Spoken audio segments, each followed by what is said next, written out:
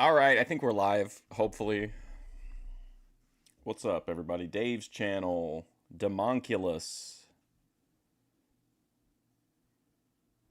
ATF Media, Realm Chat. It's me. What's up? Welcome to the stream. Today we're going to be watching a ton of Memphis wrestling. We pretty much got, I think, 6 episodes left in 1988. We're going to try to wrap up those today. Very exciting. Bill Dundee in a Christmas sweatshirt in the thumbnail, always exciting. I think the only real news I have is that it looks like the Jedi, the Healthy Family Force, got demonetized. I don't know what that's about or what led to it, but very interesting. I talked to Bethadone about it. She didn't have any further information on it. But anyway, I think that's it. Tomorrow we're gonna watch a movie. Let's see. Then Monday we'll be back with Eric McHenry, the continued deep dive into the mind of Eric McHenry. And then Tuesday we'll continue with UWF. I don't know what I'm doing Wednesday. Thursday we'll bring back Primetime.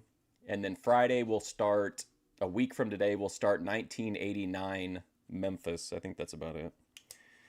Yeah. Other than that, like, I posted a couple clips. One of a recap of like the Heathen versus Galveston PD. And then another one of Clarence flipping out on me yesterday for Thanksgiving. He really gave me zero patience whatsoever. I was so nice to him. I still don't know what I did that made him so mad.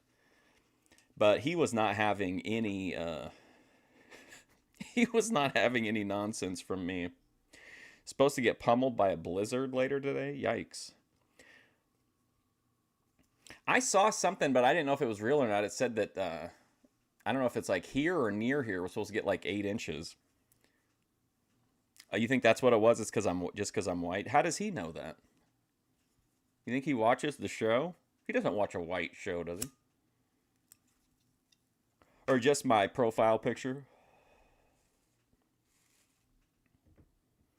In the Midwest, yeah. Yeah, I saw 8 inches and I was like, oh my God. Pretty crazy. All right, well, this is, like I said, this is the last 6 episodes of Memphis 1988 wrestling. God damn it, was there something else I was going to tell you? Hold on, give me a second. I swear there was one other thing I wanted to tell you.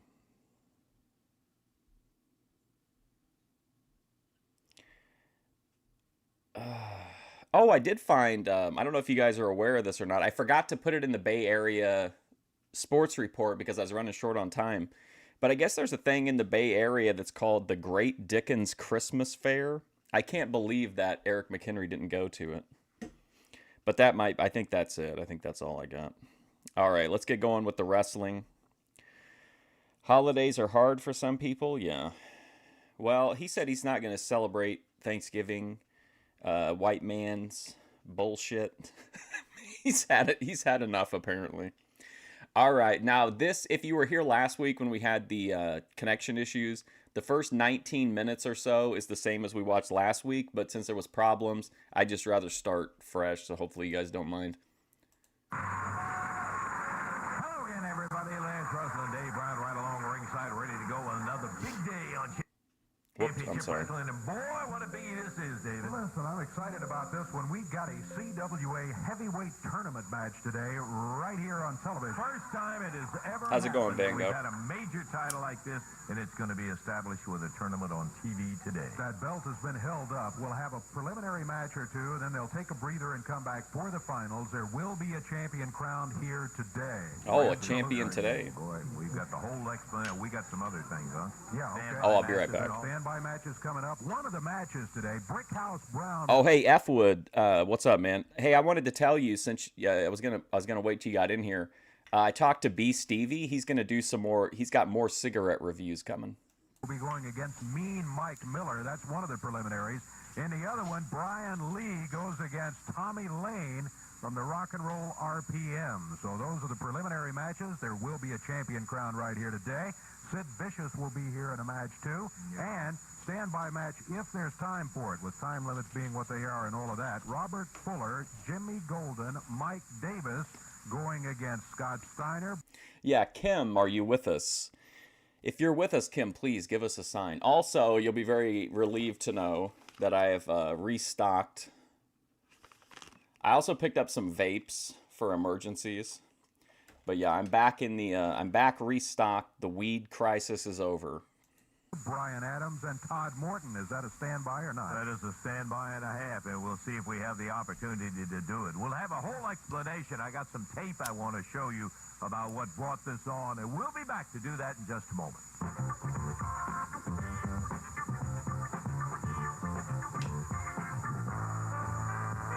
I finally took ATF Media's advice. And the way it came about was the most interesting thing. There was a match with Phil Hickerson defending against Brian Lee, which we saw the beginning of right here. Right. Lee had gotten an unexpected and an unscheduled win over him because there was no match, and Phil Hickerson jumped in and so forth, and Lee got a win on him.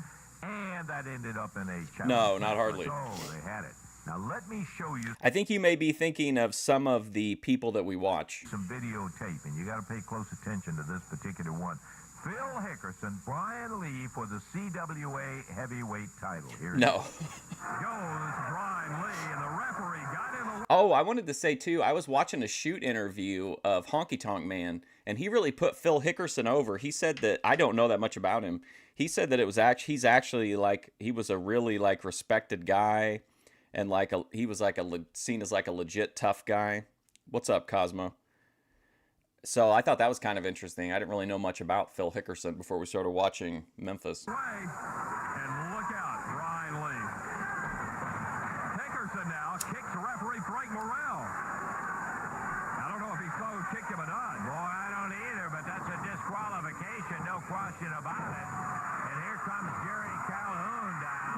Count of 1, 2, 3, and 3. Fast count from Calhoun.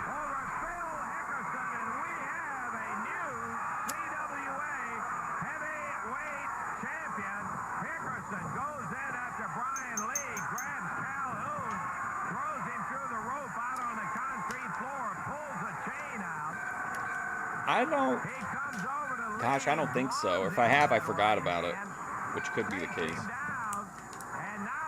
Did you ask me about that another time?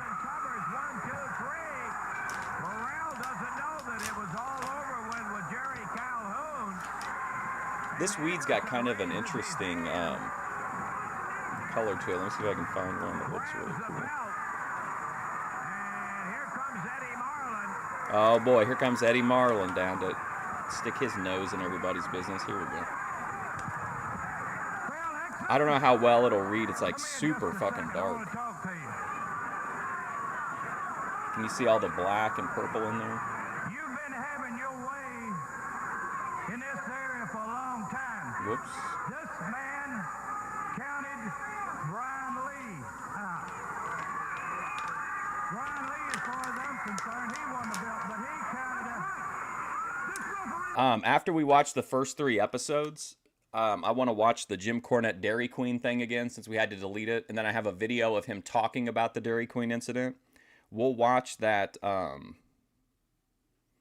We'll watch that. Well, I'll try to find that rib story during that too.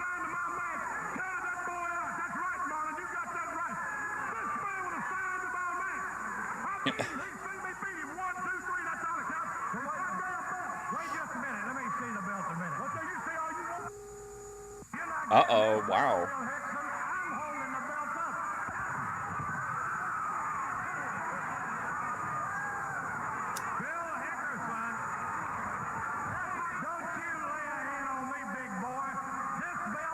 Hickerson is only 29. I'd like a Phil Hickerson action figure, please. I got grape gas and tamales weed. Well, in between all of the and then I got 2 Granddaddy Perps of Northern Lights, garlic cookies, and Skywalker OG vapes. We did not see, but you heard our radio sidekick Roger Webb talking about that Frank Morrell had been knocked down. That's when Jerry Calhoun came to the ring, and thereby we had the 2 referees involved in 2 different decisions, and he did what he had to do. He held it up and said, "You're going to have to fight somebody in order to get the belt on it." Hickerson said, "I quit," and he did. He quit the CWA and walked out on it. Eddie wanted a champion. Normally, we would have this in an auditorium or coliseum somewhere, but Eddie wanted, always looking for something to enhance the television show. Today, a one-day tournament is going to be held right here. And before we're through, buddy, we're going to have us a new CWA heavyweight title holder. Okay, one guy who was automatically in. Eddie thought it was only fair. Hickerson quit, or he would have been in it too. But Brian Lee, certainly, because he was involved in it. Everybody else wanted, oh, yeah, I want in the I don't really tournament. vape on stream, but no way we could have you never know. We could do a vape stream. Today. So they needed Tribute to Vegan Patriot. They had a blind drawing, and the drawing came out with, of course, Brian Lee already in it, Brickhouse Brown, Mean Mike Miller, and Tommy Lane of the RPMs were the other guys that qualified for it. So, were any of you watching Beth Adone's Twitch stream? I messaged her, and I didn't know she was live. I hate messaging people while they're live. But I sent her a message saying like that the Jedi got demonetized, and did she know what was going on? And she sent me back a response. It was just all caps LOL. What we're going to do is have the tournament right here. One fall, 20-minute preliminary match. My Thanksgiving was good, Vinny. I spent part of it with you, remember? Your dad was telling those racist jokes, and then he was trying. Your dad was really talking about cutting that tree down too. Which still leaves we all saw the tree cut down stream. 20-minute match that we would have for the championship to establish it. But in the event there's a draw, Dave, yes, a little bit of grandstanding from John for the holidays. But it's got to be done today. It will be done today, and we will have a champion. Let's get them on so we can tell your dad I got some. I got a re-up, Vinny. And then the final match is going to be one fall, but to the TV time limit. So in other words, when we have to go off the air, if time now this one out, I was pretty surprised about. Still, I remember this we'll one. have to go to that coin flip. So it could be a 20-minute or a 30-minute or 30 or whatever. Yeah. Here with downtown Bruno in his corner, Mean Mike Yeah, that's all it said. I was cracking up. Miller, big 260-pounder out of Baton Rouge, Louisiana, and giving away a lot of weight. But a real battler on the other side of the ring out of Miami, Florida, 225 downtown Bruno. Brickhouse Brown. This match one fall, 20-minute time limit. It's the opening preliminary match of the CWA Heavyweight Tournament. The winner of this match will be against the winner of another preliminary match, and the winner of this one is going to get a shot at the belt. Hell time. Don't even come near me after what you pulled in there. I don't want to be... Don't even come near me, Bruno. I finally figured out that Jerry Lawler, What do you guys think about, what's this guy's name? Mean Mike Miller or something like that? I don't really care for him. I'm not like offended by him, but I don't know. I'm just not really connecting with the character. Scumbags, scum of the earth. Downtown Bruno is back where he belongs, back with the station. Because you know what, Lance? I am not interested in having all these slimy, smelly, stinking people, ugly women, fat guys. Oh, too, thanks to whoever highlighted the interaction between me and the guy at over the Hawaiian bread. People ended up liking that clip. Bald-headed people and little goofy kids liking me. I don't need them on my side. You don't have to worry about that. Listen, we got a championship possible match coming up here, and we want to see what's happening in there. Davey? Well, we got Brickhouse Brown really taking control. Yeah, I think so, Vego. I don't know much about him, but I think last time we tried to watch this, I think we talked about him being from Portland. Or there was some kind of... No, that was Billy Jack and somebody in UWF, Battle of Portland. And you can see Brickhouse Brown as he is in charge right now. We know a lot No, last week was just my internet. It was just, my internet was terrible. more about Brickhouse than we do, Miller. I think the folks that follow the magazine... Great interaction on Hawaiian bread. That was brutal. I was like, that's brutal. The West Coast. He was very, very big out on the West Coast. He comes in with quite a reputation. I was just thinking about those D-cuppers He deserves the reputation. from the seafood section. Good clothesline puts him down on his back, and that's putting a lot of weight on that canvas, Davey. Certainly is. I tell you what, as they step through the ropes there at the Yeah, I think he's been here like a couple shows now. Wow, Mean Brickhouse Mike. is giving away 40 pounds or more. And Mean Mike didn't get that name Mean just by being a Boy Scout throughout his wrestling career. That's true. So you felt like, hey, this one may not last long. It's going to be all Mean Mike. Well, Brickhouse showed he can battle him. Well, now right now, Mean Mike, he just... I don't remember him getting in much offense. It seemed like kind of a glorified squash to me. These fucking Granddaddy Perp vapes are so good. Oh my god. Can't discount him at all. Good point, because you sure can't.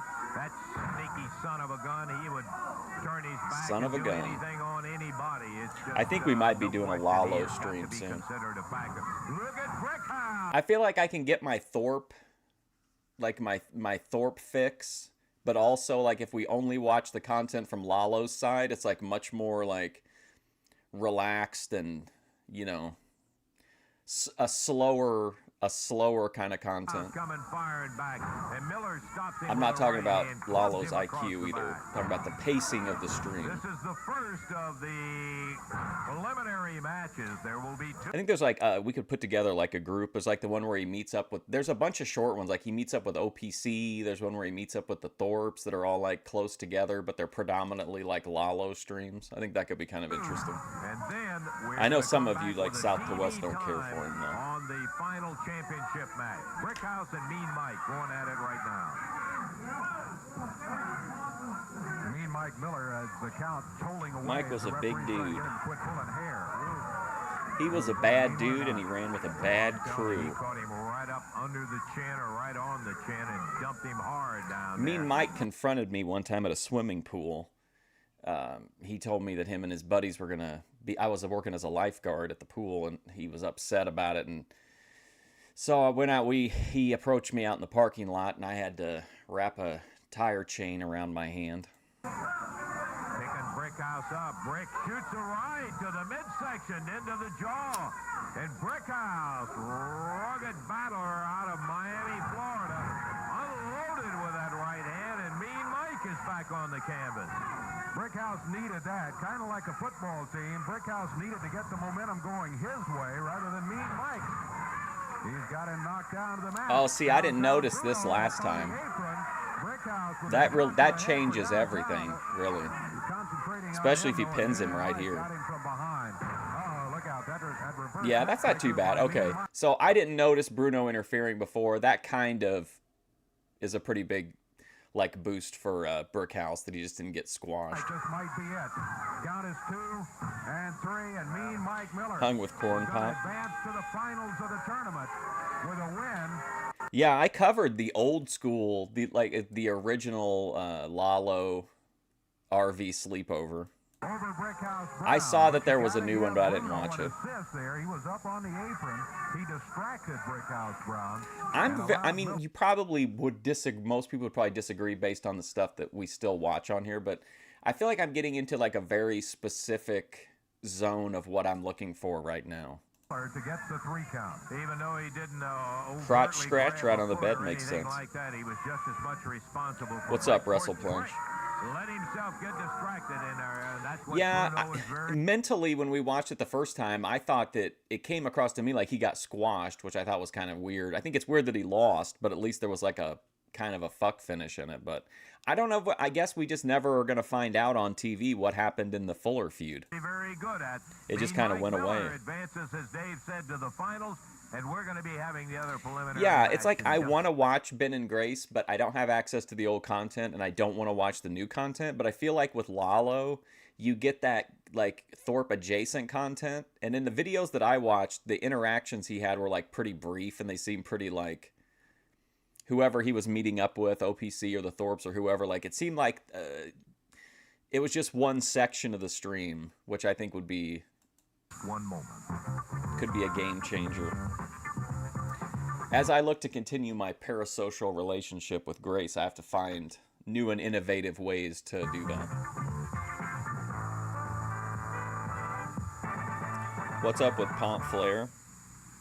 You were on his channel yesterday and he's not happy. He's not happy with me? Or he's not happy with what? I haven't been to Pomp Flair's channel, no. Let me remind you, wrestling action on Friday, December 16th, Owensboro, Kentucky at the Sports Arena. Just as a matter of ethics, unless someone asks me specifically, I normally don't look up the people in the chat just because I don't want people to feel like if they come into the chat, I'm like going to be farming them for content. You know what I mean? At 8 o'clock. Wednesday night, the Evansville Coliseum. Big wrestling action. Scott Steiner opens up against Mike Davis. Brian Adams against Tommy Lane. A CWA title match as Brian Lee takes on Mean Mike Miller. A bounty match, General Skandar Akbar is sending in the Pit Viper, complete with his 13-foot, 100-pound snake, to take on Jeff Jarrett. A Southern Tag Team title match, special 100-pound snake. Akbar is sending in the Pit Viper, complete with his 13-foot, 100-pound snake, to take on Jeff Jarrett. A Southern Tag Team title match, special challenge, Robert Fuller and Jimmy Golden with Sylvia and, of course, downtown. Oh, not happy with YouTube. That's understandable. Superstar Bill Dundee. And the big Did he say what happened? Return grudge match, Superstar Billy against Sid Vicious. With me right now, oh, that sucks. Robert Fuller, Jimmy Golden, and Sylvia. Oh, look at this look. Oh, Sylvia. Because you're looking now Sylvia. Southern Tag Team Champion, and the prettiest thing right here that will ever show its face in Fake Indiana. the snake. And I can guarantee you that, baby, because I know about my girls. But what I do want to get down to, Dundee, and I want to clarify it greatly, son. Here's a guy that just had his young punk pimple-faced boy's neck pulled about 4 foot longer than what it's supposed to be, and he's real mad about it. I'm going to tell you something, Dundee. When you get mad and you want to get even, son, you don't go out looking for other young men, and I'm talking about Rick Casey right now. At this Rick Casey? He was in the thumbnail, right? Was that him? Rick Casey. Oh, God. When we first started watching in '86, I was over Casey, right? He's the cowboy guy, I think. I'm gonna tell you something, Casey. Or is that Scott Casey? Or is Scott Casey the guy from Reflection? I'm saying to the hospital with his leg in the same condition it was in before. And Dundee, Jimmy Golden. We're not gonna let you off so easy, son. Bunkhouse We're not Buck. gonna take you down and break your legs right yet. We're just gonna warm you up real good for the darndest whipping you're ever gonna have in all your life. Who was the Casey that was in '86? Like that big boy's gonna whip you, son. He looked like like he was a long lost blackjack. With Beauty and the Beast. Oh, here we go. For all you cretinous humanoids out there, I'm sure that you stay in a constant state of depression. Well, I just want to let you know that what Mr. Terrence Garvin, the beauty, does when he gets a little depressed is watch. Oh, Wendell Cooley was in the thumbnail. Maybe y'all ought to try this. What do you think, Cookie?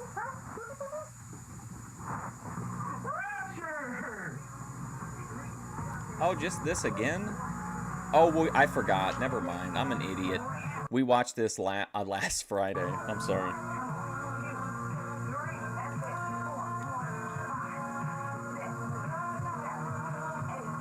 I got myself.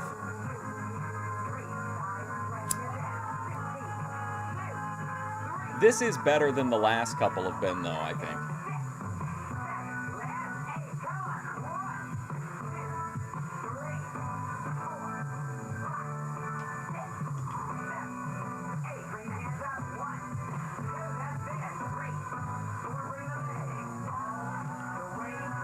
Vinny Slugga left when I brought up the weed because he's actually the 6th highest ranking member of the DEA.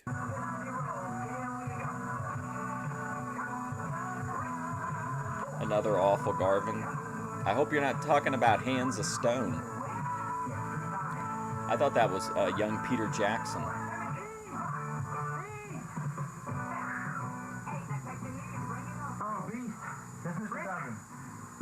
Here comes Purple. I've been through the tape 3 times already. I'm famished. I think Chinese should be on the agenda today. So why don't you go get us some Chinese food? Beast, hurry, I'm famished. Richard's had me worn out this morning. Oh, it looks so good. Hurry, get yours. Hurry. I'm just famished this morning. Oh, hey, ATF Media, I finally took your advice, man. I finally found a place that had some of those good deals. I guess it was like, it was some holiday, like Green Friday or whatever. Get yours now. I'm going to eat with chopsticks. I don't know if you can do that. Just try hard if you can't with a fork. Now listen. You know, winter's coming on, Beast, and I need some new clothes.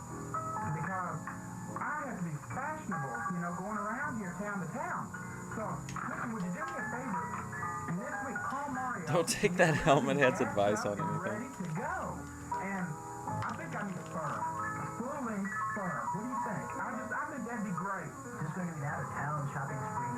Oh, no. Yeah, there you go. Green Wednesday. Right here in town. But I want you to take care of that for me and get that ready now. And as soon as you can, okay? I went to, I think it was called Right after we get finished eating. King Bud's.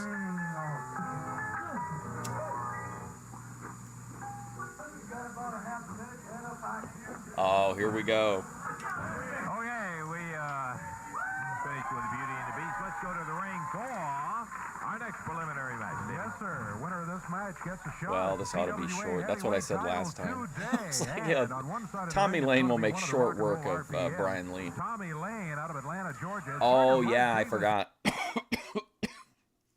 I thought it was funny that Maniac Mike stays up on the apron for At so long. ringside, we don't like that, but he is going to act, I suppose, as a Ronnie finisher Gossett, in what? second. And going against He looks him like out a of Star Orlando, Wars Florida, character. 248 pounds, Brian Lee. One fall, 20-minute time limit. Jerry Calhoun has just called for the bell. Tommy Lane, Brian Lee. Brian Lee with a height advantage. Tommy Lane with an experience advantage. And don't forget Mike Davis back in his corner. Yeah, I got into it with this guy in the Jedi chat the other day. He kept posting like he was trying to direct everyone to his page. So I went to it, and he had one video where he got stopped at like a, I think it was just like probably like an ICE ID check or something. They just had like a checkpoint set up, like a papers please type thing, and which you don't, as a citizen, you don't. That's unless there's some like crazy circumstances, like that's not really. In most states anyway, you don't really have to comply with that. But so he does refuse to comply, and of course they let him go eventually. But I just thought it was funny because as soon as they pulled him over, he was like, "I voted for Trump. I'm not a Democrat. I voted for Trump," like to the cops. We have to look back to the first preliminary match with Downtown Bruno. Don't get me started on And, checkpoints. we know how that came out. So does Brickhouse Brown, as Mike Miller ended up winning when Brick was distracted by Downtown Bruno. Tommy Lane, good point you make about the experience, man. He really has got it. He's got that experience. But this kid has really looked super, you know, for a young fella. Yeah, he beat Junior last week, who was Phil Hickerson's protege. Hickerson was embarrassed by that and climbed in the ring with him, and Brian Lee. And like you would have thought, all he did was get through the checkpoint without showing his ID, which should be like the standard thing. But the way that he was talking in their chat, you would think he had like, you know, taken on the federal government and won or something. It was really funny. Him. And that's how I we kept got telling him he here, was too because woke. Brian was going against Hickerson in a championship match.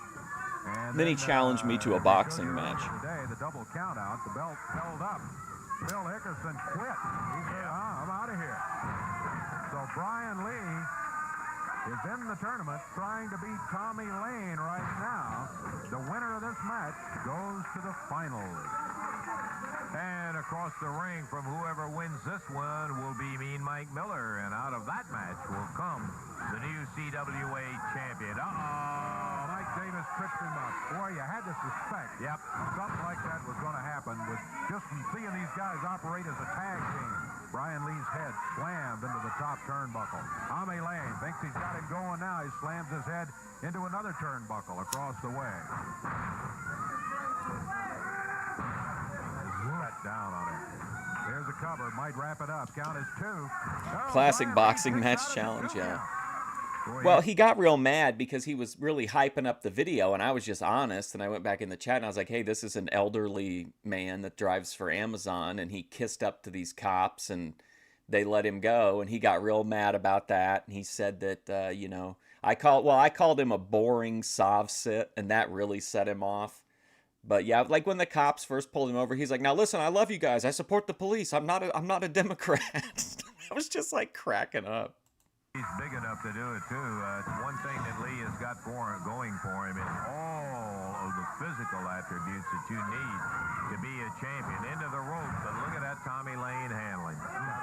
Oh, but anyway, he got offended because I said he was elderly, and he said that he was only 60. He looks. We can watch the video sometime if you guys want to, but he looks like he's definitely much older than that. And so I just pointed that out, and he didn't like it. And he said he was only 60, and then he challenged me to a boxing match.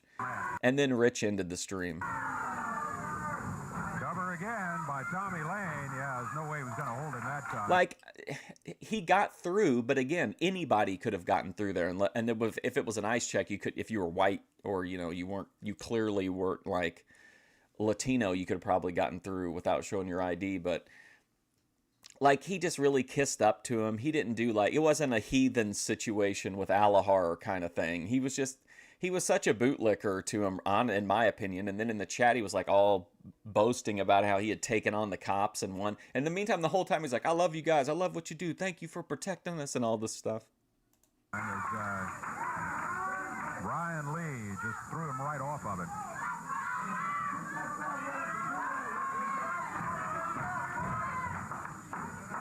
Pulling up on the chin, pushing down on the head as he's trying. I did notice, too, kind of a synchronicity, that chatter Junk from the Thorpe chat. He commented on in the members section, there's a video called, like, Global Kabbalists or something like that are using seatbelt checkpoints to bioscan for our submissive and breedable women or something like that. But I did an entire like series on these checkpoint things. Twist the big neck of Brian Lee, and Lee flailing back with that right hand puts Lane into the corner. It's another weird situation where Alex Jones was right, but the things he was warning us about are being implemented under the people that he tells us to trust.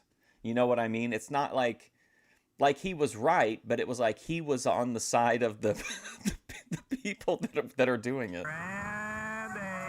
Because I think we talked about it before, but they have started using the bioscanners at the like ice stops now.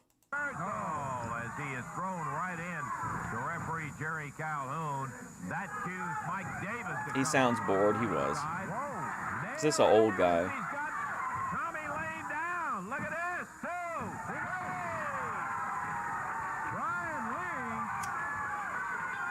beats not one but both of the rock and roll RPMs here. But if you're interested in the topic of these stops, Alex Jones did several videos. I think it's his Police State series, where he examines these, like actually travels to the places they're setting up these seatbelt checkpoints and stuff like that.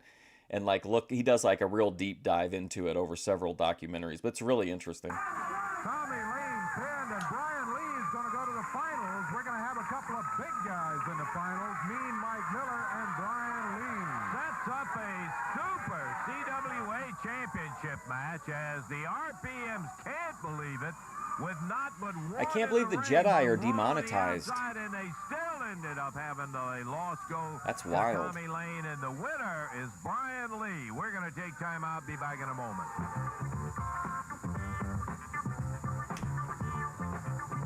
On one of those Police State things too, there's a really good. A lot of his DVDs have like bonus clips that didn't make it into the movie, and I think they're all really good, but. There's one that's somebody sent into him where they're they're like police interaction in a public park. It's really, I think it's terrifying, like how the cops treat him just for like walking around in public with a camera.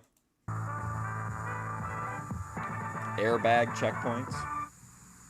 Wrestling fans watching Channel 7 want to remind you, action coming to Owensboro, Kentucky on Friday, December 16th. Junk said my impression of Alex Jones was too good, like, for me to not be a fan.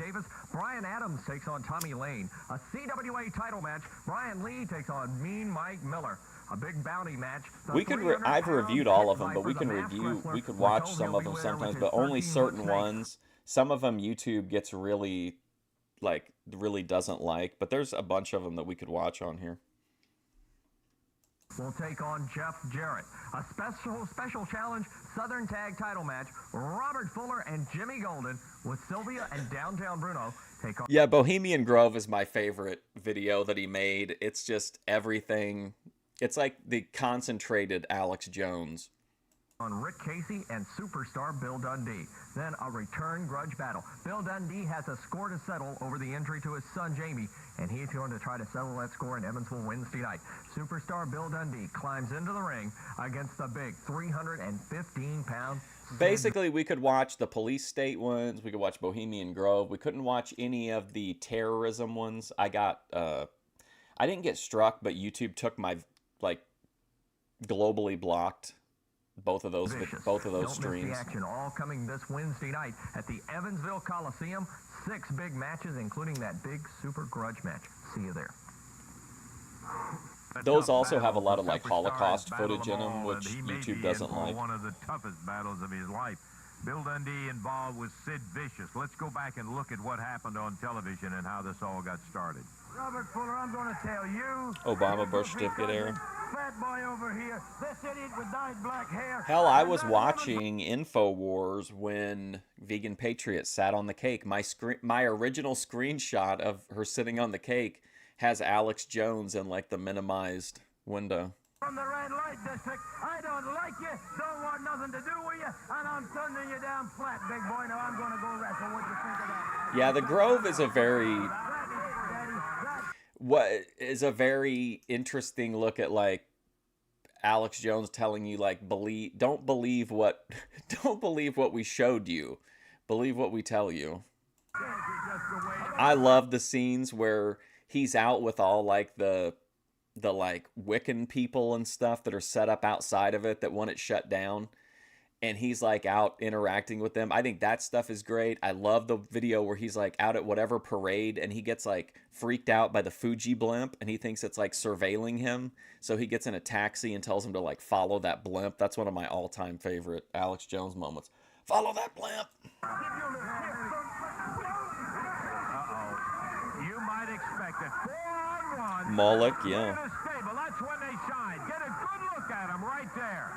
Dickerson. The Demon Lord Moloch comes up in my video about the bioscans. Here's Sid Vicious coming out.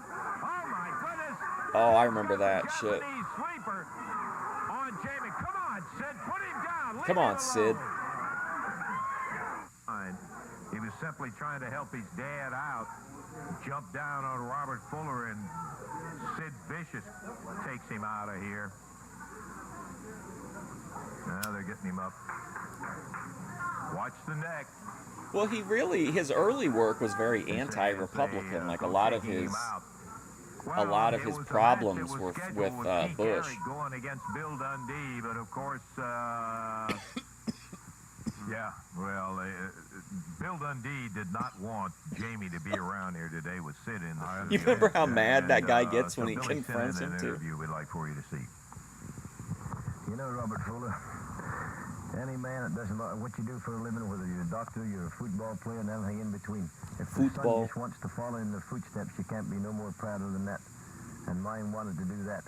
Now, you came out there on last week on television. That was all a load of... Well, you know what it was. You never more wanted me to join the stud stable and fly to the moon. What you did, you had that big idiot Sid Vicious hiding behind that curtain. Because he was really focused on Patriot I Act think and just Patriot like Act you, 2. Fuller, I think he's a coward. Now, my boy jumped on your back, and I was as proud of him when we went back and watched that tape for doing what he did. And anybody out there would have been the same way. I mean, if you're down there and your son comes to help you, you can't ask for no more, brother. If there'd been a whole battalion full of people, he wouldn't have cared. OSHA more powerful than the HOA. No more than ask for a boy would do that. And that big gorilla you had hidden behind that curtain was to hurt me, not him. But he did hurt him. And I done told you from day one, if anybody The did Demon it, I Lord was going to Moloch. take him out. And I think last week when I went to the ring, there was more emotion, more anger, more everything. I also really like, I think Alex Jones is really, really entertaining when he's doing like really low stakes, non-political stuff. Like his take on people who are obsessed with following every home interior trend and stuff like that, where it's just like something kind of random and he applies that like conspiracy mindset to something that's just like completely banal. I think that is always funny too.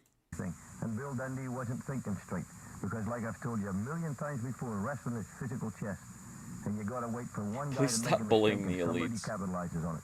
And you did that right, Vicious, but you didn't think about doing it. I made the mistake.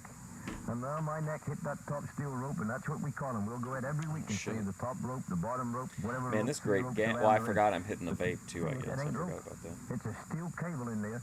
And when Shit, my we're only half an hour in. Went out and I really don't know what happened. It's gonna be a long stream. What I did do wrong, Jimmy, and I told this kid I'm gonna kill that Sid Vicious. And I didn't do it. So I let him down, I let me down, and I'm sure all the people that like Bill Dundee, I let them down. All right, here we go. But I did it in a sheer anger, rage, or whatever. I wasn't thinking straight. But I've talked to Jamie, I've talked to myself, and what I used to do, I'm going back to doing, brother. It's playing physical chess. Now, all the big monsters is coming here was going to run guys off, and we're going to do this, and I'm still here. And the reason I'm still here is because Bill Dundee's a thinking wrestler. I made a mistake, but I'm not making no more mistakes, brother. Sid Vicious is 6'6", 300 pounds, and I'm 5'7" and 200 pounds. And I came and fought your fight. Punched myself out, you may say. That would be like Sugar Ray Leonard fighting Tyson and just throwing left and right. Good interview with Rip Rogers. Tyson knocked him out. That's what I did. I was so mad at you, brother. I just threw caution to the wind. Well, this week, Jack, we're going on a little race. Because I'm going to be like Muhammad Ali. I'm going to float like a butterfly and sting like a bee. I'm going to be all over that ring, Vicious. I'm going to be all over the Coliseum. And we got 60...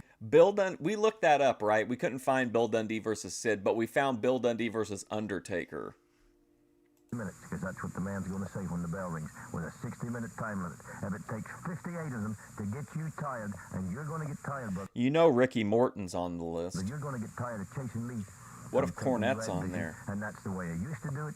Jim, we found out you're in the Epstein files. What's going on? Well, goddamn, Brian. Like I told you. It was the 90s, man. I got to prove a point to you. That's more Jimmy Hart, I guess. It was the 90s, baby. And Fuller, I ain't forgot you, punk. We were all going to the island, baby. Well, of course, Billy, I know it was the place to how many times he's been in there and been the underdog because guys are bigger. But, boy, he has never faced one as big as this guy. Wow, what a specimen. Let's take a look at Bill's opponent, Sid Vicious.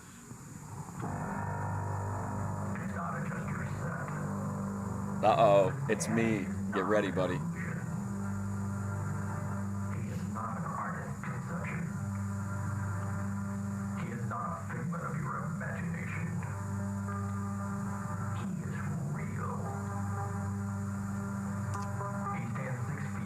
I don't know if you guys remember, we did that during our tribute to Hogan. We watched his Memphis introduction, and this is the exact way they brought in Hogan. He was just posing like that, and it was like a really shadowy, and it's pretty much the same intro. No, listen now. Don't be bringing Billy Jack into the files. Billy Jack is the one he tried to storm the island to save all the kids. But he couldn't because of Vince McMahon kept him poor. Vince McMahon, when it comes to Billy Jack Haynes, censored, isolated, and terrorized him. It kept him locked in a cycle of poverty by not allowing him to succeed in his chosen enterprise. What's up, Brandy? The most awesome figure in professional wrestling today. His measurements are almost unbelievable. Don't forget, I'll be here like pretty much all day. We got 5 more episodes after this one. Biceps, an incredible 26 inches. And at the end, Man, this shit hits, man. Part 2, 12-inch fist. Sid Vicious. Supported by tree-like legs that can lift over Tree-like legs.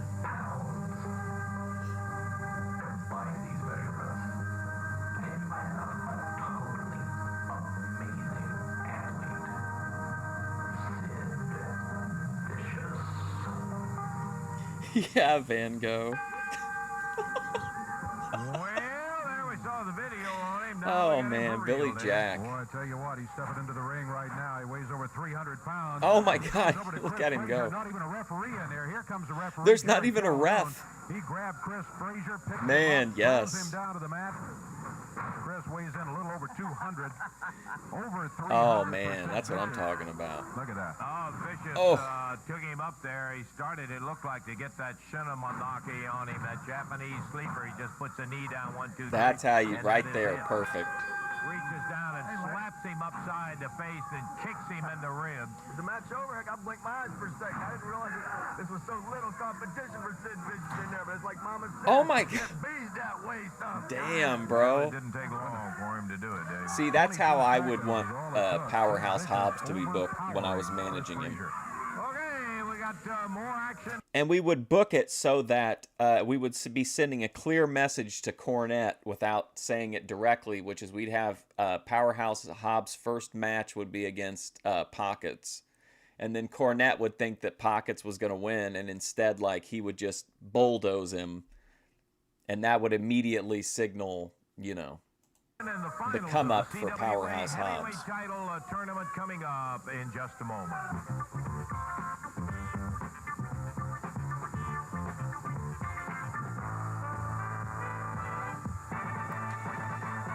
Yeah, it's like being told that you have to choose between like Ruby and Grace when really we should be about ourselves, the viewers, you know? Take a look at him returning to the CWA area, Rick Casey. You stayed with me. Oh no, Rick Casey. through thick and thin. I've got to mute this a little bit, I'm sorry.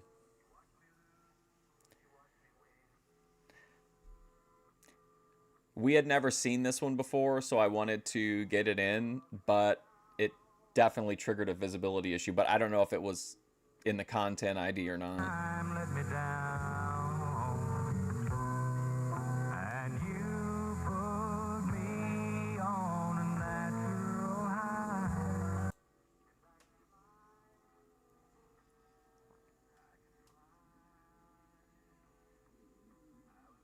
Man, remember when we watched Aphrodite the other day? Spectacular. As a falling leaf, Yes. you gave.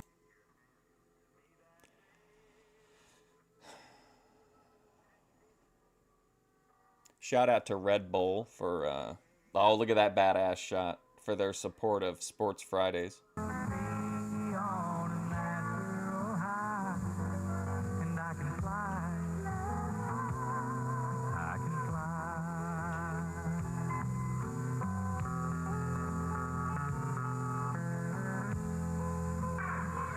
They're in the ring right now, and the winner of the match gets the CWA Heavyweight. I think it's like a lot of things, like the loudest. And again, when you vote, I mean, you are kind of endorsing more or less whatever your candidate does or whatever. But I think a lot of attention is paid to like the loudest, smallest part of the political interests, so that like it's always abrasive and it's always like, you know, aimed to make you mad. It's never really made to like make you think about, I wonder. Yeah, that, you know, like to try to reassess what your position. It isn't. It's just either to like hammer home how you're right as part of your social media echo chamber, or you're the kind of person who wants to interact, you know, confrontationally, so the algorithm is going to send you a bunch of people who are like saying things that make you really mad. So like either way, you're just trapped in like a circle, like a sphere of ignorance, because everyone around you is just parroting what you're saying. Or you're in like a toxic hellhole. There's not a lot of like in-betweens online.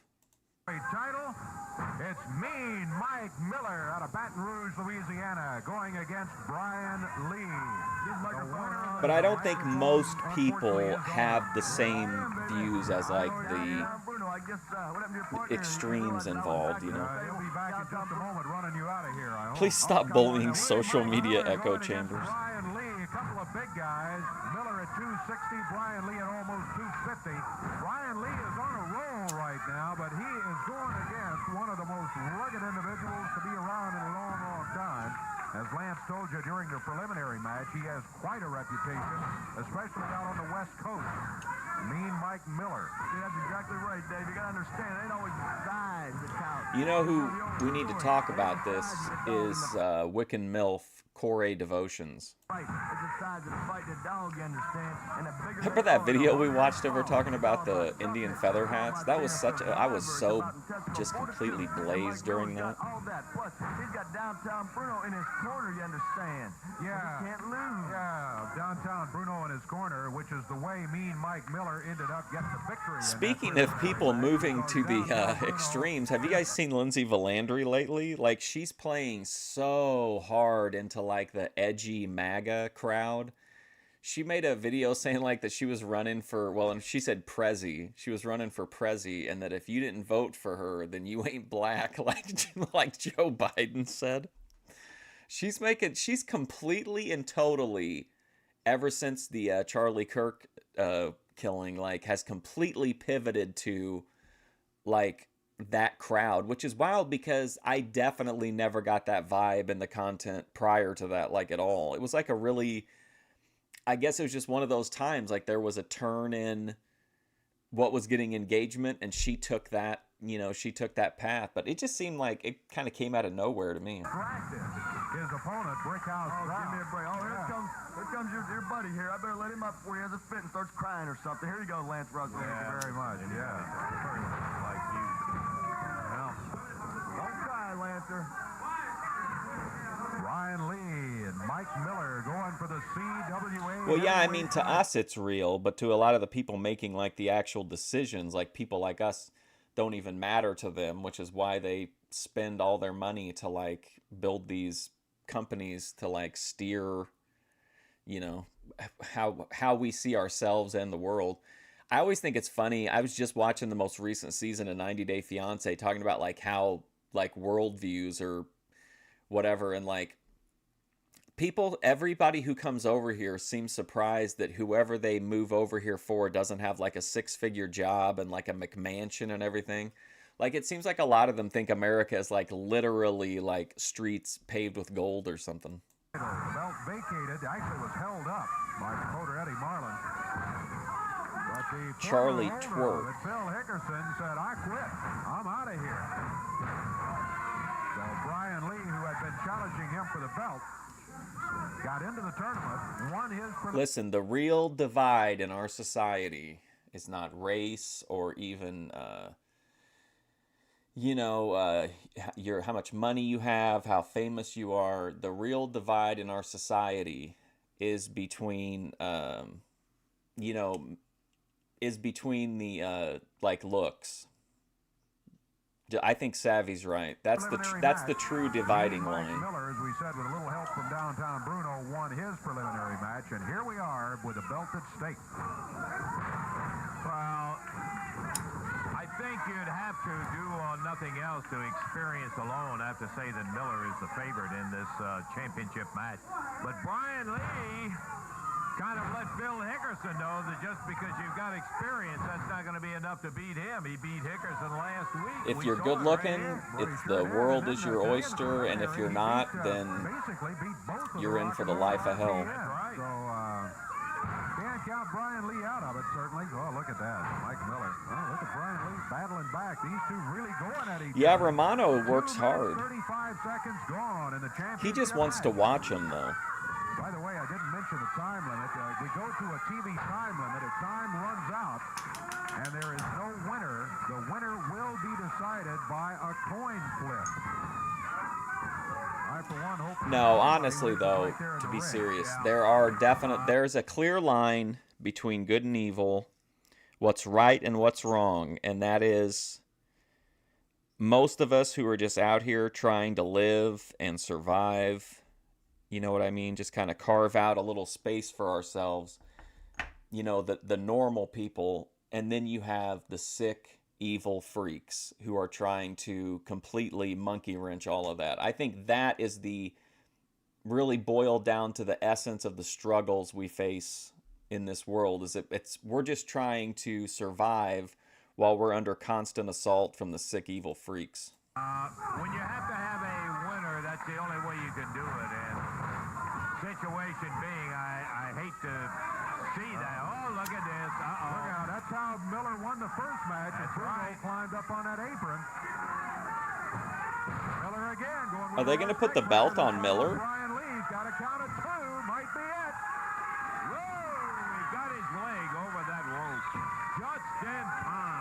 Just trying to enjoy some Hawaiian rolls, yeah. Brian Lee up on his feet. Mike Miller thought he'd won it, I think. Brian Lee's got his shoulders down.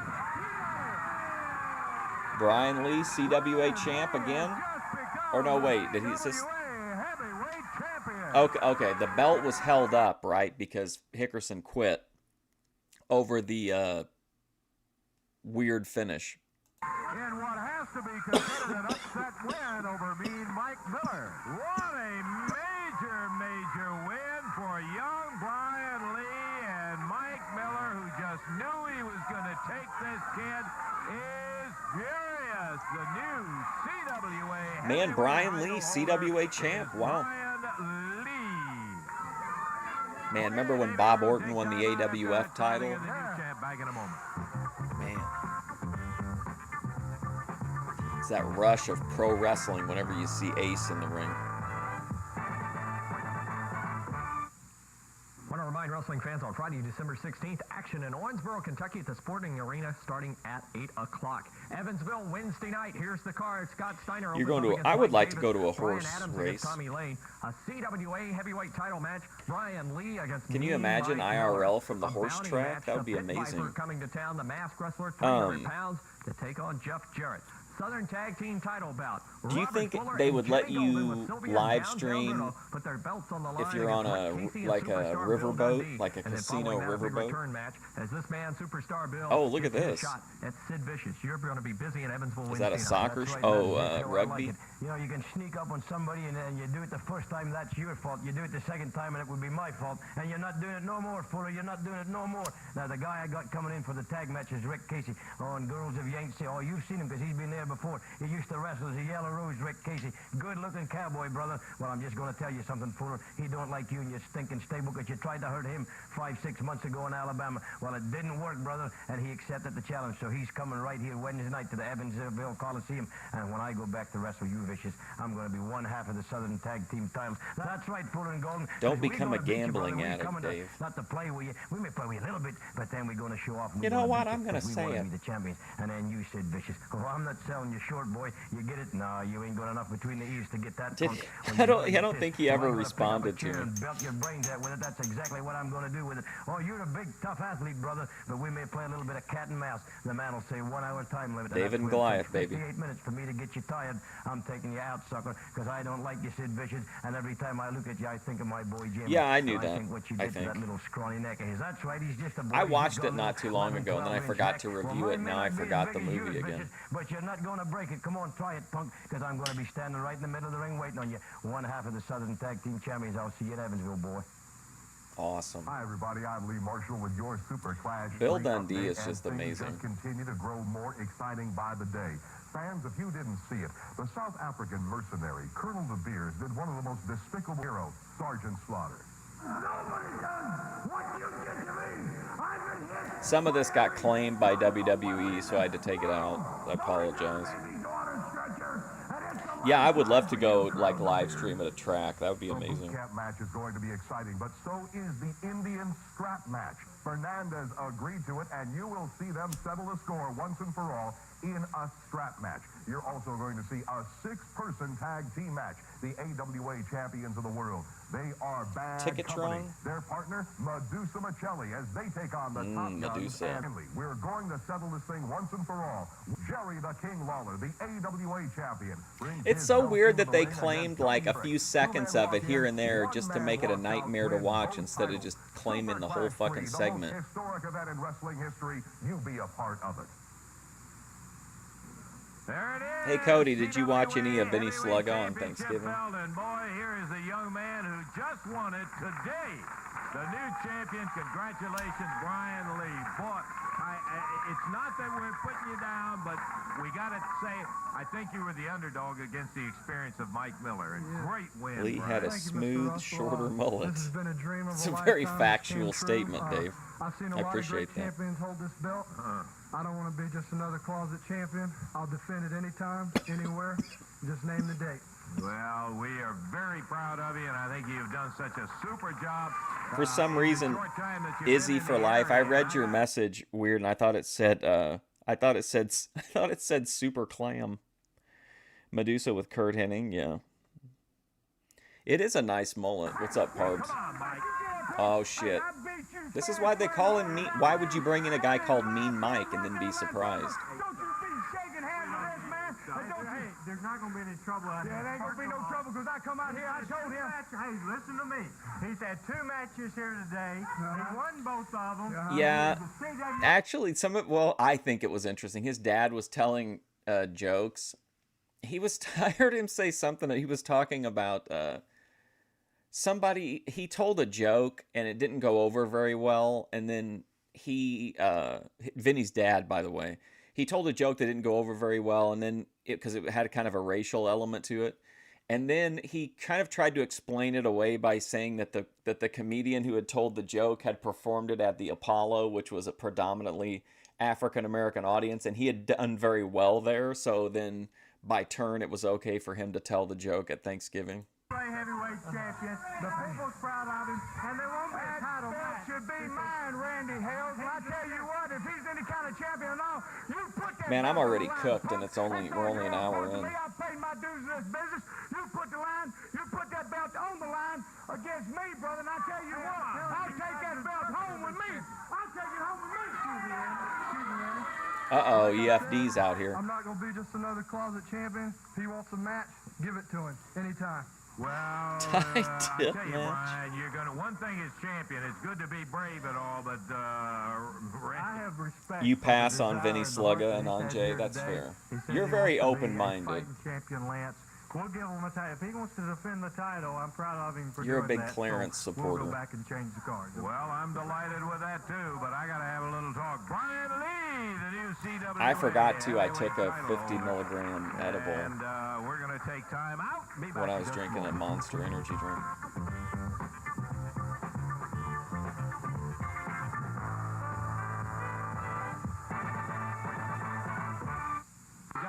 Well, I pointed out to Vinny about the racial part of the humor, but he no-sold me on it.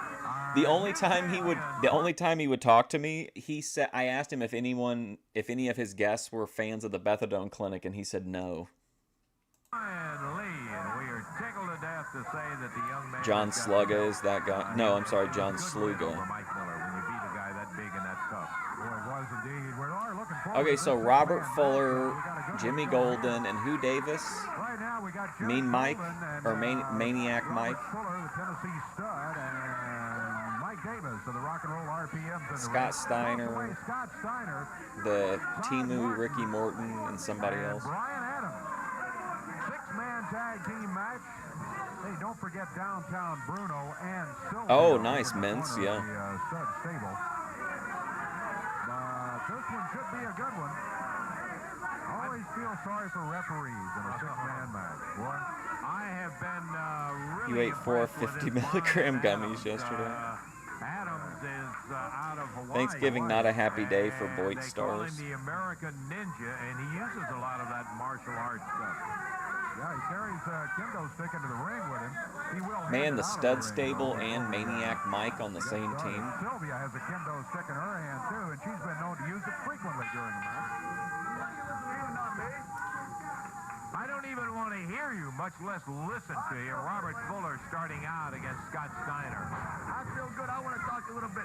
I'm back with the stable. You know, all these people, all these wrestling fans thought I really wanted to be their friend. I really wanted to be their favorite. Are you talking about I the made a mistake. the hemp thing? I had a hard time sleeping at night after I left the stud stable because I realized I was stuck with an idiot like Gary Young and a bum like Cactus Jack. And I had no business Thanksgiving being with him. Lalo I in a am the van, greatest yeah. manager in the history of professional Well, they wrestling, all- that's a bar pretty- none. And now I'm out here once again with all the greatest people in professional That's wrestling. pretty much their little Robert their little Fuller, core Mike family Davis, unit. Tommy Lane, the beautiful Sylvia, Mean Mike Miller, Sid Vicious, and it's my own fault for ever siding with those two folks in the debate between the stable. And you know what?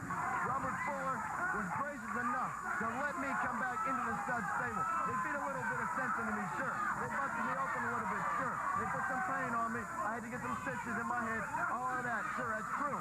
But he took me back into the stable because he was trying to teach me a lesson, Lance, because he knew deep down in his heart that Robert Fuller was number one and downtown Bruno was number one, and we had to be together. No, I didn't see the new one. Number one manager go together like bacon and eggs, scotch and soda, Laurel and Hardy, freaking crack. You know what I'm talking about? deserve each other, Bruno. I am delighted. I've only pretty much watched Lalo, his solos, that one solo streams, all the Thorpe adjacent content I've seen lately. Mike Davis hooks the rope, Dave. Hey, Lance, you know what? Man, 800K. What's he even need it for? Standing underneath the ring. Get it? Standing underneath the ring. Hi, Mom. Hey, my mom's probably in Pittsburgh watching because she's the one that told me that bees that way sometimes. And I want her to know that I'm back at the stable. And I'm proud to be back at the stable. And I want to talk to all the people in all the cities and towns. Like all them scumbags that sit in the front row in Evansville, Indiana. All them scumbags that sit in the front row. Like them goofs in Louisville and Nashville. I don't want nobody liking me. Nobody. Because I don't like you. I was You don't have any worry about that, Bruno. His grandchildren. You don't have any worry about that at all. You know what's real funny? The people, when I was injured, when I was laid on the floor, hurt, the people that picked me up and carried me away from the ringside area, back to the dressing room, back to the first aid area, they thought that I appreciated it. They thought I liked them. Well, I was using them because Jack and Gary were two stupid ignorants that saved me. Those idiots, I used them. What? Brian Adams into the ring. Huh? 350 No, huh? Gary thought that I appreciated it. They thought I liked them. Well, I was using them because Jack and Gary were two stupid ignorants that saved me. Those idiots, I used them. Here comes Brian Adams Did I- into the ring. Look at him. 315-pounder out of Hawaii. Brian Adams. That kind of, I mean, it's not Jimmy Gold and Brian that Adams. surprising coming from Big guys, Bruno, both but with good height. Adams with even more weight than Jimmy Golden has in there. Didn't Brian Adams used to be a fly-by-night rock star, cuts like a knife, nah, nah, nah, nah, nah. I guess it's a different one or something, I don't know. Maybe he got sick of rock and roll and decided to be a wrestler. Or Yeah, just like the music. I think it is a different one. I mean, it's what it sounded like to me. Well, I hear your mama calling you again right now. Brian Adams with a big Like, holy cow, man. him with big Jimmy Golden I'm across pretty the sure floor. Bruno, well, I don't know about to be fair, but just to be, for context, I know that he said some really out-of-pocket stuff when he first started, like, managing, but I'm pretty sure he's even said that on the show before. Yeah, just rake him in the eyes. Countered him in the eyes. That's exactly what he did. No, that was a nervo with the optic nerve. You just gotta use it in my terminology. Reversal by Adams. He wants everybody else to start using his terminology. Come on, Mikey, come on, baby. Brian Adams, huge fella from Hawaii, holding that big bell. Oh, And yeah, Mike Davis goes after the ears. It's kind of an interesting team. Brian Adams, Scott Steiner, and then Timu Ricky Morton. To get it broken. Look who didn't want the tag. Robert Fuller. As he still had gotten the tag, has he? Boy, he knows how to pull that hand back in a hurry, doesn't he? Both of them, yeah. He didn't want to be anywhere in danger of even an inadvertent tag. Golden goes back in instead. Like that if my daddy was here, Dave. You don't talk like that. Yeah, Wood. Memphis has just some of the most out-of-pocket comments Run back into the corner now by Jimmy in the Golden. promos The whole sometimes. Blood Stable can work on him back there. Tricky Morton, there you go. Now here comes Fuller in. Golden holding Scott Steiner up. Fuller with that big boot. I wish we could get some more promo time with Fuller. Golden holds him, snapmare over the shoulder. Went in I feel like he was in like every segment there for a while. let go and tagged on to Mike Davis. Now this is what a wrestler looks like. Maniac Mike, one half of the original rock and roll tag team, the Rock and Roll RPMs. Todd Morton in. Here comes Tricky Morton. Nobody's tagging. Oh, look at him begging off. We got them all in there. Crush versus Robert Fuller. Adams coming outside the ring after Fuller. Inside No the way. ring. I refuse to let this happen. Get in there, Fuller. Referee Jerry Calhoun is over here Good with Adams. Lord. Fuller loaded the Yeah, boot he up loaded and that boot big up. Todd Morton. That's going to be it, Dave. Yeah, he counted him out. Well, that was a weird, 7 seconds awkward to finish. Judge Look at Stable Sylvia, does though. take She'll the take the win. Give the boot an assist. 5:27 We really took care of old Tricky Morton, didn't we, Linda? We sure did. Okay. Robert Fuller holding the hands up. Stable number one, particularly when you got it loaded up like you did that boot in there. Well, it's been an exciting day. A tough loss for the team of Adam, Steiner, and Morton. But what a day it's been, particularly for one young Brian Lee. I beg your pardon. Yes, indeed. Yeah, Brian Lee has really done well today. He won the preliminary match against Tommy Lane and made it into the finals against Mean Mike Miller. Miller, as we said, had to be both considered times. at least a bit of a favorite going into the match. But Brian Lee took the win. And Yeah, I think those have a lot of, some like of those Mean are Mike kind Miller of had known beat, for but all of a having, sudden, Brian I Lee think for outsmarted having him. maybe Got his not got those so, shoulders down, held him there for the 3 count, and we have a brand new not so CWA all-natural heavyweight champion. ingredients. I tell you, I'm impressed with this new champion, too. He is green and young, but boy, what a fine young fella this guy is. What a Brian Lee, fine our new young fella. CWA heavyweight champion. Next week, we'll see you. For Dave Brown, Lance Russell saying bye-bye, everybody. The announcers on this program are selected and paid by parties other than this station, namely the promoters of I Championship saw some Wrestling. of that, of the like flour, like of the Delta whatever flour, and it looked to me, and this was only one brand, and it's at the Pakistani gas station that I always go to, but it looked like it had like it looked like a regular weed bud with like just a layer of almost like plastic over it, you know, or like a thick slime coating the whole thing. It was very, very strange.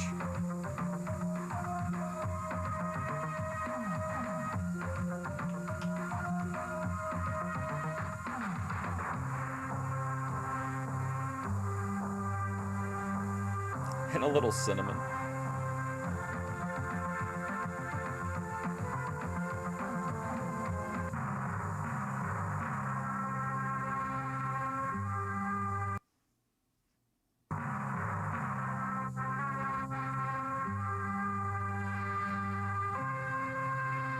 I'll be right back.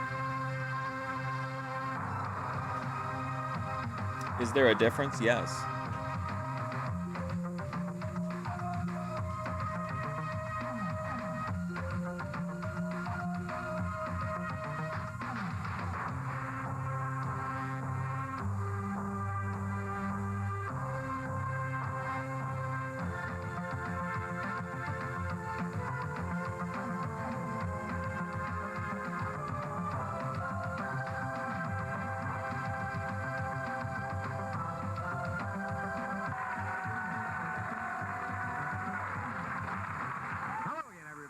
Russell and Dave Brown will be along in just a moment. Right along ringside, all ready to go with another big day of championship wrestling. And let me start your day right off in a good tone by telling you that we're delighted to say that Jeff Jarrett has regained the World Light Heavyweight title.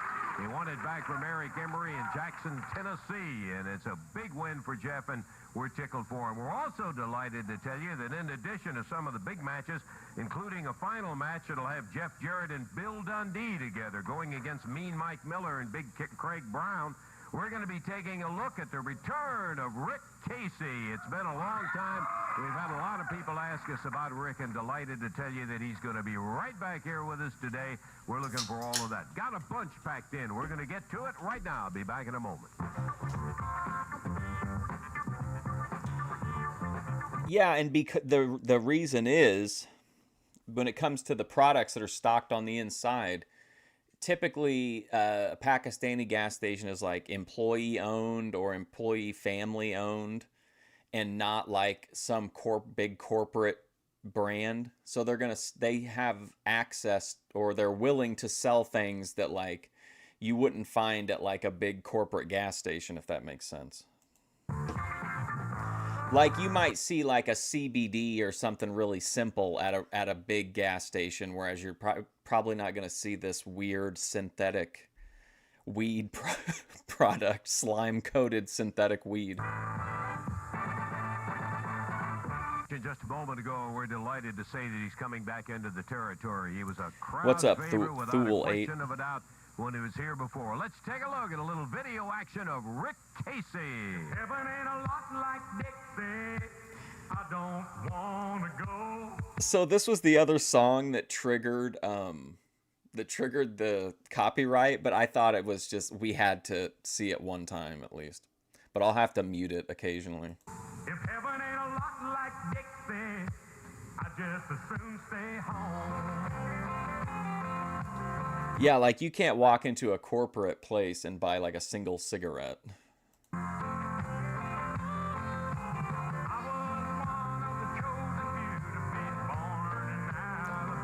It's so Keno.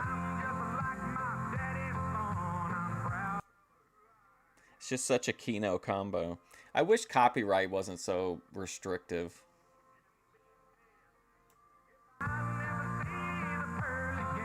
Oh, there's Dutch Mantel.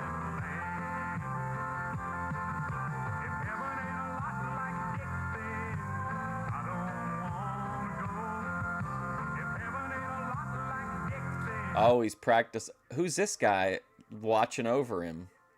Oh, wow. Is this a Brokeback Mountain scenario?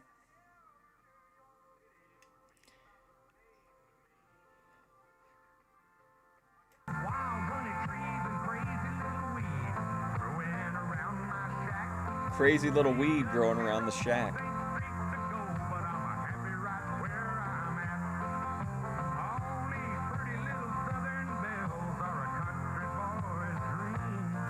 Yeah, that's what I mean. Like, if it's a local, actually, like, locally owned gas station, like, they'll stock much different products.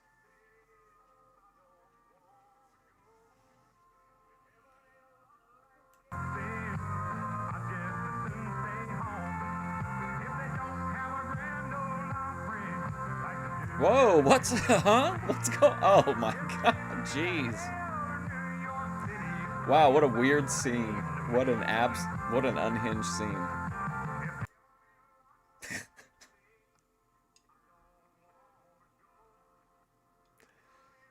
Did Andre throw him out of a window?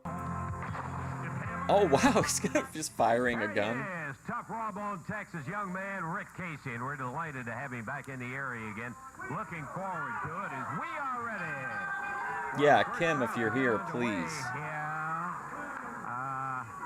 I might have known we'd have a little conversation before we ever got in the ring and wrestled a little. In downtown Bruno got something to say. Talk to the RPM, Lance. Yeah. What a weird video. Look, he's just got a zip full of money. Rednecks and derelicts and big old pot-bellied truck drivers and whatnot out there ain't never seen nothing like this. What me and Bruno and Mike have done, Lance, is after every match we've sat down and we've decided to put money in the bag for a Christmas fund. Well, that's abnormal, I think. Christmas fund. How about that? Derelicts, wine-nosed bums, you know, whatever. So listen, Bruno, you said something last week we need to revisit. It is. They come here to get out of the ring. But, you know, we feel so sorry Step for into them HR, that please. we're going to do something that probably nobody else has ever done.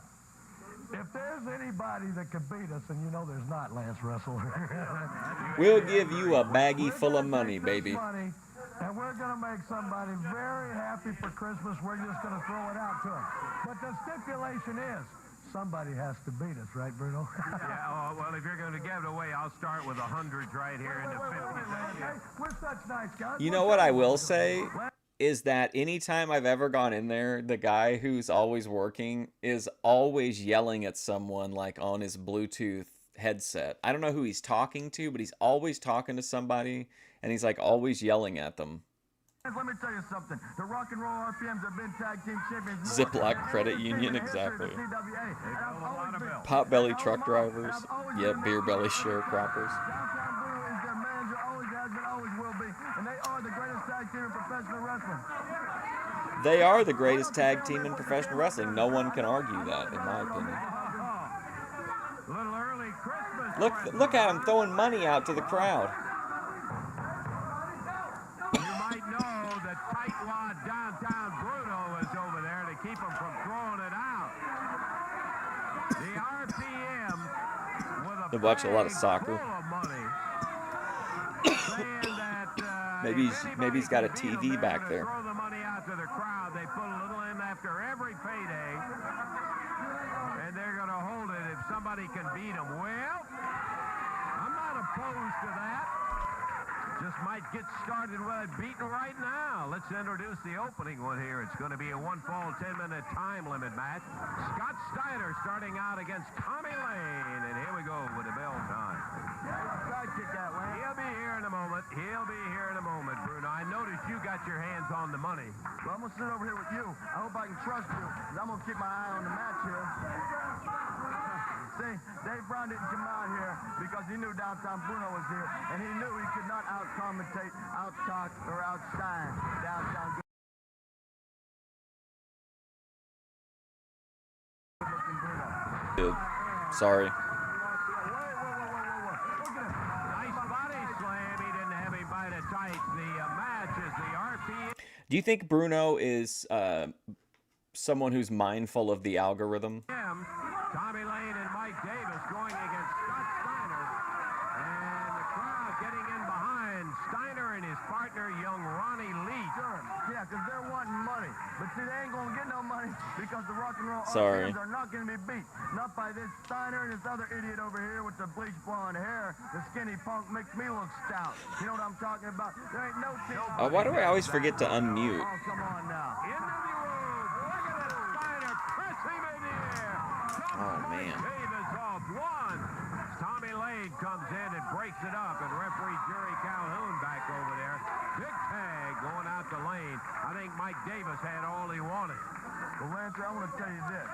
Mike Davis and Tommy Lane is wrestling. Always replies, all right. We claim to be bodybuilders or powerlifters. We claim to be a tag team. We claim to be wrestlers. He asked me, the guy here asked me the other day about the sodas, and he was like, he asked me if anybody else had the Airhead sodas, and I said that they had 2 flavors of them at the dollar store, and he was like, how much do they charge for them? And I said, like $1.25, and so he's like, okay, we price ours $3.50, and I was like, what? Now, Steiner wants to come out here and flex them muscles and push the guys up in the air and talk about all this company and everything.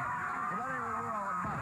We're all about wrestling. Yeah, liquor stores are another place you can get extra stuff if it's like actually locally owned. That strength that he's got to take Tommy Lane over and down. Lane back up on his knees. Sure, he's a strong guy, but body odor isn't everything. God night. Over to the ropes. Lane hooks the ropes, and the referee calls for a break. We're into the early action here as we are right now. I really like it. I mean, I like going there and everything. It's got a real draws a really wild crowd.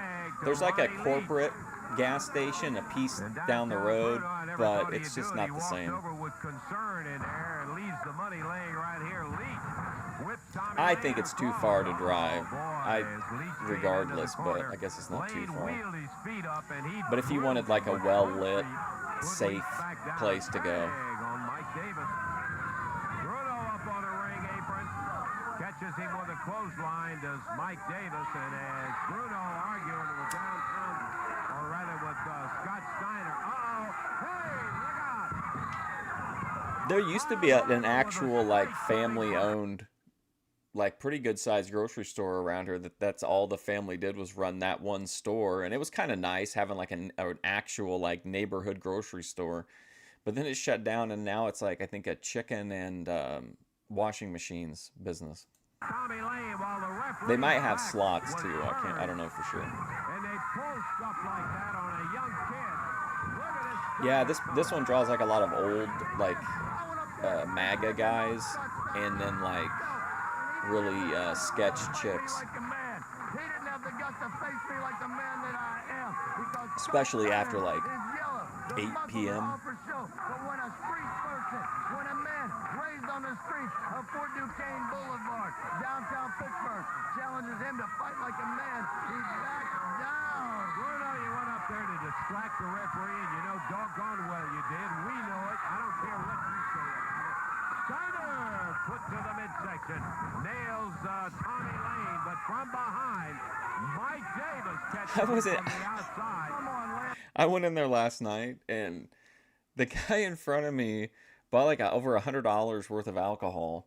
He had one of the girls with him, And he bought over $100 worth of alcohol, and then he spent $50 on one scratch-off lottery ticket. Like on one ticket, it was $49.99.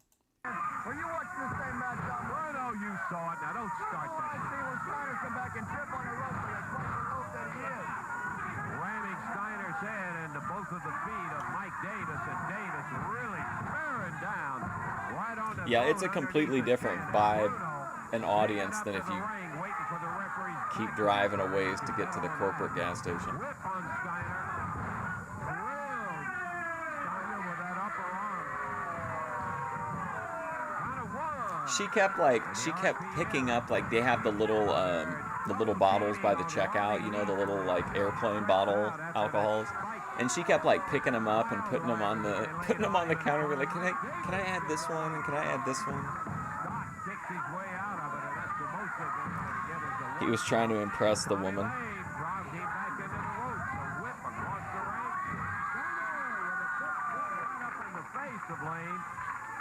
Goes over to make a tag, and Ronnie Leach is in no condition to take a tag. Oh, that tickles you, doesn't it? Well, of course it This one doesn't make pizzas at all, but they do have, like, you can get, like, they have a deep fryer, I think. So if you wanted like chicken or cheese sticks. Using 2-on-1 in and out of there with Mike Davis drilling.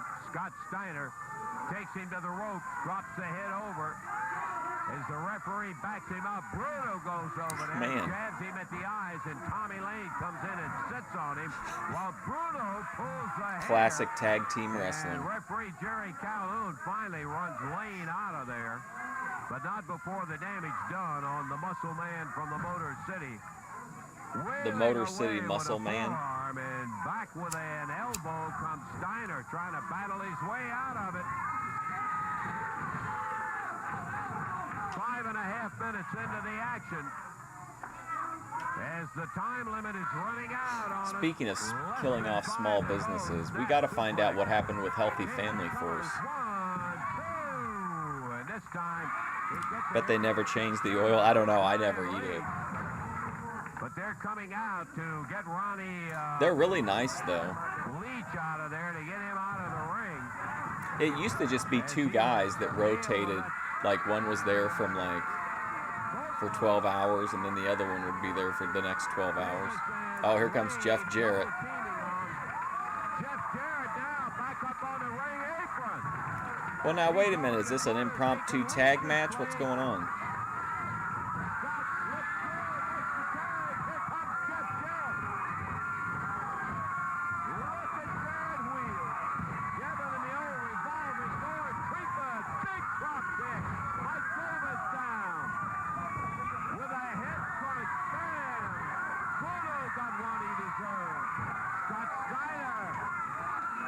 Tommy Lane, Jarrett on Davis, and slams the RPMs together.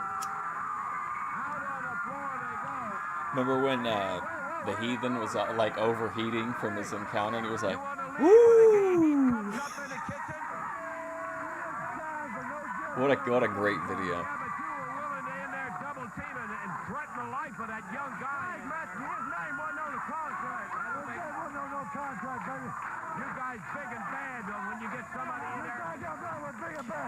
They have a so good like selection of stuff though. They got a big wrapped snacks area. They got like refrigerated sections all along the back and side wall, and then all up to the door. So like the entire like back U of the store is all like drinks. So there's like tons of sodas, energy drinks. They also have a bunch of stuff that seems like it's probably been like discontinued or something. Like some real weird brands that I've never heard of. They get all the like real crazy, sugary like pastry treats. Okay, all the conversation. There it is, right there. It's on the line. You agreed a match. You thought about that video again? Oh man, it's so funny. Motherfucker! Motherfucker! You know exactly how tough you are when it comes to defending that money. You're getting out there. He's like, you need to be talking to my supervisor. He's like, I'm talking to you. Forget that. That's history. guys are standing up here. Lance are out here running their mouth talking about you put your money up to anybody. Well, here's two guys right here that we are going to face you. Randy done said the match is signed, and boys... What do you mean it's signed? That's exactly right. You came in there and you can have a match with them. You said you beat anybody. Nobody can beat you. You get beat, you throw the money out. And I tell you what, Jeff, you got so much guts. You beat us if you can. That's right. Hey, Mike Davis, that money will be a... Yeah, I would say you probably, in that situation, if someone's going to go to that length, they probably, like, are just selling, just exchanging cash for card and then using cash to do that. Because there's really not much of an incentive for the unless they're like paying the cashier as well, which, you know, to do whatever override, and then they're really putting themselves out there. It is too. You said earlier that it'd be a stake every match. Is it right out here. That's right. The match will be on, and the money will be at stake. The Ziploc will be on the line. Hey, love it. We're going to take a break and be back in just a moment.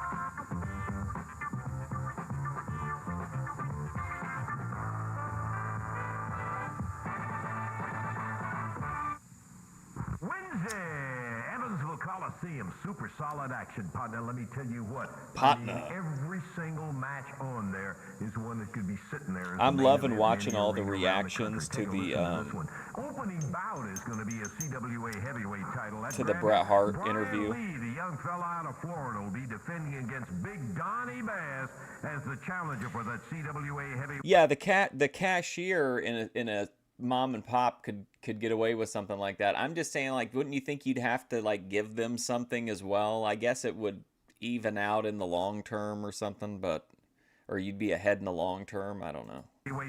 Just seems like a lot of risk for not much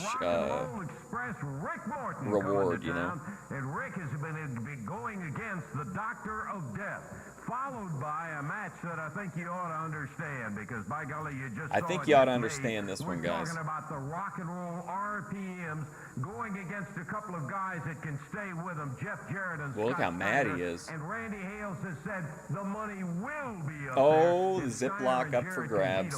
It's going to be thrown out to the crowd right then and there. Now, add on there an 8-man tag elimination match. This is where the sides keep getting smaller and smaller, and you keep going and going.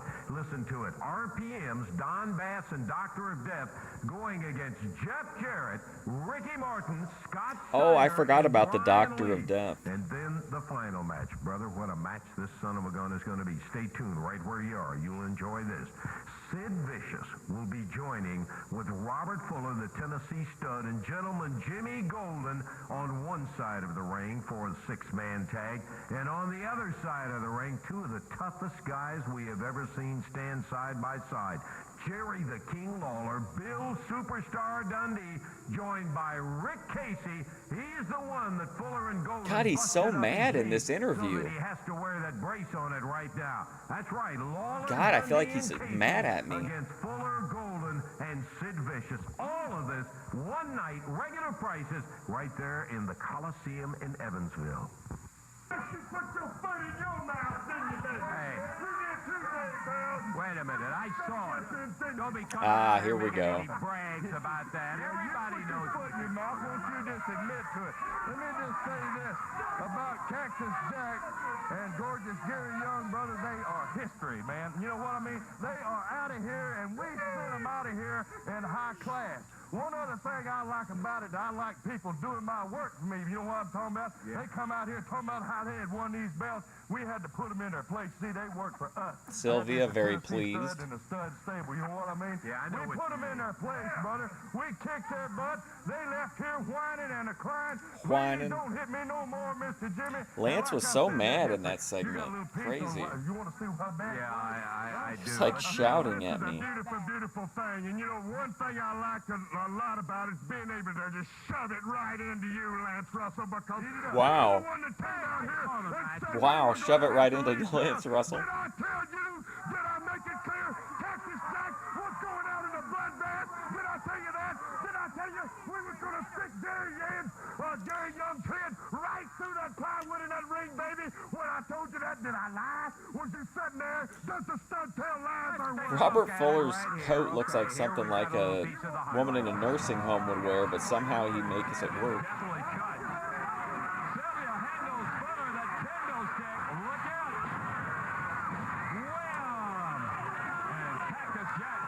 Cody Turbo fuming.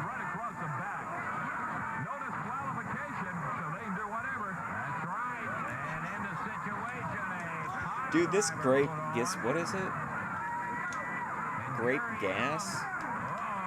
Man.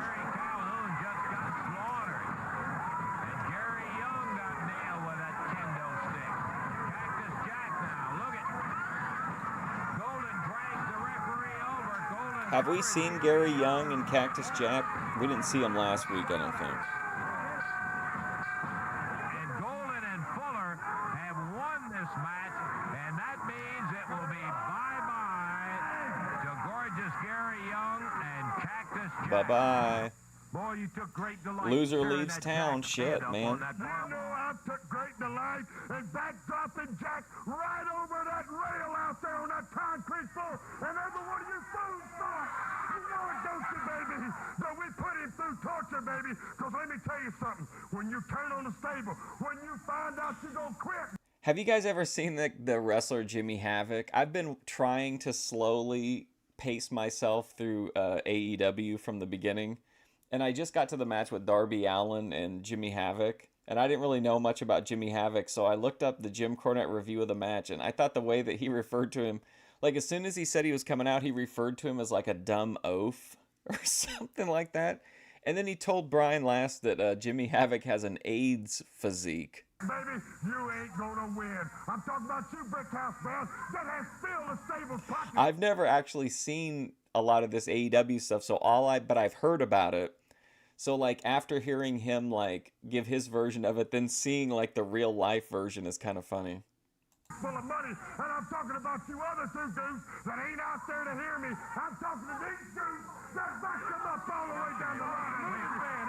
We've heard enough of it. One thing I want to say before you stop. Jimmy Havoc is blacklisted for what? About $100,000 going down on who? The Queen's head.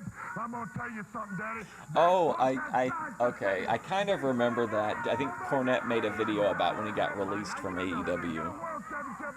Nobody in the stable's got one, and I'm gonna tell you something, Lawler. Oh, SA stuff. There's a lot of money. Hey, we've got a video. We got to get on with the show. I got one on Rick Casey that I want to bring up right now. Ain't nobody. Forget about Rick Casey. Yeah, he's a nobody for real. Well, he's got Apollo Creed's belt. On Rick Casey, and I want to show it right now. Hey, you just let me. We got. Through thick and thin. Man, they are giving this guy, they're smashing him over. You pick me up off of the ground. You never one time let me down. We need to get B. Stevie's perspective on if life was better for medieval peasants.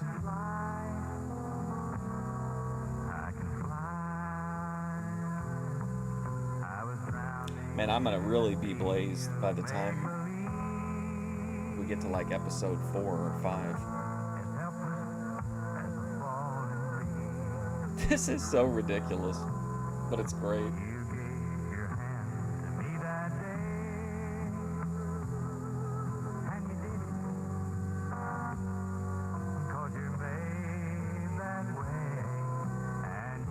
Is it the same video, just to a different song?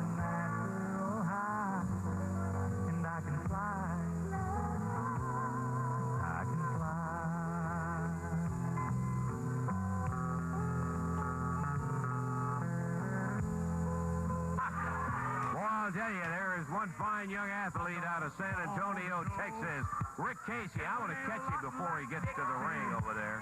Here's the music. Rick Casey returns.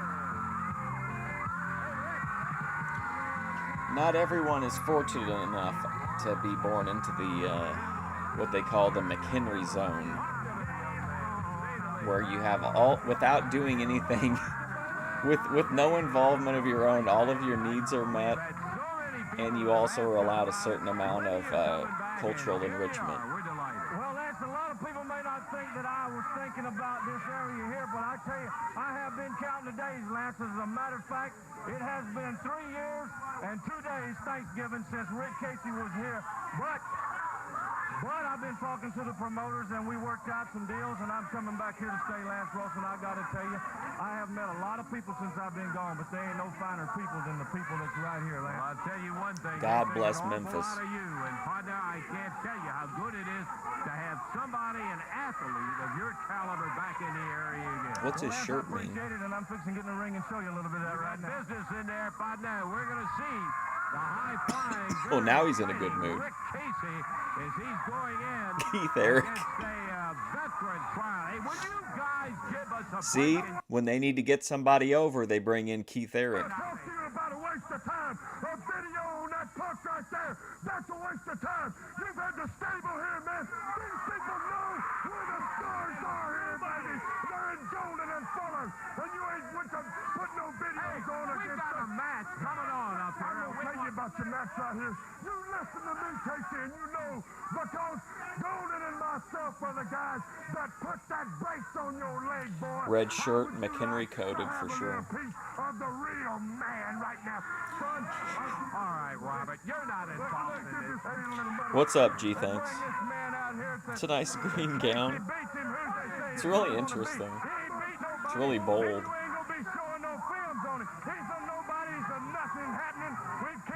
He's a nothing happening. Nickel dime show. Right now. Oh, hey, that's all right. Listen, I wouldn't argue. Oh, hey, that's all right. Time, and here we go. Rick Casey.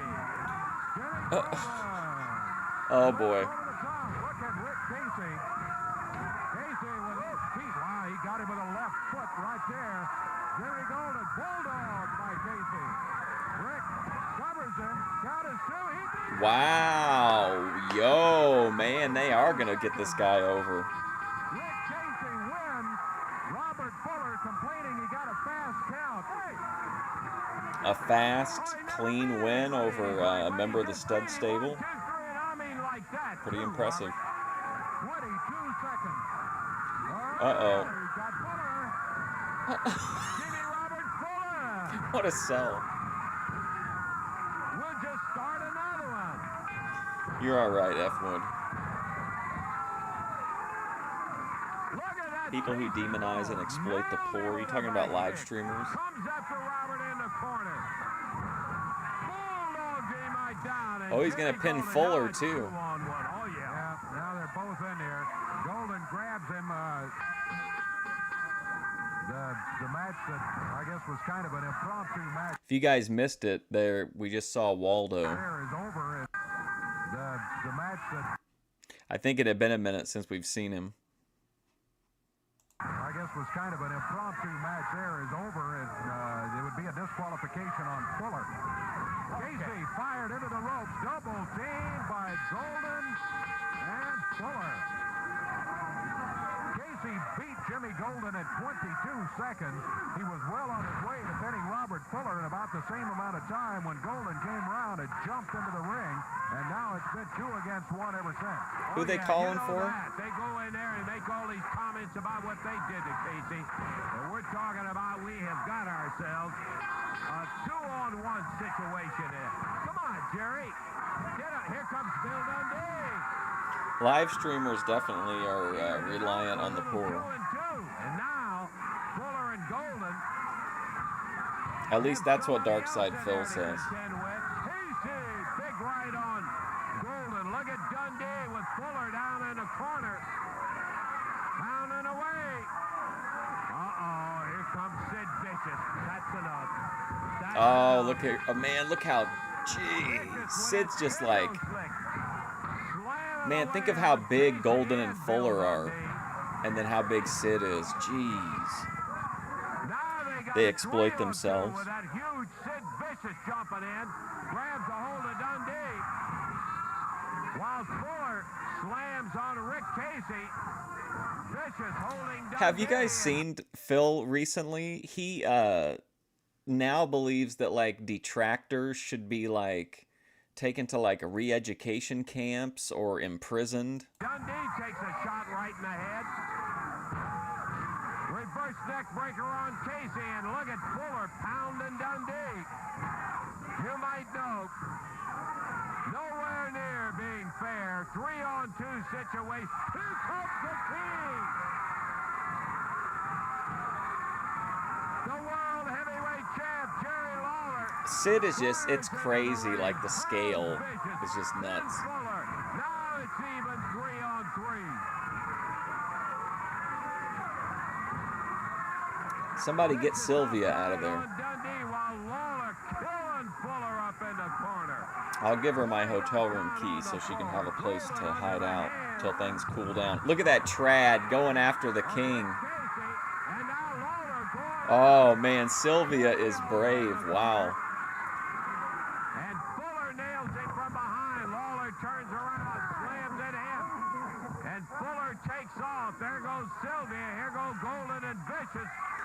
I think once you have like a certain percentage of the wealth, like you really don't need those people anymore, other than like if you wanted like servants or whatever, you know what I mean?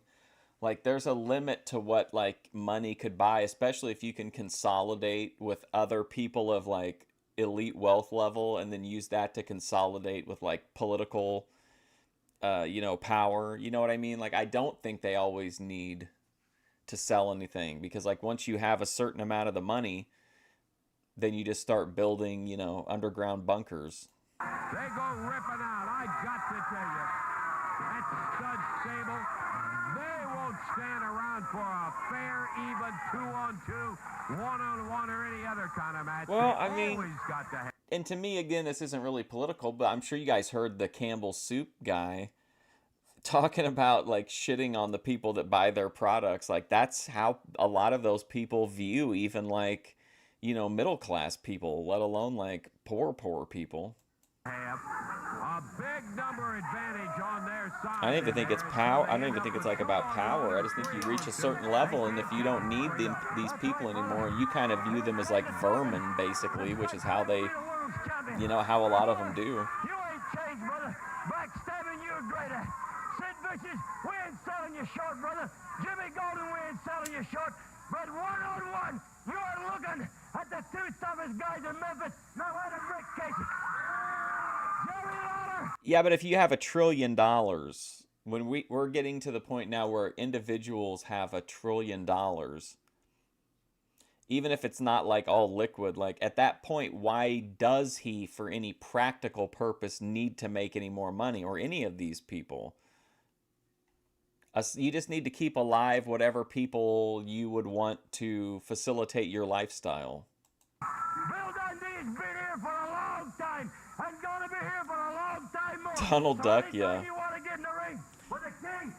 It's going to be a pretty epic run for Dundee's sweaters because he's got one later on where it's got like a big Christmas teddy bear on it. The superstar just tell somebody and we'll get it on.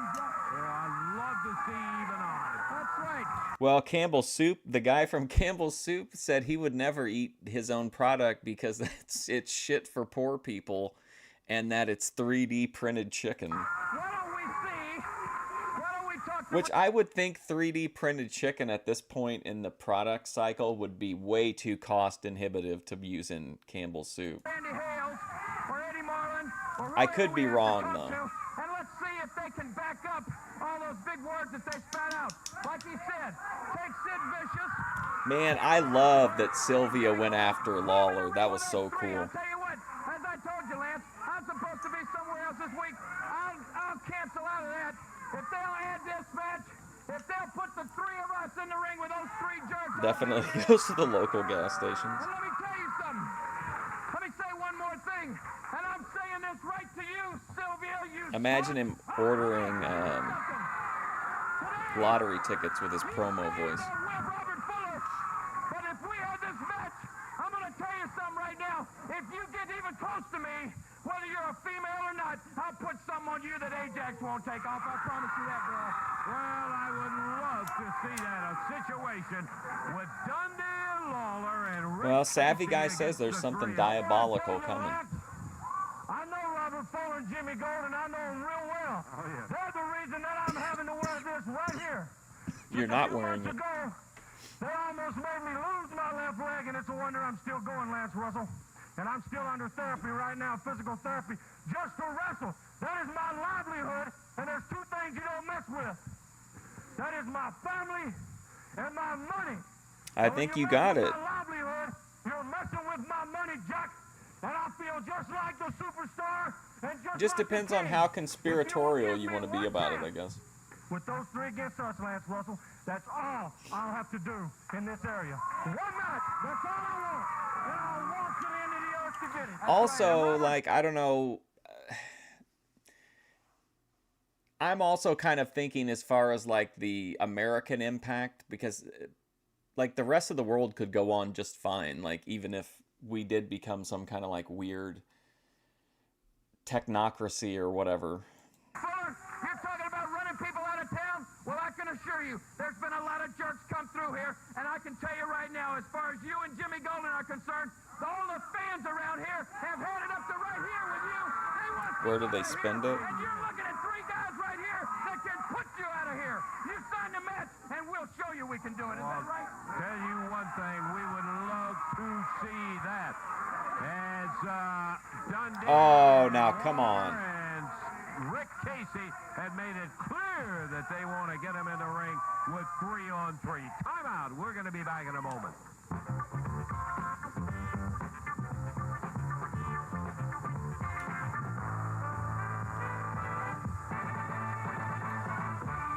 What good is money if there's nothing to spend it on? Just to see your enemies crushed before you, hear the lamentations of their women as they're driven before you. It is going to be a six-man match that this son of a gun might take the entire evening to get it over with. Robert Fuller, the Tennessee stud, gentleman Jim Golden.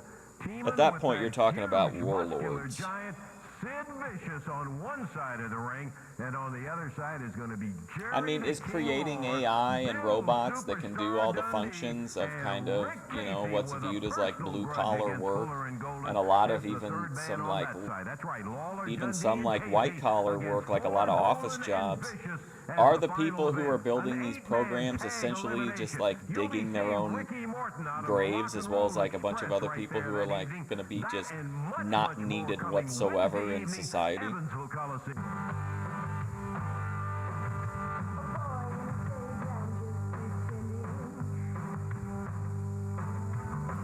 Oh, you know what? I know why Clarence was mad at me, because I got into it with him the other day. He was mad. He was saying that it's not right if you want to live deliciously. And I told him I thought living deliciously sounded fine, and he was really upset about. And then it turned into a whole thing about how all white people are living deliciously.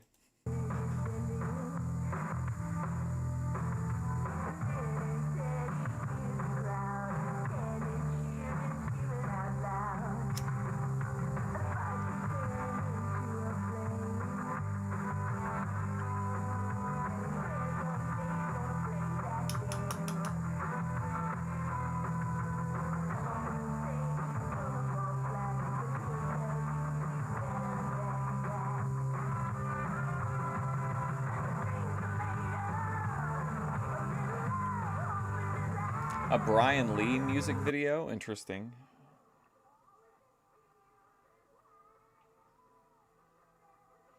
You need to have a chat with Clarence.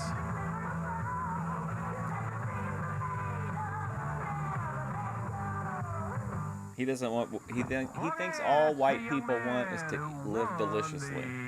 Tournament right here on television to win the CWA Heavyweight Championship, and we're talking about Brian Lee, our current holder of that title, and here he comes. This will be a one-fall 10-minute time limit bout. We are looking for improvement every time he steps in the ring. We're hoping he gets better. Potential. Coming out of Louisville, Rendell Johnson will be the opponent today, and across the way from Orlando, Florida, the CWA heavyweight title holder, Brian Lee. Referee Jerry Calhoun. Well, and you also have to think that, like, just because they're successful in one way doesn't mean that whatever their plan is will work, or that they really even know, what they're doing. You know what I mean? Like, look at how much money, like, Zuckerberg's got all that money. Look at all the money they wasted on that weird, what was it, metaverse or whatever, that was going to be like the next big thing. A non-title bout buying like digital coming into plots of action right land. now. As Brian takes the belt up, here we go.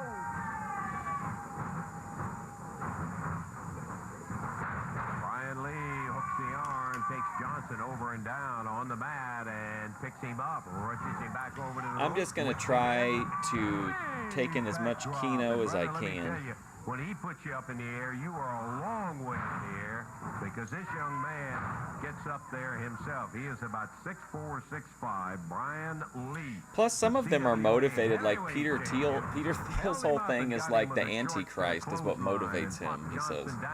Big drop kick. That's not easy for a guy that big to do, but he comes. And he's extremely connected. Brian Lee backs Johnson up, whips him across into the ropes, and young Randall Johnson is picked up again by Brian Lee. No contest here. Lee just entirely too dominant. Johnson almost tentative in his efforts to go against him. Coming out there, but a flying clothesline pops him hard. 1, 2, 3. And it did not take him but a minute and 4 seconds to come up victorious. Brian Lee, the winner in 104 over Randall Johnson. And he is looking better. You know, it's an amazing thing. We've said it before. When you win it, by golly, the confidence just seems to come with it, and you can watch it in the ring. Hey, wait a second. By golly, the confidence just seems to come with it. Okay, hang on now. This is really confusing to me. And I just got to see. I got to get some validation here. By golly, the confidence. Okay, is this a real person? It looks like a giant body with like a tiny head. Like, is that a real person? It looks like the shrunken head guy from Beetlejuice. And then there's Waldo in the background. Just seems to come with it, and you can watch it in the ring. Time out. We're going to be back in a moment.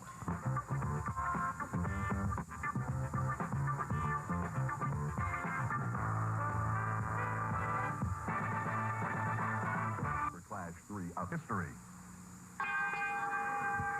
Okay, bye-bye. We are ready. Todd Martin. They're back in the crowd with mannequins. That's what I thought at first. I was like, huh? Oh, look. They got the pink mat out for Beauty and the Beast. Get their opponents. Here they come right now. The Beauty and the Beast. How was the house? Well, we had to break out the mannequins again. Pink mat on the ring right there.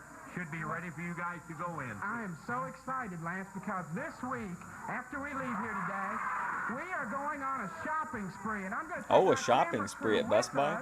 And Beastie's going to take me out. I'm going to go to the beauty parlor, and then here's the purple, the so as soon as puffer I guy. quick work of these guys, then we're going to get going, right, Beastie? And I tell you how thrilled I am. Absolutely couldn't have made the day if you didn't bring that bit of news to me in there. Okay, we're ready to go with the Alan Reynolds and Todd Morton. Across the way.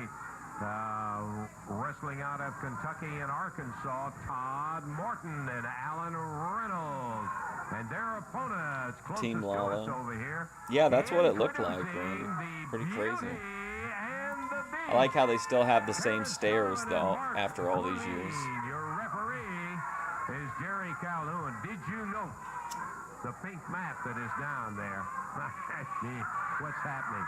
We have the candelabra appropriately placed over here on the desk.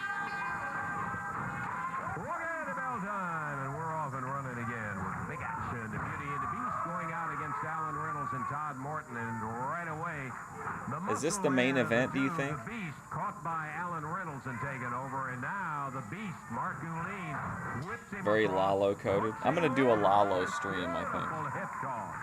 He reversed it on Gouline, makes the Todd on Todd Morton. Absolutely, Dave's channel. Todd, one of the finalist nominees for the AWA Rookie of the Year. Beautiful drop kick. This is the heavy hitter of the crew, the Beast, but don't make any mistake. You look at him and listen to him, and you might think this Garvin can't go. He can go. Did he just say, in case you think this garbage can't go? Any mistake. You look at him and listen to him, and you might think this Garvin can't go. Oh, Garvin. I thought he said garbage. Watch out for him, too. Sneaky devil. With the hair, the referee Sneaky tells devil. the Beast in there, keep your hands out of it. Roughing up Alan Reynolds over on the ropes. Whips him across. Is Kim here? Garvin went for him and missed him, and now the Beast drops down with a big elbow right in the back again, and boy, Yeah. he slams Alan down. I actually thought he was a really entertaining character as the manager.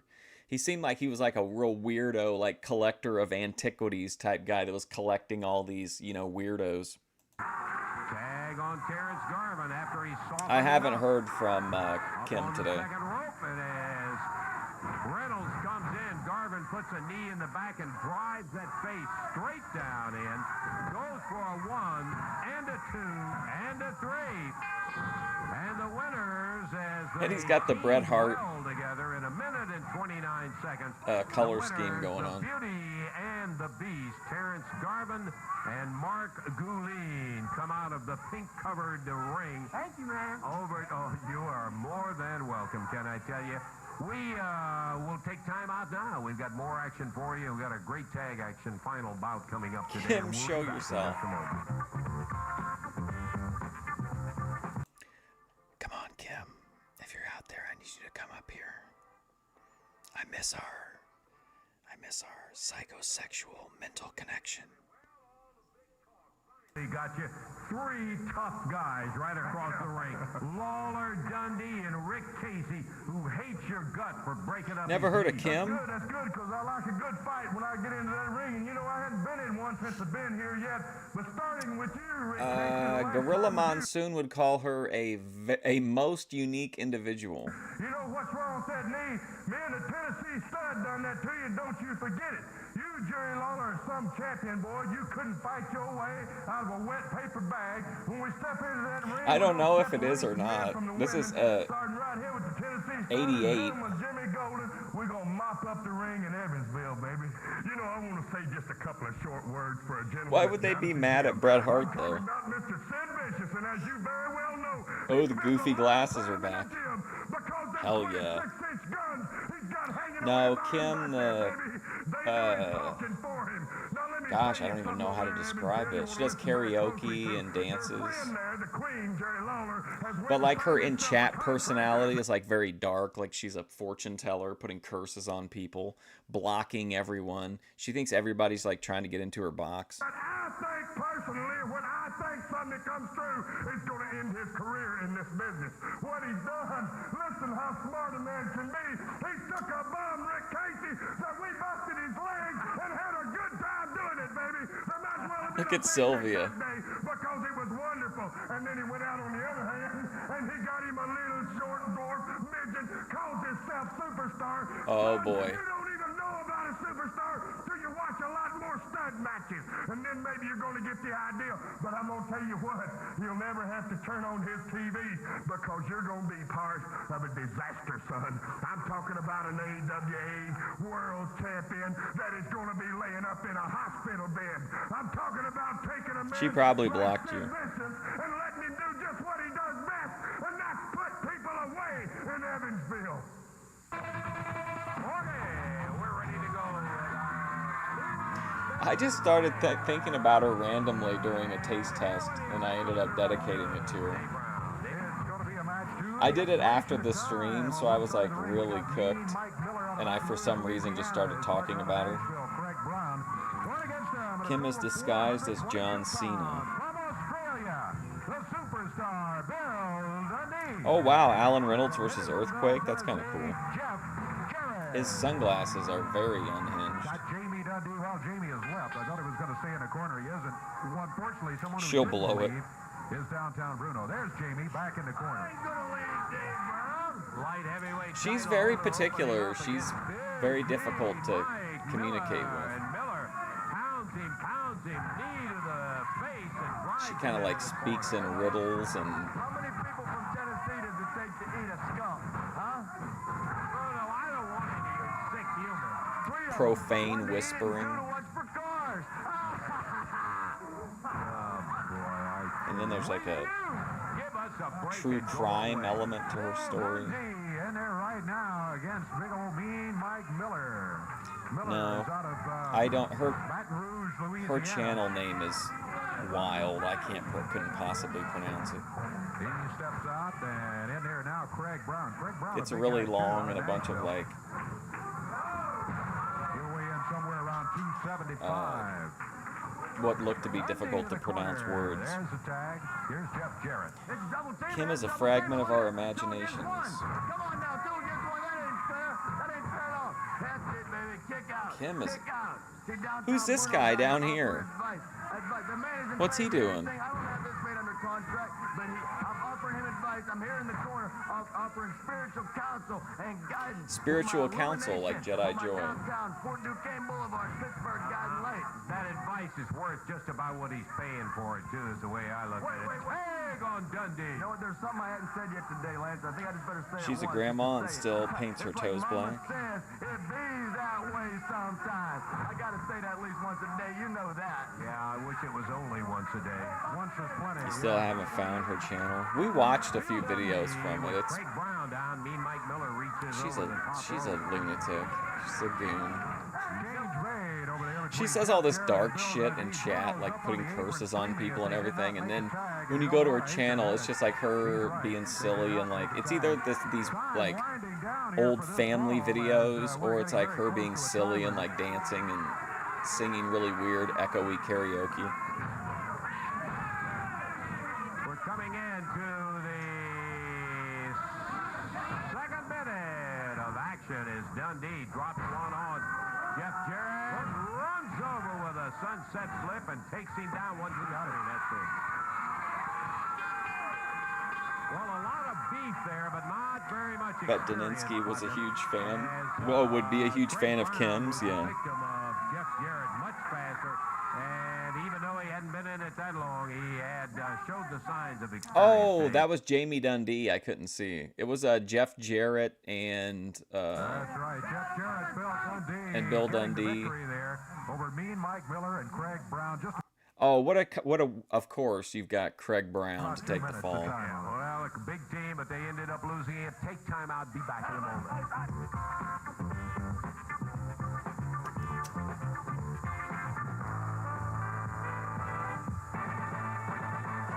Yeah, and A lot of she thinks conversation, and everybody's trying to fortunately, get we with had her. some people that were ready to stand up and back those big mouths down when the time came to push and shove. It's always nice when you got people like Jeff Jarrett to come out of here and say, It's "Look, always either put nice. up or shut up," and then you notice the rock and roll RPM's leaving with the money in hand. And when the King came rolling out here, we're glad to see him back and able to get involved. And we got to get out of here until next week for Dave Brown, Lance Russell saying bye-bye, everybody. Bye-bye, everybody. The announcers on this program are selected and paid by parties other than this. I like it. Hello again, everybody. Lance Russell and Dave Brown. We're right along ringside, all ready to go with another big day, David. Well, I tell you, opening match today, we got Jeff Jarrett teamed with Brian Lee in tag team action. Two champions in their own right. Blocking together. epidemic. Just for openers. Then a little bit later on, big Sid Vicious is going to be in She's here. pretty That's open not that enough. she's We got a Rick young Casey boyfriend later that's on. really, And then we got you a know, tag team match with Todd Morton and Scott Steiner. clapping A couple it. of fine young wrestlers going against Robert Fuller and Jimmy Golden. There's lots more today, too. Already, I'm ready to get into it. So why don't we do it? We got a lot to show, and we're going to be with you in just a moment. Timeout. We'll be back with action. They just want the box. You better be careful. You're going to get a curse put on you. You guys have got to see her live, though. She always freaks out and deletes them. But her lives are absolutely nuts. They're really funny. It's like just random footage of like a cat. And then she's doing that like trance whispering. But she's like basically saying like, you know, things that like bitter women would post on Facebook. Except she's like evil whispering it over this creepy found footage. Here with tag team action. Rough and ready in the ring right now. And here comes Jeff Jarrett and Brian Lee. Edibles Dave. They're coming down to Simply Irresistible. These two guys have never wrestled together before, to our knowledge. Did you see how close they were to the ring? Brian Lee and Jeff Jarrett set to go across the way out of parts unknown at 4:42, rough and ready, being talked to now by Boss Winters, their manager. And a total of 4:56 out of Orlando, Florida. Brian Lee, he wears the Southern Heavyweight belt. And out of Hendersonville, Tennessee, Jeff Jarrett, he wears the Junior It's really Heavyweight belt. interesting. That's right. Jeff has the world light heavyweight title, and Brian the I wish I CWA. could. I wish I could play one for you. It's so fucking All right. funny. And Reddy starting it out. Reddy goes against Jeff Jarrett. Neither of the belts, the light heavyweight. Like, it'll be her following like a patch of grass along or something, and she'll be like, he thought that he knew me, but he didn't know the real me. He had only gotten to know the surface me, not the me that I keep hidden inside. It's like that, but it's like 10 times faster, and it's more ominous. But like, that's the general like gist of the content. Heavyweight belt, nor the Southern heavyweight title. People are underestimating Kim. Boss Winter, boy, he's steamed, complaining to the referee immediately. What's up, Terrapin Fred? Jeff Jarrett is explaining to the referee exactly what happened there, and it's not at all the way Boss is claiming it happened. Sometimes things will happen in interpretations like that. And down he goes. Jeff holds on to that arm bar. Oh Ready my on the gosh. deck. Rough What's that guy's outside, name? Brian Boss Lee Winter? outside. Referee Jerry Calhoun opening bout on a big championship wrestling program today. Reddy finds himself bounced around the ring a couple of times, and Jeff Jarrett again ends up with the left arm barred. Get out of here. Boss Winter claiming he's pulling tights, and didn't see it that way from She's over just here. a real, We she's were like a watching pretty trance closely. yapper, kind of like Jedi Joy. She could really like With the talk upper you into arm like putting down a the mat. Brian in after the tag. state of Brian Lee. suspended animation. This guy's got great size. He's very tall. And we have seen him in action. Like a certain president does that. Are you talking about Eddie Marlin? I couldn't agree more. There's a count of one. He's always out running his big mouse, and then whenever anybody, when you really need the commissioner to come out and lend a hand, he's nowhere to be found. To keep Boss Winters in his corner, and Boss came over to the table just to tell us he was not scared of Jeff at all. Certainly not. But he sure moved quickly when Jeff came around. Back to the corner. Yeah, back to the corner. Ruff is in there now after the tag. There's the tag back on Brian Incessant, Lee, thoughtless and babbling. the There you go. fella from Florida joins with Jarrett in a double drop kick, and down goes Ruff. 2, 3, and that partner is back. Boy, they turned Very him a flip accurate. when they hit him with a great double drop kick. And Ruff. Oh, I was gonna ask, do you guys want to watch the Vince Russo booked Juggalo wrestling sometime? Jeff Jarrett around with the boot to the backside for Boss Winter, who now heads at least toward the dressing area. No, you can always leave. That's one suggestion we have for official winners, Brian Lee, Jeff Jarrett. They look good together in there. They did indeed. 2:02 the time. 2:02. They really are. They're Time they for us. putting a bunch. Time They're I'll doing be the back same with thing more with action in the the morning. Cowboy too. Really building him up fast. Lee's already got the title and everything. Wednesday night, Evansville Coliseum. Partner, you better have your fight-watching clothes on, because, brother... Fight-watching this is gonna be clothes? filled up with. Let me give you some of the action that's going to be coming. First, Friday, December the 16th in Owensboro, Kentucky, there's going to be championship wrestling there at the Sports Center. What are you better Will have be your one of the wrestling feature watching matches clothes there. on? Now, Wednesday night in Evansville. You Tommy better Wayne be opens up against unlike Alvin Reynolds, OPC the other Don half when of the visited by the RPM's Mike police. You'd Davis better be will be clothed going at the against Evansville Tracy Coliseum Smothers. this Then Wednesday. it's going to be a tag match with Scott Steiner and Todd Oh, wow. Morton going against the Beauty and the Beast. That ought to be quite an interesting tag match, to say the very least, when the Beauty and the Beast try to tangle with Steiner and Morton. Special challenge match. Sid Ember Vicious, could give some that feminine big hygiene muscular tips, son of a yeah. gun, will be in there against the World Light Heavyweight title holder Jeff Jarrett. And then you're going to be looking at a tag match that I can guarantee you. You can just tell from Ember's vibes that she's got a Jimmy Golden with big set of trad jugs. He's going to be going against Bill Dundee and Wildcat Wendell Cooley / Oh, Rick there we Tracy. go, Wendell You Cooley. know the kind of animosity that already exists in there. You stay tuned right where you are. You're going to see some even more. And then as the final event, you're going to have a back alley brawl. That's where they all come in there with clothes on, and somebody's going to be leaving without them in there. That's the action. Excuse me? What? In Evansville. Right now, we're going to tag it out and pass it over to Lee Marshall. He's got some words that I'd like for you to take a listen to. Hold on, I need to hear that again. Where they all going to see some even more animosity that already exists in there. You stay tuned right where you are. You're going to see some even more. And then as the final event, you're going to have a back alley brawl. That's where they all come in there with clothes on, and somebody's going to be leaving without them in there. That's the action Wednesday night in Evansville. Right now, we're going to tag it out and pass it over to Lee Marshall. He's got some words that I'd like for you to take a listen to. Go here in the ring in just one moment. A feral stray. Anyone else have to shower after watching a Dutch Mantel match? A serious situation is taking place here, and I want to have your full attention where this thing's concerned. Really? That downtown Bruno, we've held a vigilant all week long for him because downtown Bruno has been seriously injured. As you well know, when you watch him... Oh, does she got on a, what's she wearing?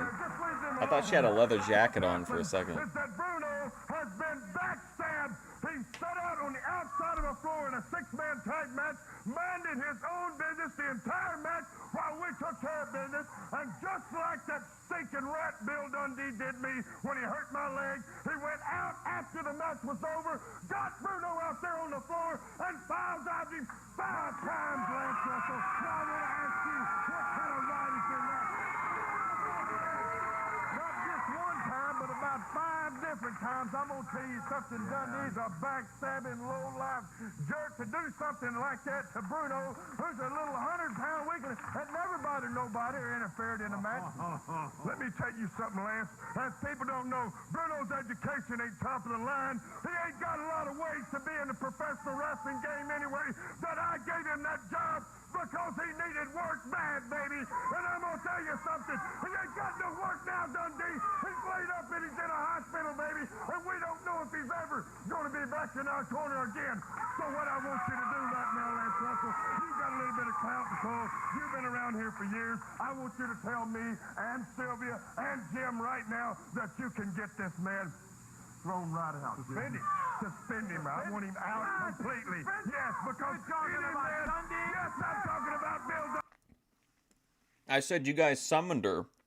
Kim is in the chat saying she's going to move to Russia. It's plain. If you take a man and pound out his 5 times on the concrete floor, you need to be gone from this profession. I wish I had that tape of that doggone match to show you right now. I don't have no tape of it. What do you mean you got no tape of it? I just... You always got the tape and the proof of it. Come up with a doggone... I've heard about enough out of you, Lance Russell. You got the tape, and you guys have done around here. You're pushing it just a little bit too far because you've had too many tapes out here to tell me that now you don't have a tape of Bruno being injured. You know that. She's talking in the chat right now. She just said in Russia at least she can afford water. You're the ones out here that have used just about an inch and get this up on the road.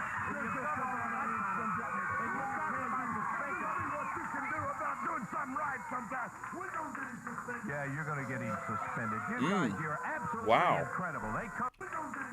Yeah, you're going to get him suspended. Wow. You guys, you're absolutely incredible. They come out here. This got to be the worst bunch of guys I ever saw in my life. It's got to be the worst. And talk about suspending somebody else. Absolutely incredible. But that is nothing that surprises me about Fuller and Golden. The way they are. You're No right. way. This is legit a dream match. Sid Vicious versus William the Freezer Thompson. Hell yeah. Let's fucking go. Okay, how about you? All right, the Freezer. Oh, boy. William Thompson in the ring right now. He's got his work cut out for him today. Yeah, she's in the chat running her mouse. But climbing in the ring from... We don't know where he's from. Says nobody's business. And all we know is he weighs over... We don't know where he's pounds. from. Big and mean Sid Vicious. This match is going to be one fall, 10-minute time limit. Jerry Calhoun, the referee. Sid Vicious, look at it. Stalk over to the corner. Doesn't even wait for the bell to sound. And as he goes after William the Freezer Thompson. Single-mindedness, I think, is the way to describe it. Look at that. Oh, my God. Through the ropes down on the floor goes the Freezer. There you see the freezer outweighed, but he is in this match. Well, look out! Oh my God. Why don't you get in the ring and do it the way you're supposed to instead of coming out here jumping on somebody on the floor? Oh man, this is awesome, man, against the freezer. Sid Vicious. Okay, get him back in the ring, Jerry, for crying out loud. Vicious hammering God damn, freezer son. down here on the floor. Shut up. Boy, I am telling you, this guy, I don't know what anybody's going to do about him. Sid Vicious, who is just That was awesome. Lance is like, look, I don't know what we're going to do about this guy. absolutely that. He is vicious. Slam freezer down. The freezer is frozen. Yeah. At least he's got him back in the ring. Round Here it behind comes. him. Oh, he just picked him up, snapped him right down to the mat. Man. Drops down. Count of 2. Yeah, he's not going to get up. That's it. Minute 19 seconds.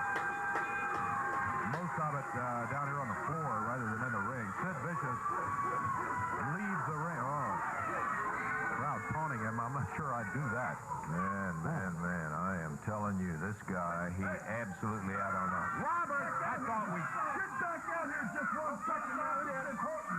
This is important business. We're talking about getting the man suspended. If there ain't nothing you can do about it, then I want the top of the line out here. I want the man that runs this outfit. I want Eddie Marlin. Why don't you guys just go back there, wait for your match, and stop I'm bothering going to get people something out. done about this now, Lance. This is an important thing. A man's laid up in the hospital. She's quit talking. Someone's upset her. Someone was probably flirting with her. Please don't flirt with Kim. So we can get rid of these guys. Yeah, why don't you guys, if you just stay back there and tell these guys... Fair man, and that you take justice and suspend Billy Dundee. You saw what happened out there. He says he don't have the film. He's got the film. You was there and you saw it. I know that you're a fair man. Billy Dundee. 5 times concrete on the concrete. Billy Dundee. 5 times he put him out of business. Let me tell y'all one thing. You're right. I was there. Lance said he didn't have the film. He hadn't got it. He has no reason to tell you he hadn't if he had it. And I've seen exactly what took place. Bill Dundee and his partner had y'all beat in the ring, and y'all knew it, and downtown Bruno knew it. Bruno got out of his chair and jumped on Bill's partner's back, Rick Case's back, and Bill did exactly what anybody else would have done. He did away with Bruno, and he's not going to be suspended. Okay, now you got it. I astrally projected and Kim did not show up. Ghosted. Coming out here, man. That's exactly the reason I made that statement. If somebody would jumped on your back, you would have got We him were off, supposed and to Bill Dundee astrally did project exactly over what the I would Thorpe have RV. And I'm going to tell you something. You look in my eyes and you listen to me closely. You signed this death warrant. Bill Dundee is going down, and I mean hard. He'll never wrestle again, and it might as well be known it's your fault and your son. Okay. Might as well be Just get out known. of here. You still wanted to see me, saw him, and that's it. We're going to take time out. We're going to be back with more of it in just a moment.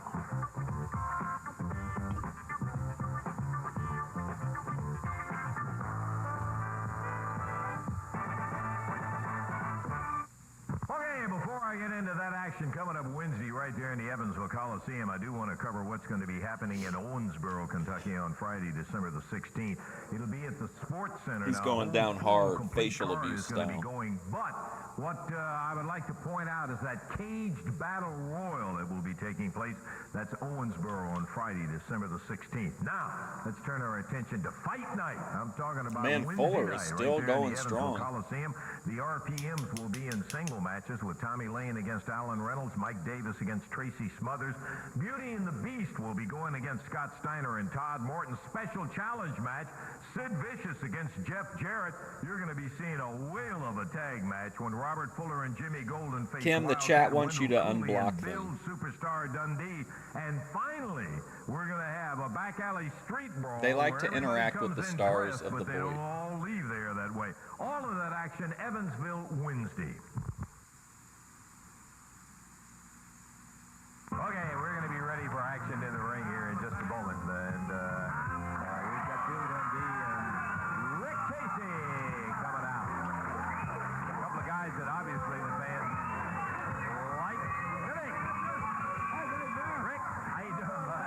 Oh, he's still got the Donald Duck I'm on. telling you, my boy, right here, see me and Donald Duck here. I got you. That's you, Fuller. This is you. You see this here, brother? You're all mouth, Jack. If somebody just hurts me, all I want to do is beat him up. If somebody hurts somebody I like, I just want to beat him up. But not you, you long drink of water. You want to get me suspended. That's right. What's Scott Casey, Rick Casey wearing? When you got nothing to talk about, does it? Now, downtown. Oh my God. What is he doing? And if you come back, I'm going to hurt you again. So that's all I got to say. I'm right here, Fuller. I ain't hard to find, and we ain't scared of you. Now, we've got something real important to talk to you True, about. G, thanks. All you pretty girls, listen up here, and everybody else. Rick Casey, ex-Rick Casey, got the 100 Well, Lance, you know, I got to say once again, I said it last week, but it's a real pleasure to be back here. We're tickled to have you here. Well, it's been too long, Lance. Yes. But there's something that's on my mind right now, and I received a phone call earlier in the week, and I thought everybody should hear about it. 3 years ago when I came in here as Rick Casey. Yes, sir. Right? Okay, well, 4 years ago when I started wrestling in the sport of professional wrestling, and Bill Dundee knows because he was there when I first started. Matter of fact, he gave me a little memento that I've still got. He probably don't even remember what it is, but I've still got it. Well, the point I'm trying to make is that my mother called me this week, and she said, you know, everybody down home is very proud of you because you've got out and made a name for yourself. And what had happened when I started 4 years ago is I did not use my real name, Lance. I took a fictitious name of Rick Casey because of two reasons. One is because my brother was already wrestling as his real name, and I did not want to go into the sport and try to wrestle and make it as Wendell Cooley because my brother was wrestling under his real name. So, okay, so then that explains it. So Rick Casey was Wendell Cooley. I changed my name, go out, make a name for myself, and I think I have done that now, Lance. Wow, I think that's I've mind-blowing. accomplished what I want to. Sure is. So from this day forward, if it'll be okay with you, be okay with the people, it will not be Rick Casey anymore. It'll be Wildcat Wendell Cooley. Hey, Friday, you got it. I tell you, I might slip up, but... Hey, what was that girl's phone number to give you? You're not going to remember, but I tell you what I'll do, Bill. I tell you what I'll do. When I go back home, I'll get it, and I'll bring it back, and I'll let everybody here and everybody that's watching TV see what you give me. The girl's still pretty. Terrible. Okay, Wendell Cooley. Kim's song choice being roasted by the Into chat. ring right now. We've got action coming up as he will be in the first time here, Dave, under the name of Wendell Cooley. That's right. This is going to be a single match. Somebody say Wildcat. Wildcat Wendell Cooley.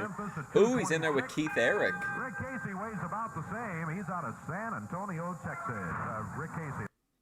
Did he just call him Rick Casey twice in a row, literally as he was walking away from the he's dead naming him. There already it slips up. Wow, same. Keith Eric. Eric out of Memphis at 226. Rick Casey weighs about the same. He's out of San Antonio, Texas. Rick Casey, there already it slips up. Wildcat, Wendell Cooley. Oh, well, he's fired. End of Rick's match and other matches. Oh, that's why he's got the leopard on. It's a different character, kind of different vibe. But I think Eric had a fist doubled up. Keith Eric takes him in with that arm. He pops him over there and down, and good move. Surprised the Wildcat. I'll tell you, he wasn't expecting that. He better Don't expect underestimate that, Eric. We know him well. Keith Yeah, Eric. That's true. He's a battler, all right. But look at this. There you can find Mr. Cooley can wrestle too as he puts Mr. Eric down to the mat. Stretches out that left arm a little bit. Eric up on his feet, firing a right fist up the side of the head. And Wildcat with a good drop kick puts him down to the mat. Boy, he caught him with a good one. What about an angle where Dave Brown refuses to recognize him as Wendell Cooley and just continues to call him Rick Casey? Just right as Eric was coming off the rope. Winding the arm up, and Eric... Yeah, Wildcat. But not for long as Wildcat Wendell Cooley rips that arm around and takes the wrist to bend it back over as Keith Eric down on the deck. Now scrambling back up to his feet. Goes for the hair. He's got a hold of the hair of... it's just instinct to say Rick Casey. Yeah, it's going to take a while to break it. Oh, nice clothesline. Yeah, he got it. Keith Eric lying on the mat. Cooley drops down with the upper arm across the chest. He does not go for the cover at this point. Probably a wise thing not to, as Eric's still battling. Yeah, he's going to do that to you. And Keith Airy cooks his leg over the rope. That'll call for a break. And as Wendell Cooley backs up, Keith Airy back up on his feet, trying to get a little circulation in that arm. We're at the 2-minute mark of this match. Keith Airy backing Wendell Cooley back into the rope. No, I posted a Sports Friday. And another one. This time to the back of the head. He hit him again in the back of the head. Ooh, big old headbutt. Yeah. Slammed. Unless it got taken down. Lance Russell and Dave Brown bringing you the action. Coming right out of the ring is Cooley. No, it's still up. Back. Hits him with a right, backs him into the ropes, a whip across the ring. Big elbow, no doubt about that one. Boy, he put him down right in the middle of the ring. Keith Eric again staggers back. There's kind of a back kick that he's right at the 10 line. What a beauty. Boy, he smacked him. Look at this. Bulldog. Oh, man. Sorry, I keep sneezing. I bet that's going to be it. 1, 2. It is it.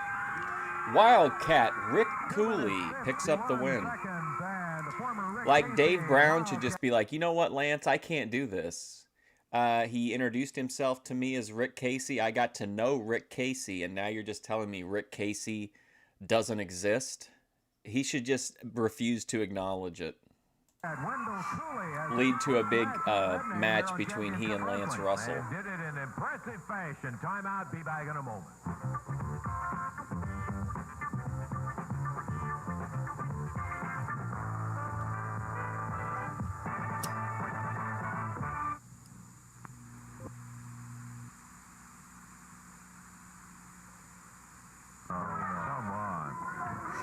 Fuller and Golden against Timu Morton, or what? Tricky Morton and Scott Steiner. The Tennessee stud out of Knoxville, Tennessee, and Jimmy Golden out of Montgomery, Alabama. Golden and Fuller are cousins, by the way, in case you didn't know that. In the corner is Sylvia with a kendo stick in hand, always a dangerous thing. And let's see what happens as Scott Steiner starts against Who did you Jimmy mean, Golden. Lee Day? Boy, and did they start. When they hooked it up, man, you could feel the ring shake in there. They're really going. Jimmy Golden, the Gentleman Jim, the Southern Gentleman, as Robert Fuller calls him, from Montgomery, Alabama, goes behind Steiner. Gentleman Jim. Nice waist lock. Steiner grabs the leg and dumps Golden down. Oh, he back up. Oh, what do you think? Great action and reaction there by both of them. Yeah, Golden wanted to give him a little amateur wrestling. I'm not certain that he Is this the main, I wonder? career that he had in Michigan. And over in the corner, Scott Steiner's partner, Todd Morton, a young wrestler, but I think there might be too much time left for this to be the main. in more than one way. A feisty guy and has a lot of Dundee's moves. Double top wrist lock. Sylvia on the outside. Battling it out, and Golden figures out how to get out of that trap. I love how she's still carrying around the kendo stick, too. Referee says, you pull his hair. What do you think Golden's going to say? No? No, of course not. No, wasn't that, what's his name? Keith Eric? They get a little scramble right here with Fuller and Golden. They're good. There's no question about that. Fuller and Golden. A lot of experience. Been in every major ring in the country. And going against Steiner and Morton, neither one of them have anywhere near the experience that either Fuller or Golden have, much less together. But they are real scrappers. Man, we got to see Sid versus the Freezer. And Scott Steiner trying to get a headlock on him. I tell you, both of them were fighting for control of a headlock. Golden got to the corner and got the tag on Robert Fuller. Robert comes in and says, all right, I'll take over. Here we go. Steiner looking for a little help from the crowd here to help. There's the tag on Todd Morton. And the young rookie comes off with an elbow. Right. They're giving Todd Morton a lot of ring time, a lot of high-profile matches. They must believe in him at least a little bit. Blasted him right there and follows with a foot. I'm surprised he hadn't knocked him out there because he really staggered. I'm going to him when he switch hit him with a strains fist. in the second half, Got I him think. over in their corner. Terrible place to be, goes without saying. Golden and He really wandered into the wrong part of town. But from behind, here comes Scott Steiner. That evens it up a bit. Oh, look at Sylvia go. Sylvia with that kendo stick is choking Todd Morton. Referee trying to get Golden and Steiner separated. I feel like Sylvia's good about her interferences. Like, they actually seem like they're pretty good. Now he sees what's going on with the choke over here. Good night. Across the way. Golden fired Steiner in. Right when I said that, she held it too long right in front of the ref. Thanks, Sylvia. Todd moving up in the ranks, yeah. Clarence moving down in the ranks after flipping me off on Thanksgiving. No. That was like the best gift he could have given me. Was it like an unhinged clip of him freaking out on me for no reason? Yeah, Sylvia has always got her man's back. Unlike that woman. Back the way he came over there.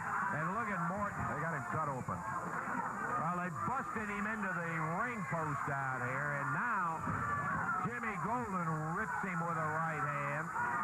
Tag on Robert Fuller, and Todd Morton has no partner right now. No. Steiner is out down there on the floor. Fuller now taking his turn, pounding on Todd Morton.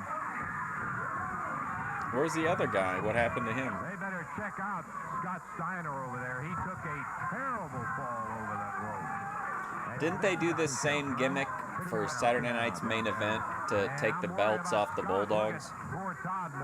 Where one of them was like injured on the outside of the ring for like almost the whole match. They busted his head right there on that ring post. Oh, has he got color?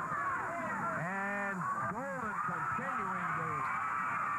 Oh, he threw in the towel. Oh, man, imagine you lose the match because your buddy wearing a Donald Duck shirt threw the towel in. The bell is sounded. Damn. And Dundee saying all they're trying to do is hurt him and get to him. Dundee grabs a chair, throws it up in. Kind of cool. Like, I haven't seen that in all the time we've been watching Memphis since '86. Throwing in the towel. Comes back after Jim Golden. Todd Morton, a bloody mess up in the ring. Dundee came in to stop it. And oh, no. Okay. Oh. Come on, Robert. Hey. Oh, man. Bill Dundee open with that trash can. Oh, you're great. I'm telling you. Oh, man. Oh, dude, he shoved Lance. Holy shit. You guys better get it on out of here. Talking about suspension. Get Sylvia telling him to shut up. Hey, come on. Now leave the guy alone, will you? Now get him. Oh, man. That always makes me nervous when Lance gets involved. Man, this is some fucking good heat. Good wrestling. Chris Frazier down on the deck. Oh my God. Chris Frazier down on Boom. That one looks so good. Thompson thrown down on the floor. Sylvia swinging away with that kendo stick. Dundee a bloody mess. This is terrible. Oh my God. What a finale. Oh man, she just beating everybody. Hit EFD, hit his ass.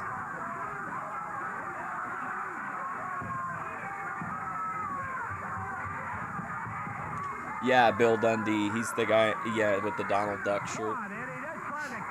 I love that he's bleeding out with the Donald Duck shirt on. That's so Keno. Come on, guys.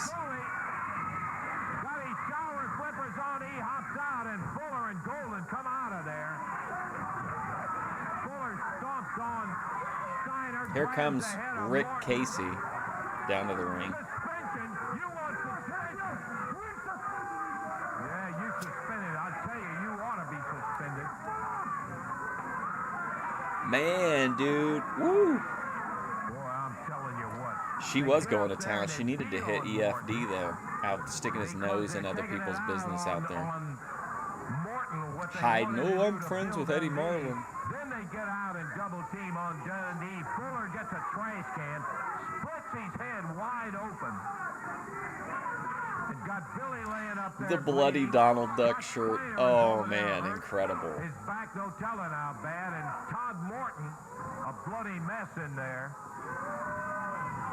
Well, I'll tell you what we're going to do. We're going to take a... Man, that was a pretty classic Memphis show ending. That's got to be it, right?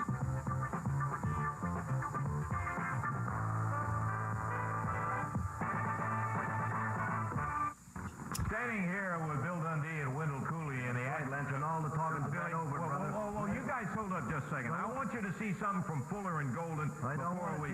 Fuller and Golden. Just wait a minute, Billy. Let's take a look. Now, come on, Bill. You need to see this. Superstar Billy Dundee just for a minute here. The only thing super about you, boy, is your mouth. You've been running around here for years like a banty rooster, saying that you've been beating up a lot of people. Boy, you ain't done nothing. They needed to suspend you for what you did to Bruno. They didn't want to do it, so we did it, brother. We took care of the job. You can ask Wendell Cooley. We picked him up years ago, brother. Exactly right. We're going to do it again. Let me tell you something. As you know well, Let me tell you something. just 1 year ago, baby, you crawled for 6 months on that floor. You couldn't get out of a hospital bed. We done you in good. And now Dundee, baby, I told Eddie Martin, save him, baby. Take him out of the play. Because we take him out of the play, it's for good. Well, that's the first time, and I guess it's maybe my fault. The first time you do something to me, brother, it's your fault. The second time, it's my fault. And yeah, you did say what you was going to do, but the only thing I thought Fuller, you was bragging. It took 5 of you, but you did. thought you were just bragging. And you did tell Eddie Martin because it didn't suspend Yeah, me that's that Sylvia. you was going to do it. Well, you did it. Well, I'm just going to tell you something, and you listen good. Wildcat Wendell Cooley and the superstar, 400 coach Wednesday night, going to do it to you as sure as my name's Bill Dundee, and that's a promise. Well, Lance, I want to tell you something. Is his name Bill Dundee? Superstar, and I'm going to tell you, Golden and Fuller, the next time you see one of us out here, it won't be by ourselves, Lance. I'll be with him, or he will be with me, because we will not fall into another trap like you set up for us today. I want to tell you, boys, come Wednesday night in Evansville, Indiana, Jack, we're going to beat you up. Yeah, it's going to all be happening right We're there. gonna That's beat just one of the you bouts, but that up. son of a gun is going to create... Well, the stud stable may not trust Lance Russell to get the truth out. He's been very biased and angry recently, so maybe they wanted their own reporter. Going on, believe it, Wednesday night in Evansville. Buddy, I'm Lee Marshall with your Super Clash 3 update. Super Clash 3, December 13th, live from Chicago, Illinois, available to you on pay-per-view. Let me give you an idea of some of the athletes that are going to be on hand. Sylvia is multifaceted. She can pretty much do it all. Don't you miss it. Super Clash 3. Make your plans now to be a part of history.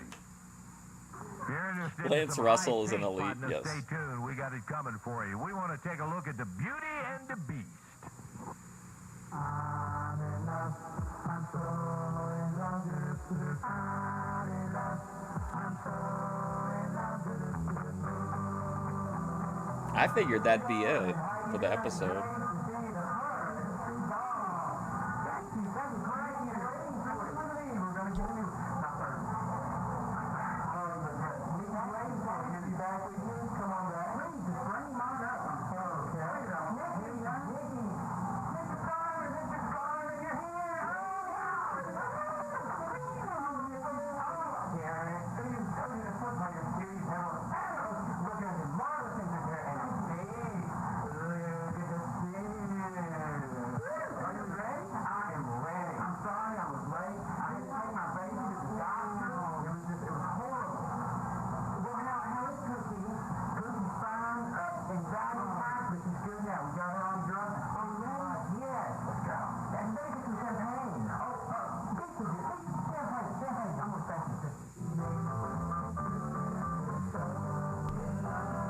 Wow. Boy Tony. Very Boy Tony-esque. I love that, like, the purple guy is his, the liquid purple guy is his, like, manservant.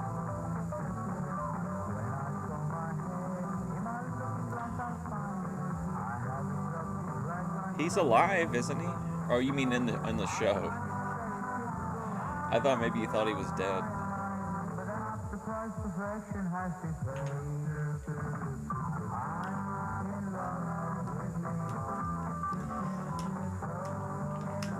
I'm like paranoid that I timed this episode wrong or something. Oh, that grape gas smells so good. Oh.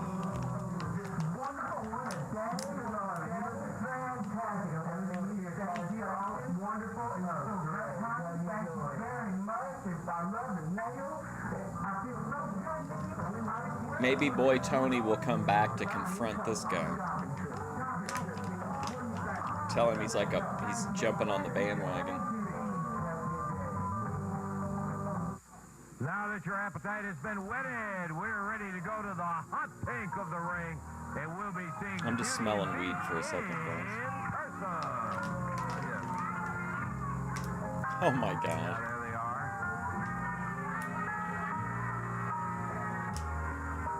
Mark Goulin and Terrence Garvin. Oh. So, like, these two guys put some effort into this gimmick. Do you think they tried to get booked together everywhere, or?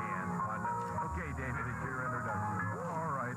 It doesn't seem like they just threw this, like, they were randomly put together. It seems like they came in, like, with a plan. Mississippi, Chris Frazier, and his partner from Arkansas, Alan Reynolds. We could have had Beauty and the Beast versus the Killer Bees.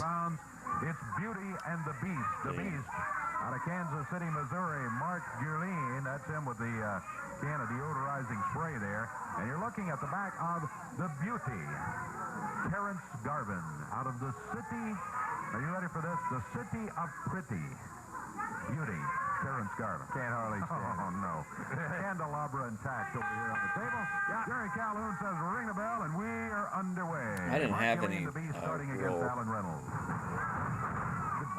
Weird stuff. As you might gather, is the muscle. This was 88. I don't remember. Beauty and the Beast, I want to say, was early 90s, right? Davey. You look at Garvin and you think, oh man. I'm really bad though with timelines. He can wrestle. And he Excellence of execution from Terry Garvin. Big muscle work is done by Goulin, the Beast, but Terrence Garvin can add his 2 bits work. I think he was the one that got in trouble, right, or no? I thought that somebody Garvin got like in trouble as part of like the Ring Boy scandal or whatever. With that forearm, but he's upset Beauty, who tags the Beast, and look at this. This guy attacks. Chris Frazier starting to come through the ropes. Local Memphis residents are being terrorized by a man in a van. Got kicked in the head, and look at Goulin. Power slams him down, kicks him back on the mat. On the pink mat, I might add.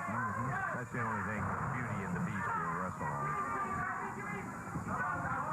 We're in our final tag action match here with Beauty and the Beast, Mark Goulin and Terrence Garvin going against Alan Reynolds and Chris Frazier. As now the Beauty is in there. That's not Ronnie Garvin, that's Terry Garvin. Don't let ATF media say that, besmirch Ronnie Garvin like that. Over to the corner, the tag on the Beast. Garvin counting to get him out of there. Garvin holding him on the ropes while Goulin gets himself set. ATF Media, did you see I asked Hannibal? I said, my friend ATF Media said that you would have done big box office if you had a run with Hogan. But my friend Daninsky says you never drew a dime. Any thoughts? Well set now, working that right arm.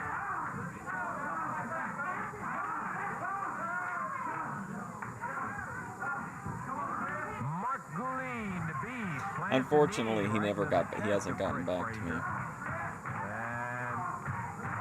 Trying to get a little action coming from the team of Frazier and Reynolds, but they're not having much luck unspringing it. Allen got off to a fair start. No, that's not Jimmy Garvin. It's Terry. It's Terry Garvin. Coming through the ropes, he was kicked right in the head. What are you doing? He has not had an offensive effort since that time, as a matter of fact. It has been all Beauty. Lee Day, what are you trying to pull off here? Long way from the tag on Alan Reynolds. I think it was like yesterday. Or the day before. I think it was yesterday, I'm pretty sure. Yeah, because I was cooked after the stream. Or after watching that stream. Now off the rope, he clotheslines it. Celebration by Terrence Garvin over in the corner. Boy, Goulin really popped him with a clothesline. He snapped that head back. Garvin takes over. I watched, did you guys watch the thing WWE Vault put up? The Thanksgiving from World Class? Skipping around the pink mat is Terrence Garvin. Foot to the head. No, that's Terrence Garvin. TG. Boy, look at the back of Big tear. We're scratching. Yeah, it really has. I mean, he clawed that all up. Here's Gouline again. His less subtle tactics. Yeah, he just comes out And his with tag that big team boot, partner, that big, Purple. fur-covered boot he's got. Picks Frazier up. He may be choking him there. It looks like. Hard to tell. Well, the referee checked and said, no, it looked like it was okay, at least when he was able to see what was happening there. 3 minutes, 48 seconds gone in this. I honestly thought pretty much all the matches were awful on that World Class card. It was from like 85, like a Thanksgiving special. That's what I was watching when I got really lit up. He picks him up at the count of one as we come up to the 4-minute mark. Once the World Class thing was over, it was pretty short, if I remember right. Then I started watching, they had like a Survivor Series live going. Beauty and the Beast, Mark Gillane and Terrence Garvin. Pretty well controlling this one. Brief flurry early by Alan Reynolds. He was looking mighty good, but it didn't take Beauty and the Beast long to shut down the offensive of the team of Alan Reynolds and Chris Frazier. No, man, that's Terrence Garvin. Tag made by Gillane, and here comes Beauty, Terrence Garvin back in. See, his name's They've got Terrence Frazier where he Garvin. isn't even making an effort in there. He needs, if there's any way in the world he can scramble loose and tag Reynolds, that's where he needs to hit. He just dumped back. I mean, down are in you the going to center question ring again. Lance Russell? Terrence Garvin going again. It looked like for the throat, and he broke at this count at the count this time at the count of 2. Tag back to the Beast. Poor Gillane Mark cracks Gillane me up, comes in. man. Whip. Damn, Big bro. solid foot right in the chest of Chris Frazier, and he was dumped hard. I think the point of the boot caught him on the chin, too. Yeah. Snapped that mouth shut real quick. Not good for teeth and so on. Gillane drops down with the upper arm.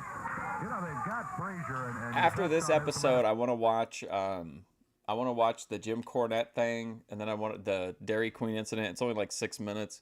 Then I want to watch his story talking about the incident.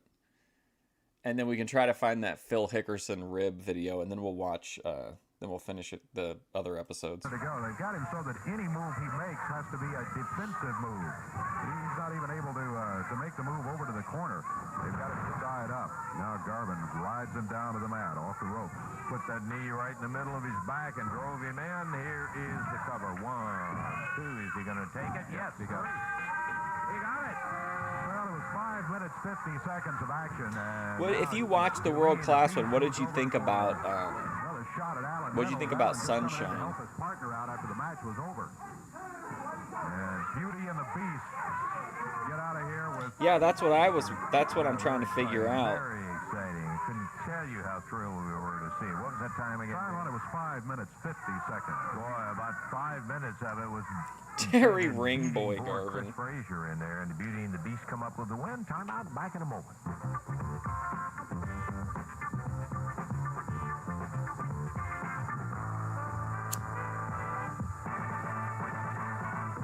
And get out here and start feeling the ropes, and they want to convince everybody how tough they are, and do some of the stupid stuff. And for them to stand out, it's just the most ridiculous thing in the world to stand out talking about suspending Bill Dundee. Of all people to talk about. Man, My goodness. what did we have today? Well, before we got to that, we had an opening match today with Jeff Jarrett and Brian Lee, a couple of good-looking guys who are We've got a lot of champions in their wrestling own ahead right, of us. And they were teamed today. We and got first the time, as we said, Cornette that clips, know and then of we that got they've 3 ever more wrestled together. episodes of And Memphis they looked mighty Wrestling good to in watch. defeating Rough and Ready in the opening tag team match of the day. Remember today. Bruno's Sid Vicious, comments the on big Rough one, and Ready? Going against William the Freezer Thompson, another big one, but Freezer no match today. What a for Sid nut. Vicious, as Vicious controlled the entire tempo of the match. Much of it was down here on the floor behind the table, and ended up Sid Vicious, of course, getting the victory over William Thompson. That was a Rick great Casey, match. who is now known as Wildcat Wendell Cooley, said he took the name of Rick Casey for various reasons when he began his wrestling career. He took but the now name he thinks he for has made enough of tax a name purposes. for himself that he is able to go back to the family name and be known as Wendell Cooley. Wildcat Wendell Cooley getting the victory over Keith Eric here today. Then Robert Fuller, Jimmy Golden. This is where all the mess got started. Going against Todd Morton and Scott Steiner. Looked like we had the makings of a good match, Dave. Yeah, we've been looking forward to it. Good pairing there. But Fuller got the really bad stuff started when he held down the rope as Scott Steiner was coming over in that direction. Let's see what happened on that for you folks who might have missed it. Here it is. Yeah, let's get a look at what happened here. Down on the floor. Oh, man. Wow, what a bump. Now he sees what's going on with Oh, damn, dude.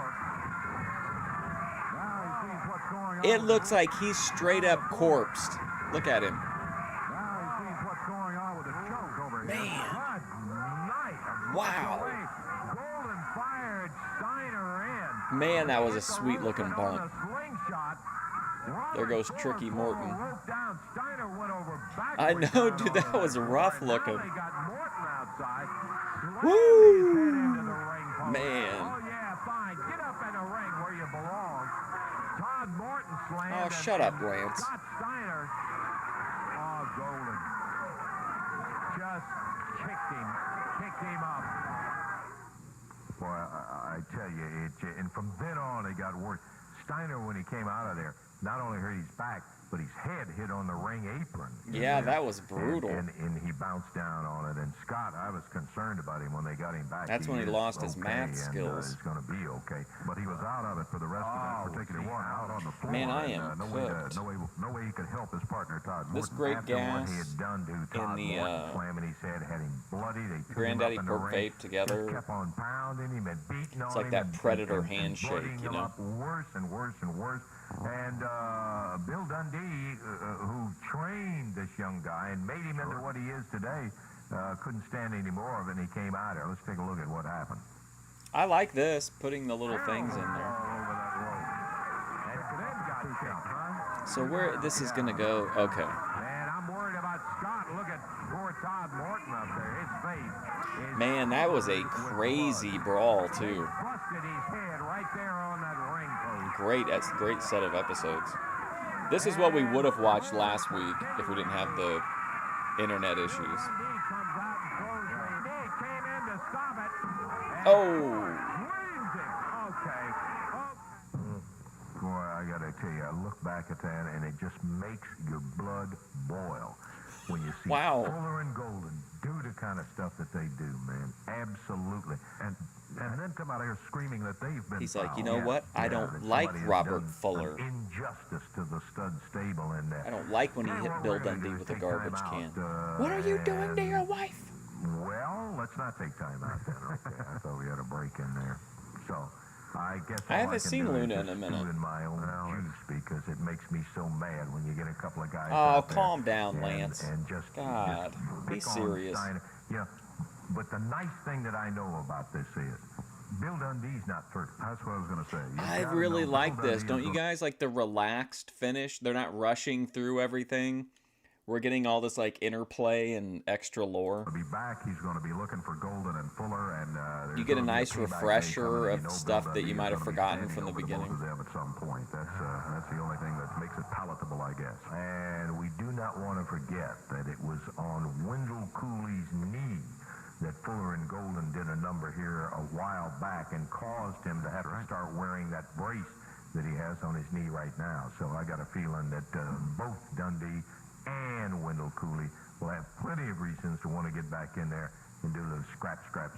We had a final match. Yeah, we did. Beauty and the Beast, Terrence Garvin and Mark Yulene getting the victory over the team of Alan Reynolds and Chris Frazier. And in this one, as we just told you moments ago, Alan Reynolds got things started, looked pretty good, but then they got Chris Frazier in there, got him in their corner. Yeah, I don't know what's Beauty going and on the with Beast Reynolds. did, and just began to I work on him completely- incessantly. my mind is completely and he never hard could get reset another there. tag on Reynolds, and it wrapped up with Beauty and the as a Beast matter of for the fact, win. Beast kicked his head when he stuck his head to come into the ring right there, and that's what happened. Well, Have they brought the music in a couple times and then pulled it back, it seems like? Big action next week, and we hope maybe that you will come and watch us, and we hope maybe you'll bring a friend along with it. Until we see you at that time, for Dave Brown, Lance Russell saying bye-bye, everybody. All right, let me grab... I want to watch those 2 Cornette clips since they got deleted off of off the last stream. It's just 2 quick videos. I think the whole length on them is like under 10 minutes. Okay, here we go. Here's the actual shout out to Parbs. The actual Dairy Queen incident.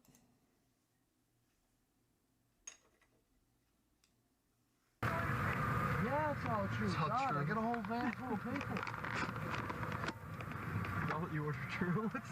You guys got like 2 months worth of footage now for the CCW. Yeah. Just the grilled chicken. And you know those two double cheese. the 2 double cheeseburgers were extra cheese only, nothing else on them. Just extra cheese only, that's it. Extra cheese, nothing else on them. We figured you'd have that already by the time we got up here. Didn't know what? Didn't know whether to fix it or not.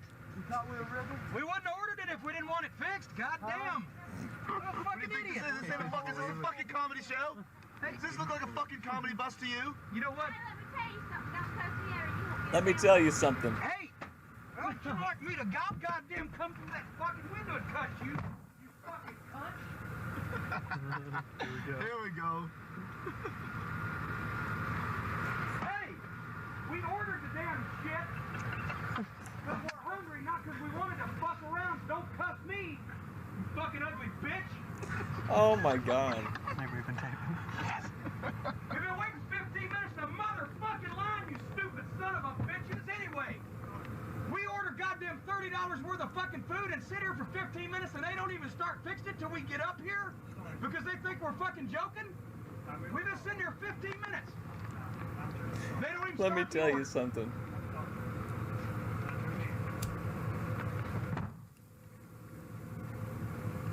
Fucking little cunt. Damn straight. They didn't start a fucking thing. I gotta thought we were joking. switch 15 strains. fucking minutes, gotta drive 200 fucking miles. I thought we were joking. God damn it.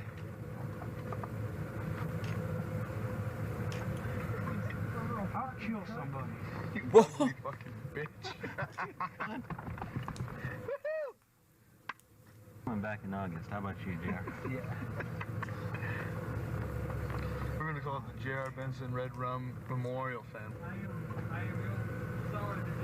Well, I'm sorry too, because we got to drive 175 miles. We sat here for 15 minutes for nothing. We ordered food and they won't even start fixing it. I can imagine you don't get many orders if they won't fix the food. I told her when I What a time to be alive. Very big order. Yeah, Jericho, and he's the one that said it's not a comedy tour. Spitting this shit. It's a fucking joke. That's a hell of a promo. You should have had that on tape. What are you watching this for? You should have been taping that. No shit, that would have been perfect for the fucking SMW blooper tape. Oh, I was taping. Actually, is it running? Yeah. Was it running? I got everything. Seriously? Oh, God. Seriously, you got it? Let me see. Well, when you got done watching, you forward passed everything? Yeah. Even Tammy, fireman carrying you around? Oh, I don't know about that. Hey man, this is better than that. I'm sorry. Yeah, it's much better than that. I switched over to No, tamales. it's not like you goddamn expect things out of the way from people. Exactly. Their only function is to take orders and serve food. That's their only reason to exist in this fucking building. And if they can't do their only reason for existence, then goddamn. Are you guys serious? Imagine. What a concept. He said, we don't get many orders. I said, I'm not fucking surprised if you won't fill them. That's right. We don't get too many big orders. We're getting a whole bunch more wires out of it. No shit. There's gonna be boogers in it and everything. No shit. I don't even want to look at it. Fuck, it can't be any worse than the way it'd be if they just fucking fixed this thing anyway. Well, boys, welcome to Smoky Mountain. You got the first hand of Corny going off on the Trip up here, we had the stories about it, and then we got the That's one of my favorite parts That Cornette says no matter what they do to him, it can't be any worse than it is normally. Hell hath no fury like Corny and his food being All we scorned. gotta do is fix the food and hand us the food, and we hand him the money, and everybody'd be fine, and nobody'd be cussing. If that window would have been locked, he'd have beat on that motherfucker until. You know he would have. You know he would have. He'd have beat it, broke it. I guarantee it. He would have broke it. He could have broke it. How about this? We have coming into CCW, Jim Cornette. Let's go to some footage live. At the Dairy Queen. How's that you fucking cunt? You ugly bitch. Can't believe you got that. It's so great. That's why it's good to have a video camera on you at all times. Send that into America's Funniest. Fuck. There you go. America's nastiest videos. Bob fucking Saget. Yeah, Cornette's got some kind of Yeah. I just probably think, goddamn, they're never gonna do 10:20. conflicting views, I suppose. So we've been in line for 20 minutes waiting for this food that it was a joke. Is this a joke? I don't think so. Oh, I hope they messed the order up. Oh yeah, make some. That'd be for the next week's promo. Oh, there's the gigolo Jimmy Del Rey driving. That'd make 2 weeks worth of promos. That's a bacon cheeseburger. Nothing but bacon and cheese. You see this man? Cornette don't even hesitate either. Order. Never. Fucking never. If this man orders something, do not fuck with it. Give him his fucking burger and get the fuck out. Don't forget about the banana. Here's the banana. All right. Thanks, grilled Jimmy. chicken. That would be me. Don't let him forget my fries this time. Yeah, I got fries coming too. I feel inspired right now. I hope You know that if something gets fucked up, you'll have a man behind you. Thank you Pennies very in the much. spirit. You've been very kind, sir. You've been very kind. The other lady was very rude. You've been very kind. You've been very kind. That woman, very rude.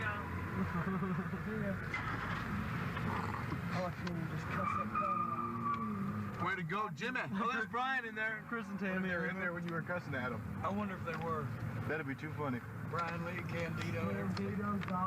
I was only cussing them fucking 8 minutes ago, so. Well, it's like 35 minutes. Jimmy coming through the drive-thru window. You fucking fat. Reaching through that window, man. All right, there. I think this time it'll be in the archive to stay, hopefully. And then there's this video of him explaining it, I guess. What now? Yeah, what's the Dairy Queen? Oh, Jesus.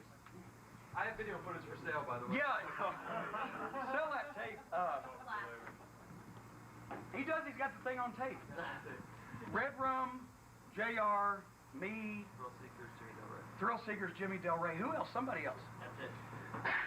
Okay, we're in a big band. Coming back from Hyden, Kentucky. The only place to get anything to eat in Hyden is the Dairy Queen, right? So we go to the drive-thru. There's 6 of us, and you know how we all eat. So we order like $30 worth of food. It's a big order, but I mean, it's not like we want 100 quarter pounders, you know. It's a big order. And we told them, now we got a big order coming up now. And, you know, I mean, the Thrill Seekers were ordering bananas by themselves, not a banana split, but bananas and everything, you know. So we, you know, in Hyden, 150 miles away from home, we're sitting there in the line after we order like 10 to 15 minutes, would you say? Yeah. So we sit there in the line about 10 to 15 minutes. Jeez, and we finally get up to the window, and the girl leans out. I'm in the passenger side in the front. Who was that, Slice? Jimmy. I think it's a Slice. And the girl leans out and says, do y'all really want this? And Jimmy said, yes, we want it. We wouldn't have ordered it if we wanted it. Well, we just wanted to make sure we'll get started because we couldn't believe it. I said, whoa. I said, wait a minute. You haven't fucking started? And she said, well, we never get orders like that big. We thought y'all was kidding. I said, God damn. I said, we've been in this line for 15 minutes waiting for this food that you haven't even started yet. I said, we got to drive 150 miles. Am I paraphrasing? Or, you know, pretty well. I said, we got to drive 150 goddamn miles. She said, well, don't cuss. Look at the blinds in this just are so like nostalgic to me. They have like a super nostalgic vibe, and like being able to like see the tree through like that, it's pretty keen.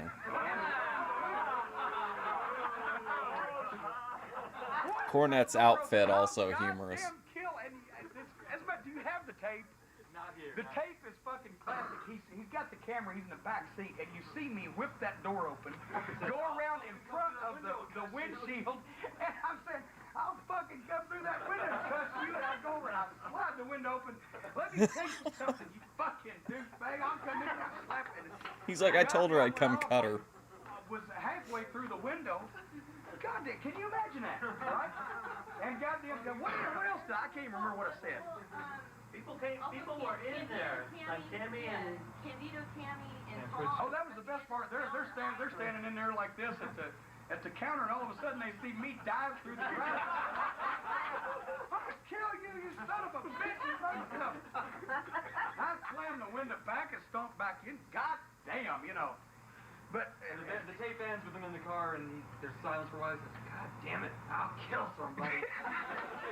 But then the manager comes to the window. I'm sorry. I said, well, you ought to be goddamn sorry. I said, you don't get orders like that? No wonder. You won't fill them. Oh, look at him. I said, we come in here, we're trying to order food and spend money at your place. I said, and that little... That's no quite a good look. I said over there. I said, gonna tell me don't cuss her, God, you know. But anyway, that's just, you know, but just bullshit. People. And then as we're driving off, too, after they were polite to us, Del Rey says, sir, you've been very kind to us. Our service has been adequate thus far afterwards. But her, she was very rude. I would like to read somewhere that she's been fired. Yeah. I'd like to read in the newspaper tomorrow that she's been fired. Okay, hang on. Let me see if I can find the Phil Hickerson rib story, and then we'll go back to Memphis wrestling.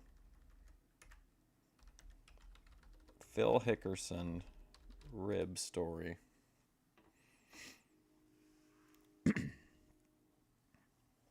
All I can find are...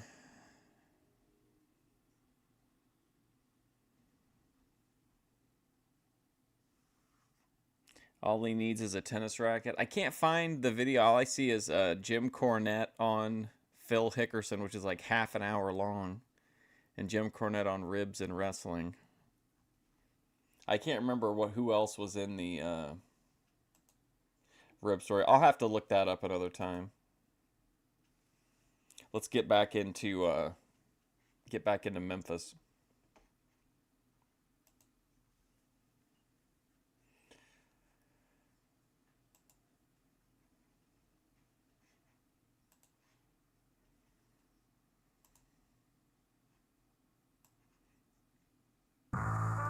Hello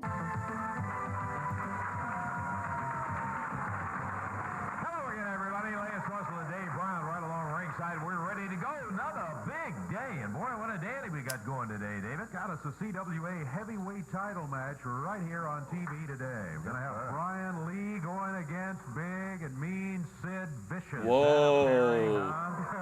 Title shot for Sid. Yeah, you know what kind of match that one's going to be coming up. Well, it's not all. We've also got other matches today. And, oh, goodness, we got Santa Claus. Hey, Santa Claus. Hey, look who we got. St. Nick is here with us. Give us a little candy, all right. Hey, the Christmas spirit going. Look what we got out in the audience over there. Santa joining us during the Christmas season, and we've got some big news coming up later in the program about some of the things coming during the I just got to remember who else is in the Phil Hickerson rib story. He's chugging her out there and letting the folks participate in some of that great candy. Huh? He sure is. He's really passing the candy out there. We love it, St. Nick. Thank you for We dropping love in. it. We're going to have some big news about Christmas special coming up here a little bit later. Hey, if we've got this big CWA heavyweight and all the other things, we better Parents, get going. please Take check time all out. Be back in a candy moment. before child consumes it.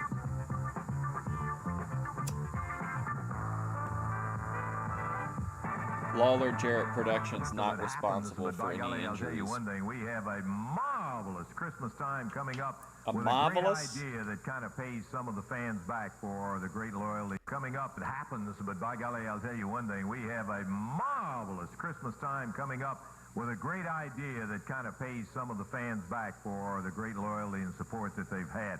The promotion is going to be having an unusual one, which is called a fur coat battle royal. Fur coat battle We're going to have royal. a battle royal, and the individuals will have boxes, and we'll be able to register. We'll give you all the details about it as we get a little bit closer to it. But let me call Miss Kristen Stafford out here right now to have a look at this marvelous thing of blue fox coat that's going to be given away out there. Hi, Kristen. Isn't that a lovely, lovely fur? Yeah. You like that, huh? Why, I'll tell you, anybody would be delighted. This comes from Burlington Coat Factory. Wow. We're delighted that Look they're at Dave participating Brown. with us He's in this. all of a sudden, he's all Some smiles. lucky lady is going to be a winner of that as we get down the line. Kristen, thank Trad you and for a showing it classic off fur for us today. coat. Keep your eye on that. We'll have more about it as we get a little bit later on the beautiful blue fox. That is gorgeous, and we appreciate the participation with Burlington Coat Factory. We'll have more Burlington details Coat on it. Hey, that Factory. sounds They're like it's gonna be a lot more of fun, than and great somebody's coats. going to really find a great prize. Okay, I think we're about ready to get it going here. Yeah, she was looking good. Well, the music is not for the people you see appearing right here. They're not allowed to have music. Prisoner, says Boss Winner. Oh, look, they actually used it as the stairs. Here comes Wildcat, Wendell Cooley, and the superstar, Bill Dundee. I think it's safe to say that what he said is true. And you got Rough and Ready going in there against Dundee and Cooley. You're right. What should I vape in the second half? Should I keep smoking the Granddaddy Perp? Should I switch to Northern Lights, Garlic Cookies, or Skywalker? On the other side, out of San Antonio, Texas, Wildcat, Wendell Cooley, and out of Australia, the superstar, Bill Dundee. Billy Calhoun will be refereeing this one. He says, ring the bell, and it's going to be Wendell Cooley. Wildcat Wendell starting again. Ready. Ready is ready, he hopes. Yeah. Well, they may be, Wildcat Wendell Cooley. you know, Rough and Ready could catch one here if Wendell Cooley and Bill Dundee rest on their laurels, you know. They better realize that, like,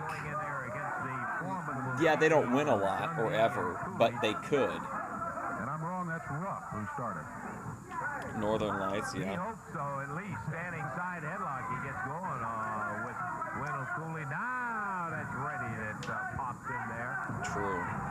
Slam to the short ribs in there, and Cooley shakes him off into it. Pops over, coming back. Whoop. Ready, picked up in the air. Big body slam by Wendell Cooley. Not Skywalker. Drop down with the upper arm. God damn it. Does Okay, not go for the cover at this point, though. Yeah, Bulldogs across the ring. That's probably going to wrap it Hey, Kim's back. 1, 2. Kim says Santa was invented to sell cocaine, Coca-Cola in the winter. Is that okay? Is that like why they have the polar bears and stuff and all the snowflakes? Wildcat Wendell Cooley and his partner, superstar Bill Dundee, got a quick victory here in the opening match over Rough and Ready. So no prisoners taken by Boss Winner, but no victory taken F-Wood can either. see They Kim. lose it. You're right, boss. No prisoners taken today. That's for a fact.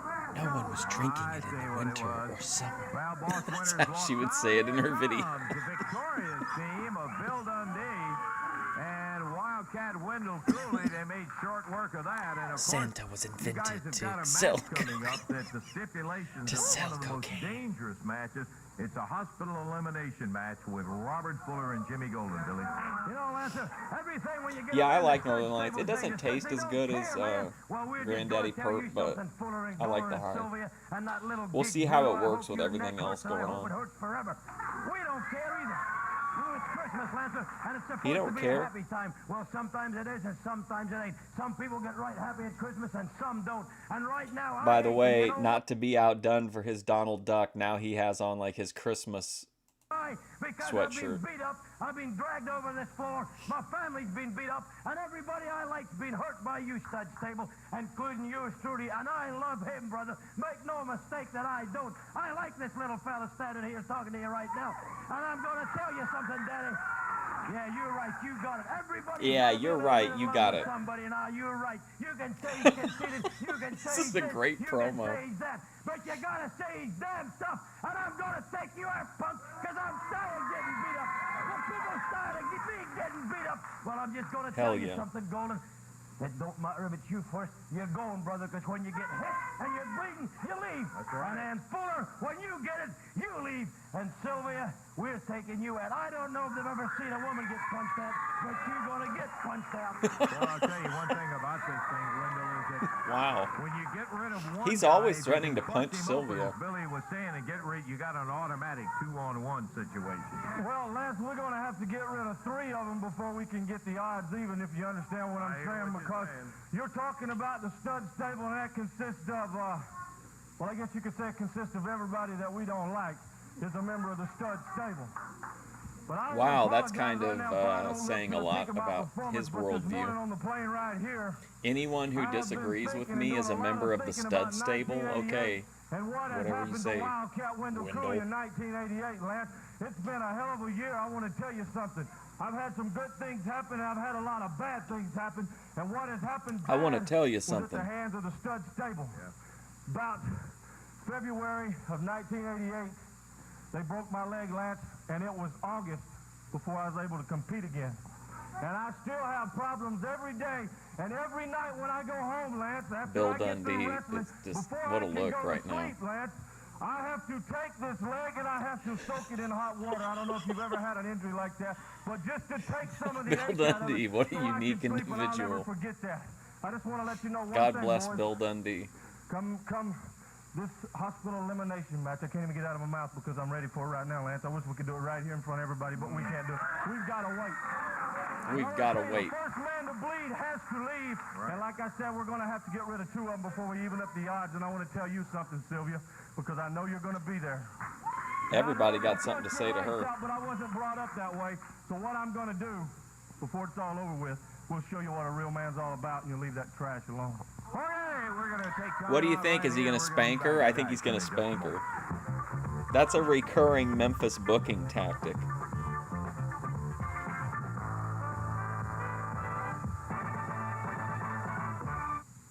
Okay, we're going to be back in action here in just one moment. Listen, Friday, December the 30th, Litchfield, Kentucky at the Grayson County High School Championship Wrestling is coming your way. Can you please Wanna tell you unblock about the the action chat? coming up They Wednesday want night, to. They and really this like you. is not for the faint of heart. They really No, want to get to the know main you. event is going to be a hospital elimination match. Now, you know, that's the kind where you don't decide if I go. You've really 1, 2, captured 3. the What you do is you imaginations bust of somebody these open, folks. he leaves, then you got his partner with 2-on-1, and that's the way that tune goes.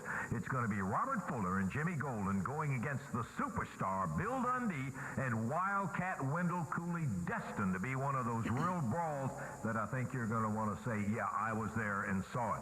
Additionally, you'll see a special challenge match. It'll come up a little bit later on in this program with the Beauty and the Beast going against Jeff Jarrett and Scott Steiner. Should be Oh, a dandy. man. There is also going to be a return of the CWA title match. Now, you stay tuned because a little later on you will see Man, I wish I had a Brian bag of Lee and Sid chips or Vicious something. get it on. And as a result of what happened here on television, there was a request for an immediate rematch. And as a matter of fact, it was granted by the promoters. So that you will be having Who are the Sid promoters, Vicious though? and Brian Lee going after it. We're going to take time right now to listen to a few seconds of words from Sid Vicious. Brian Lee. It's all crying time now, boy, because the CWA title's on a man it belongs on. You would have never had that title if Sid Vicious had been in that tournament to start with. Now the title's on me and you're crying. You say I cheated. I beat you 1, 2, 3, and I promise you, boy, anywhere we show up, that belt after the match is going to be run back here where it belongs on Sid Vicious, the man. What is happening, boy? Yeah, Wow. that's the way it's going to be. Brian Lee and It's Sid Me Vicious is feasting gonna be right now. tangling in there as just one of the entire full card. I'll give that card to you in a few minutes. Right now, back to action. Hey, we're going to be back in the ring here in just one moment, and the participants in that, part of them will be the stud stable. Before they get to the ring, they wanted to have an opportunity to make a comment or two. Sylvia. Oh, boy, here we go. Downtown Bruno. Oh, Bruno's with him again. Bruno's back with us, and he's feeling good, and he's here to stay, baby. Not if the guys that I was talking to not too long ago have anything to do with it. Dead, Lance. They're not going to have anything anything to do about it. I tell you what, with the stipulations on this hospital elimination match, you guys may have made the wrong two guys mad, Jimmy. I doubt that. I'm going to tell you who's mad. We're mad. I'm going to tell you who's going to be the survivor of this match. We are. And the thing about winning this match, boys, is not having any mercy when you get in there. True. You know what I mean, Lance Russell? There will be no mercy. Down there, brother. You're going to have there will be no you're gonna forgiveness. Have to have paramedics. And that, least of all, you're going to have some flowers.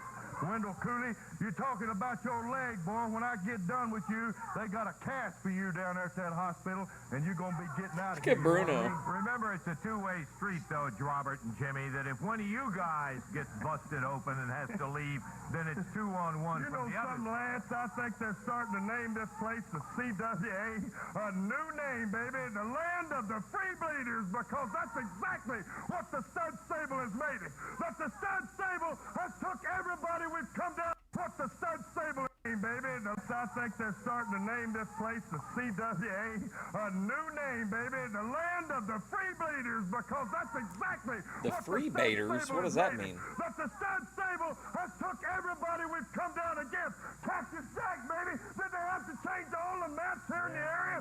Because there was puddles of blood, Danny. We give you all you want of it and a little bit more. Now, Jimmy was telling you a few necessities you want to have on hand. One thing, you want to have your ambulance there at the back door. You want to have a lot of flowers in there to cover up them dunces when we get done with them. Now, let me tell you, boys, get your squad ready down there at the emergency room. Get your sutures all set up, because there's going to be some stitching done, and there's going to be some abrasions before this thing's over. And I can tell you one thing, Lance. Well, so you got to be kidding me with this. Free Vaders? Yeah, I don't know. I don't know what he said. What is Kim talking about? Your block list is locked. It's permanent. Cannot access unblocked. They can watch you live. Well, they're not. They want to connect with you, Kim. These shores we put bodies down, and we've been breaking bones and hurting people all around. That ain't gonna be the thing that's gonna end this match.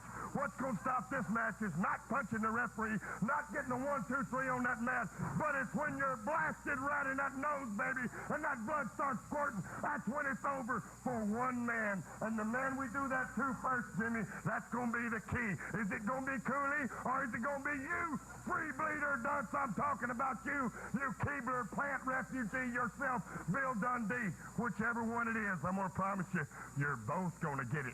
That neither one of you is gonna get out of that night without bleeding, and bleeding those mats full, just like Jack did. I'm not lying, I'm not flying, baby. I'm gonna be laying it down. It's all for your Christmas present, Bruno. You're gonna feel better when we get done with him. Yeah, I love you. Okay, all I can tell you is that it's a two-way street, and don't you ever forget that in there. That's the kind of stuff they love, but I don't know whether they're going to be so happy when this hospital elimination match comes along. David? We got a match right now with the stud stable involved. Alan Reynolds and Rodney Napper are going to be going against them. Reynolds and Napper weigh in at 443 total weight. Total 492 on the other side. Out of Montgomery, Alabama, Jimmy Golden.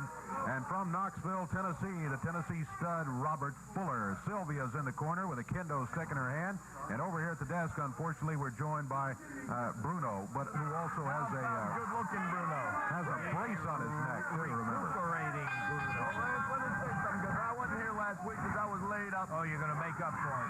Yeah, I'm going to make up for it. I'm going to tell you what.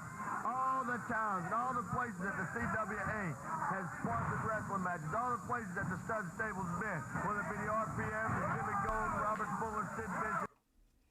You don't want to know something? Yesterday, Clarence told me that he hoped that I had a fucked up day.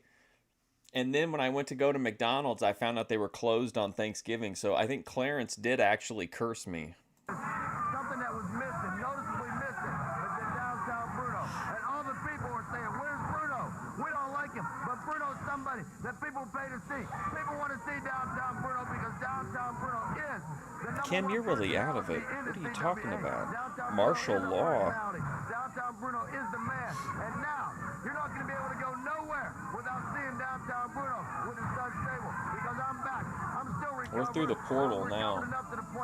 Heading into 3.5 hours. At the wrestling matches, at the arenas, at ringside. Downtown Bruno is Look at her go. And I'm proud to say that nobody can knock me down and keep me down. Oh, sure, I can be hurt. Sure, I can be open. You can choke me till my tongue hangs out. Like That's Ben Thorpe's philosophy as well, about the mothers. There's a crimson mass, but I'll keep coming right back up. I'll keep getting right back up. Because that's what it's like when you're from downtown Pittsburgh, Pennsylvania. Fort Duquesne Boulevard. Keep coming right back up. Because that's toughness. You know why, Lance? Because it's like Mama says. It beats that way. There we go. Jimmy Golden just took a big shot at Rodney Napper. I wanted. Who wanted you to be their mother? You can't prove nothing. It ain't nothing but a thing, Daddy. Well, minute 35 is the time on it for the stud stable, Fuller and Golden in the victory, and the boot got to get an assist on it. We got more big action to see. The boot. Oh, are we back to the loaded boot theory?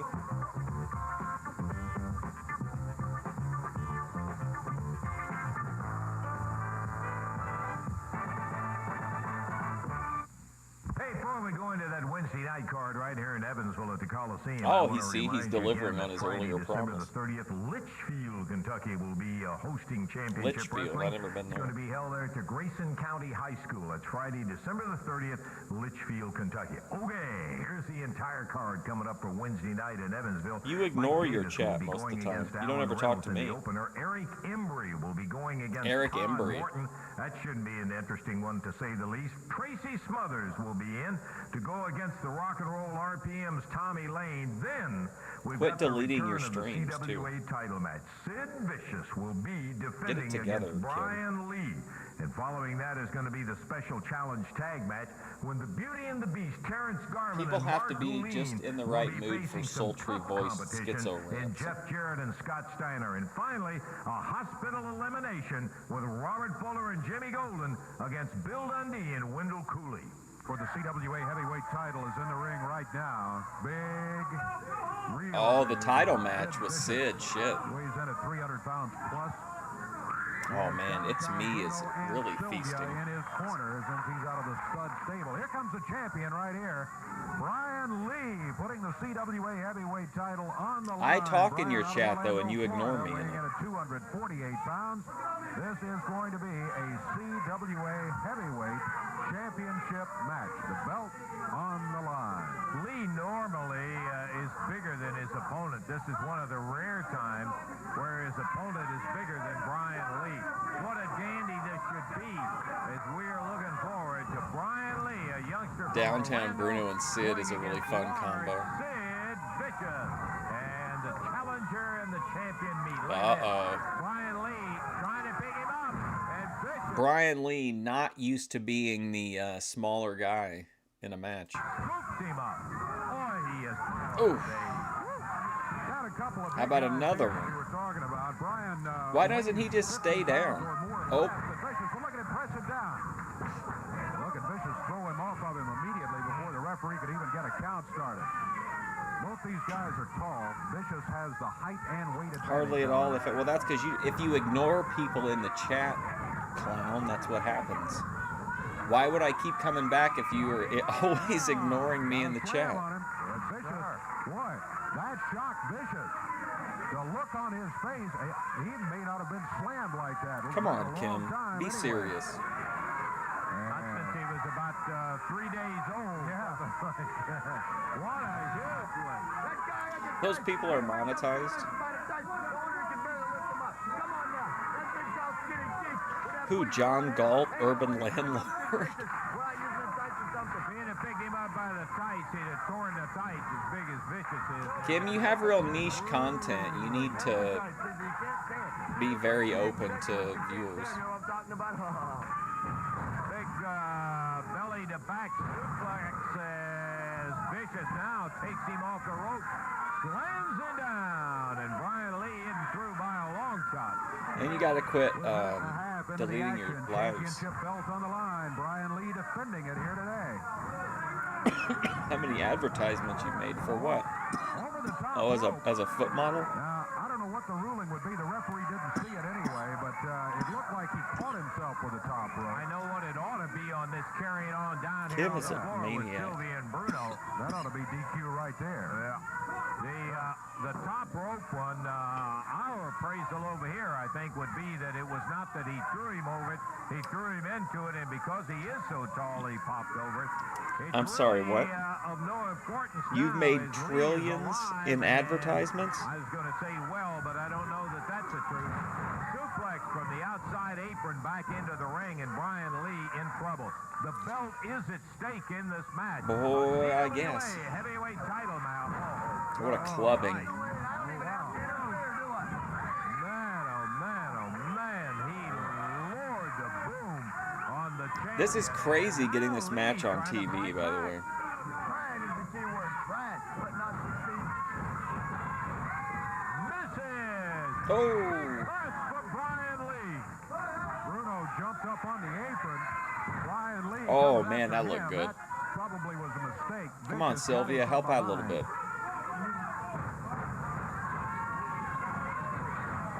Ooh.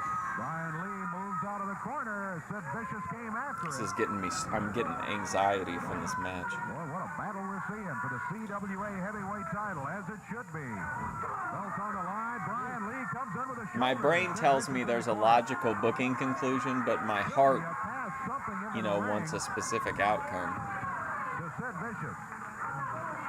I don't know what it was, but he put it in that.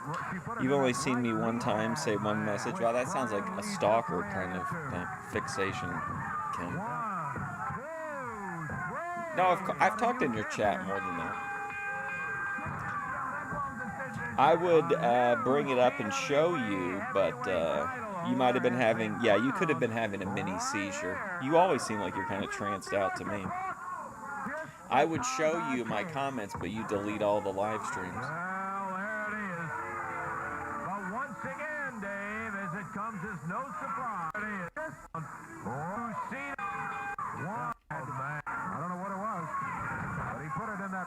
She put it in that right knee pad. Oh, the loaded knee pad. Ran into. 1, 2, 3. Oh, Big Sid did it. Now, who's going to get the belt off of Big Sid? That's what I want to know. Good luck. Right here. We looked him like a puck just because I can. Well, there it is. But once again, Dave, as it comes as no surprise, the entire stable that was out here, Sylvia and Bruno, very much involved in the outcome. Absolutely. Look up your condition. Well, that's what I said. I said you could have been having mini seizures. Some foreign object in the knee pad, and then that's what Brian Lee ran into, and the count came right after that. 3:31's the time. But you always seem like you're kind he of was down. No in a question trance. about the 1, 2, 3. A new champion, Sid Vicious, back in a moment. Man, Big Sid, what a champ to have. That will really, to me, adds a lot of prestige to the CWA belt. Sid Vicious just got the victory over Brian Lee, and we have a very large champion, to say the least, about that. We've got some action coming up here on videotape that Brian Lee. Your art is used to make trillions, but they've got you locked in a cycle of poverty. I didn't do it right. Well, You fucked up, buddy. It happens. Bruno and Sid took all three of them to pin me, and I almost another chance. When I got the belt, I said I'd defend it, and now I want my shot again. Well, let me tell you something, Brian, you may not know. Remember in Smoky Mountains, Sonny managed Brian Lee? At least for a minute. Something to him that was in that knee pad that he had. When you slammed into it, boy, it was lights out for you right then and there. So I don't know what it was. That's how high but the that is stakes are. exactly what happened. We could see it. All I want to do, I want another shot against Sid. That's all I want. Well, I can understand your feeling about that, but well, here comes Randy Hale. Randy, he deserved it, Lance. Uh-oh, EFD on the scene. We saw it sitting right down here. And you know he's serious because he has on a sports We'll go coat. back, change the card right now, and I'll get you a title match this week, okay? We'll get a rematch. Oh, what is he, the matchmaker now? He can just bypass No question about that. Eddie Marlin. Lee and Randy Hales has assured him he will be getting the rematch coming up with Sid Vicious, and he certainly deserves it. Tommy does. Oh, my Tom does like to watch Jimmy I know content. one of the most thrilling parts of our championship wrestling program is always when we get a chance to train our CWA cameras on the Beauty and the Beast. I'm so excited. We finally get to get Ooh, the shopping spree. Look, oh, this is beautiful. It's indigo plastic. Look at the long hair. Feel that. This is beautiful. You don't feel fur like that. That's fur easy, okay? Yeah, come on. There you go. Oh, Pookie loves this. It's so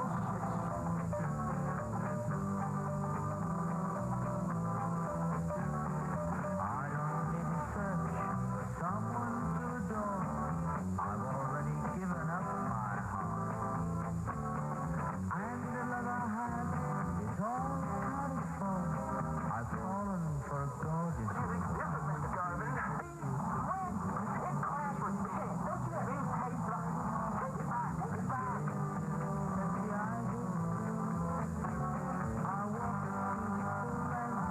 Well, you were probably just in an uncontrollable trance, Kim.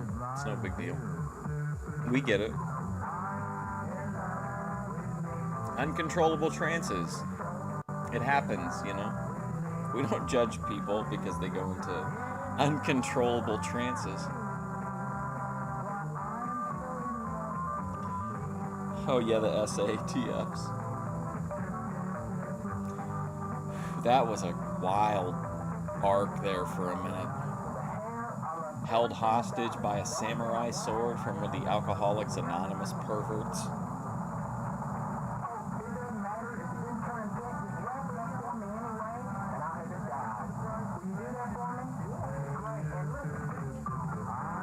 How dare you, ATF media?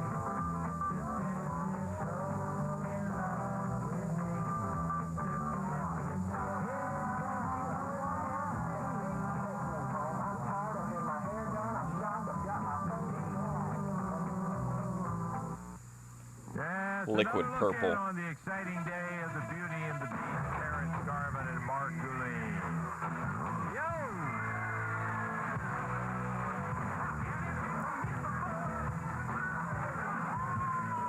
Jeff Jarrett, Scott Steiner coming out. It is appropriate that we had the piece on the fur coats. Hi, Jeff, because of the tremendous fur coat battle royal that'll be coming up. Fur coat battle royal cracks me up. Scott just wanted to come out here and we was back there talking what a great idea this is, and we're looking forward to the big battle royal, and I sure hope I win that thing, because boy, the fans have given me so much, and I sure would like to give back something to the great fans. Well, We'll when give it them back comes some into money.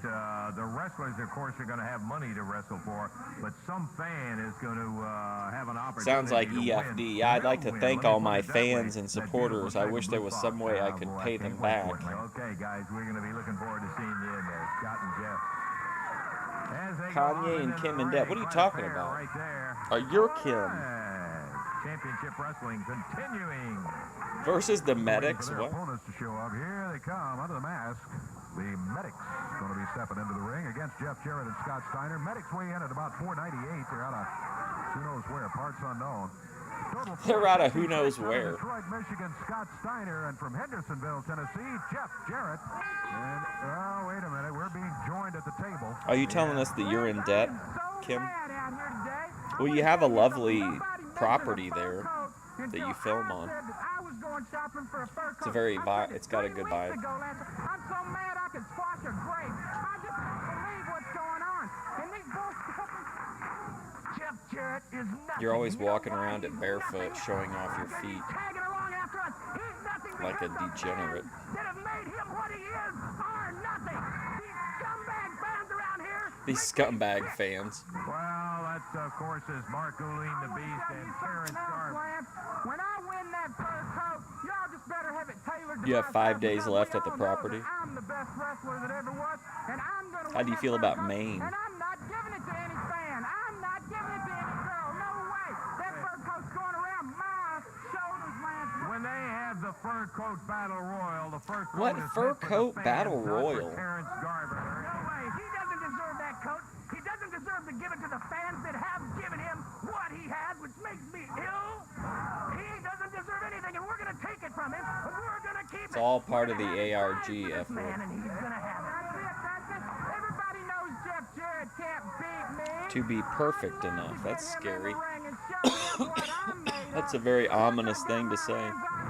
He'd never be the same Lance Russell. There's no way that man could. Who does he think he is with that long hair? I'm the prettiest man in professional wrestling, and we all know that, Lance. Yeah. Well, jealousy will get you nowhere. I can tell you one thing. You keep talking, you may end up finding it out. Did we get it? Yeah, we got it. Minute 45.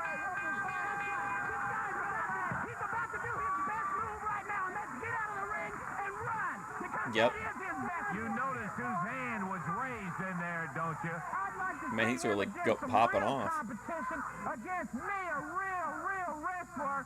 We all know you. Yeah, go up against a real You come out wrestler. here with that long hair, you try to be cutesy. I'm the prettiest man in wrestling. Lance,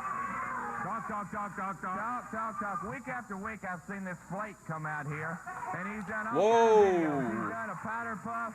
Today we Powder go puff. shopping. I've seen him sit in a hot tub, but there's one thing I've yet to see him do, and that's wrestle. You can't wrestle, and that's what it says. on He the just marquee. wrestled last week So if and you won. guys want to wrestle, you can get in the ring right now, or we'll challenge you any day of the week. I don't think they're backing up from you. They don't want any part of us. I know that for a Lance, if fact. you'll just do me a favor and check in the back, get that match signed, me and Steiner will show these guys what wrestling's about. Hey, I would love to have it. All right, we'll be glad to check with Randy Hales and see. Why do people Okay, get so we'll offended? see. Well, You it's better because they believe like it. you, Maybe Kim. it's They're closer than you fans of think. yours. Time out. We'll be back They in a like your moment. content. They want to talk to you to get to know you. We're all here to build parasocial relationships, Kim. Let's just get it out on the table, okay? Okay, back into the action coming up in a moment. And You that's hear hard what I to said do earlier? if it's a You missed it. one-sided, if we can't Elimination interact a coming little in. bit Wednesday with you. night, Evansville Coliseum, you're going to be seeing Robert Fuller and Jimmy Golden going against the superstar Bill Dundee and Wildcat Wendell Cooley. Now, in this match, Billy is well familiar with it. It doesn't take a 1, 2, 3. It takes busting somebody open, Billy. That's right. And I know, Fuller, I know what you're saying. 2-3 weeks ago, you busted me open, but you didn't do it with your fist, Fuller. You did it with a garbage can. Yeah, and take a look at your head, brother. It looks like a road map of Tennessee, You don't like Texas, these or people, whatever you fair. wanna say. It's not the prettiest forehead in the business, so that means you've been busted open. And I'm going to tell you one thing from the superstar to you, brother. Well, you I'm must not really busted like open me with then, my two Kim. fists. Now, I've been hit hard. In fact, I've been hit hard, I think, and Lance Russell said it a million times. By If you don't Jerry like the Lawler. chat. There's nobody punched harder than the King, and he never did it. Well, I'm not saying it now after an hour's match that never got busted open, but it's not going to go now with you and me, Fuller and You have Golden zero and debt, Wendell that's Cooley. good. It's going to go to one of you's busted. I guarantee one of you's going to be busted. Then it's 2-on-1. Then it leaves Wendell Cooley and Bill Superstar Dundee to whatever. Now, just let me tell you something. Whatever. It's Now, let not me tell you a fight. something. Oh, you've been in them. I'm not selling you short. You've been around a long time, and you got all the tricks up under your sleeve. Well, the Superstar's been around a long time, too, and I'm just not bragging. I've been in every kind of match there is, and I like this kind of match, brother, because I pride myself on being as tough as anybody. Well, I'm just going to tell you something, Fuller and Golden. As soon as you bleed, you're gone, and we're taking one of you out, and it doesn't matter what Tell one's you first. something. Oh, and you little Sylvia. If you stick that pretty little face up ringside, I'm going to punch you in the nose. And I don't go around hitting ladies, but like I said, there ain't no lady ringside. Fuller and Golden, you're getting beaten, Sylvia. If you show up, I'm going to knock you out. That just Wow, gives you an idea of the Sylvia. kind of climate there's going to be Wow. when they climb in there Wednesday night in the Evansville Coliseum. Can I tell you, if you're looking Who for is a the wrestling promise match, to? go John somewhere Galt, else. urban You wanna landlord? see a fight, you have to see that hospital elimination match with Fuller and Golden against Dundee and Cooley. All of that and a lot more coming up Wednesday. One of the thrilling moments of every program is when they put the pink mat on the ring, baby. It is on the ring, which indicates, of course, that the Beauty and the Beast cannot be far behind. Mark Gouline, the Beast, and the Beauty, Terrence Garvin. What a And here they disturbing... come, Candelabra This and music is all, real upsetting to me this as time their around. pink mat awaits them in the ring. Yes, Terrence. Lance Russell, I just saw Jeff Jarrett and Scott Steiner hightailing it out of Memphis, Tennessee, and it's just Oh, a they're good leaving the thing whole that city. they Wow. did, because I was going to come out here and get my hands on him. Let me tell you something. Jeff Jarrett is a nobody. He is just, who does he think he is? I have heard from good sources that he's wearing pink clothes. I've heard that he's got his car down, having it painted pink.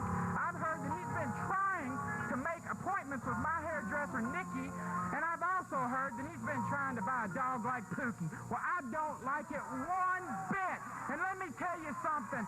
Anytime he comes around me from now on, I'm going to scratch his eyes out. And that musclehead Steiner, who does he think he is? He's not smart enough. Kim will not be swayed by the chat, My apparently. Beast is the only man in She wrestling doesn't who's like you. powerful. She So from says, now on, I don't want you I don't calling like him these muscle man. people, This is the quote. muscle man of wrestling. And that's all I'm going to say. You tell him, B. That's fine. I'm going to show you exactly what he's talking about, too. When we get our hands on Jeff Jarrett, you are not going to recognize your pretty boy when we're done with him. Okay, you'll get your chance. We will get our chance. That's right. Okay. He's trying to get as much mic time as please, possible. and Decorate the pink mat up there as we're ready to go, David. Oh, goodness. Please don't touch my fingerprints all over. I wouldn't think of touching it. The candelabra resting on the table here. Oh, my goodness. We've got... Please don't touch my Beauty and the Beast candelabra. stepping in the ring here, and going against him, it's going to be the team of Alan Reynolds and Chris Frazier. Chris out of Mississippi, Alan Reynolds out of Arkansas. Beauty and the Beast out of Kansas City. Beauty out of... The Beast out of Kansas City. The city of Pretty. They weigh in at a total of 465 pounds, and the Beast is just about finished disinfecting the whole ring, I think, so we're about set to go with this match. I know, it's horrible. I feel like we ought to have a gourmet dinner coming up with this candelabra right here on the death day. It's not Calvin Klein's Calvin Raid or something like that. Yes, I don't know what it is. Okay, bell time. Start now with Mark. Kim, listen, if you want to talk to him, you need to unblock him and talk to him. I can't be doing all this proxy work. I can't show you any more favoritism than the other Boyders. The Beast was able to get to him again. He's swinging wildly, Davey. He is indeed. You got to figure, though, that the Beast is going to settle down here and hone in on, well, it's what he just did. Just nailed him right in the head. And now look out, Allen. Allen is now in trouble. Hi, Kim. The Beast goes to work on him. Tag made. Chris Frazier coming in. Well, that's a good move. They got a fresh man in here, but look, the Beast wasting no time. Beating up on him. And Frazier is the... I said hi to Truthfully Trisha. I'm going to start talking to her again. See if I can persuade her. And the Beast really taking advantage of him. Knee lifts him right back down on the mat.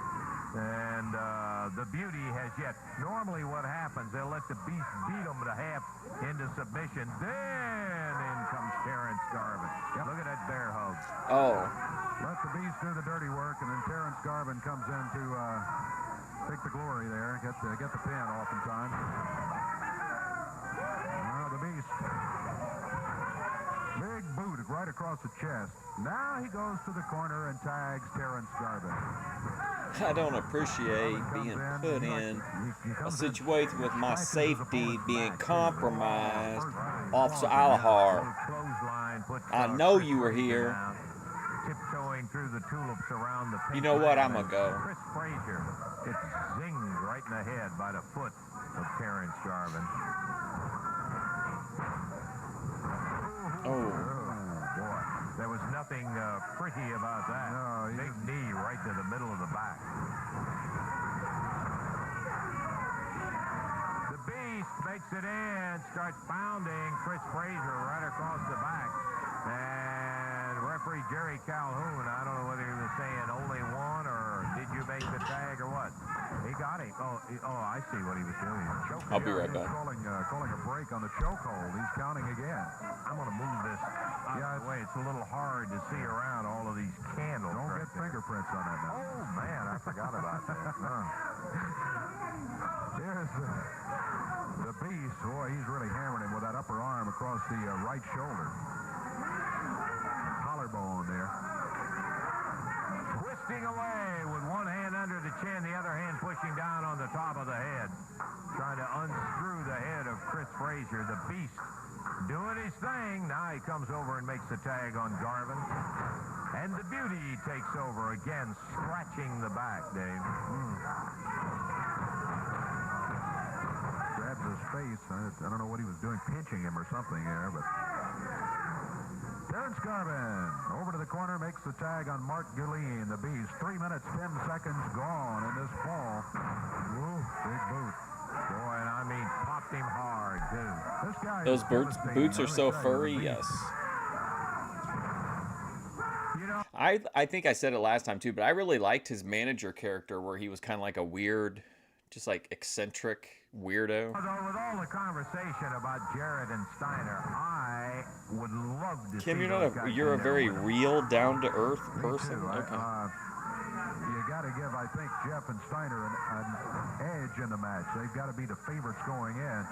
Can't ever count these guys out, though. As you can see, they can wrestle here. Boy, Garvin just rode him down to the mat. Boy, that's one that he loves to do. Plant that knee right in the back, count of 1, 2, and 3, and that's going to be it. Well, 3 minutes, 55 seconds the time, and Beauty and the Beast walk out of here with a victory. Yes, they did. Well, what's too They, big? took their pink mat and put it to good use in there as Alan Reynolds and Chris Frazier never really had too much of a chance. Oh, is that what's going to happen to them? You may find the situation a little bit different when you get Steiner and Jarrett in there. And with all due respect to Frazier and Reynolds, that's not exactly the same team. We're going to take time out. Be back in a moment. I mean, they're getting a pretty good, nice little run here, picking up wins. As we will in the next couple of weeks, as a matter of fact, about the Fur Coat Battle Royal that I don't want to Oh my God, misunderstanding. it's that ridiculous. Fur Coat is not designed for any wrestler in there. That, my friend, is one that's going to go to a fan. Now, we'll have all the details about how the drawings are going to be held and all that. It all hinges around the Battle Royal. The wrestlers will have a chance to pick up the money from the Battle Royal, but that fur coat, that beautiful Saga Blue Fox. You speak from, bad English and text, Burlington yeah, but that Coat can be kind of Factory funny. is going to be kind of given keen to a fan, and there is Miss Kristen Stafford over there Kristen, with let's the go. beautiful Blue Fox on, and that is exactly what is going to be going out to one of the fans. Can't wait. It's one of those opportunities where the fans really get The an fan is going to opportunity be like to get a Jerry crack at Jarrett's getting niece or back something. out of it other than just watching the great entertainment of wrestling anytime. Beautiful Too coat. many Nice. AI You wonder what the winner- misunderstandings. Oh boy, you got that. And Terrence Garvin will be in there clawing eyes out, but it will not go to him. If he wins it, this is a coat that is designed for the fan, and that's exactly who is going to be ending up with it. Can't wait. We'll tell you more about it next week when we come back with Championship Wrestling. We have just got ourselves the pink mat off the ring. I think we're about ready for it. So let me ring the bell, and we'll get in here with Main event? the RPM's coming back in. Oh, here we Coming go. in. And a couple of guys named Morton scheduled to go against him in here with the RPMs. Tommy Lane, Mike Davis. Wait, a couple of guys Coming named out. Morton. Hang on a second. Morton, you know. Oh, Morton Downey Jr. Is he taking your job, Lance? Well, wait a minute. Here comes Todd Morton and Bill Dundee. You have a cleansing effect on Bruno. I'm glad to see him run. You think that Donald Trump knows your voice? This is the first time the Mortons was going to be on television, but this being I the thought winter, his when you're shirt way said up there in the Liquid frozen north, Slurp. sometimes them airplanes can't take off, and the one Ricky Morton was on can't get here today. So if you think that you're going to beat up on this kid by yourself because this is the superstar's protege, you ain't. Oh, they just said about Ricky taking couldn't make it Morton today. right now. Okay, Billy, I can't say that we're going to regret that. We're always interested in seeing Bill and Todd Morton get together. We, however, Bruno's we're looking hair forward is to having Ricky fantastic. down here, and it'll been the first time to see the two Mortons in there together, but transportation difficulties, and it won't be over with. We got several months of potentials like this, David. I'm afraid so.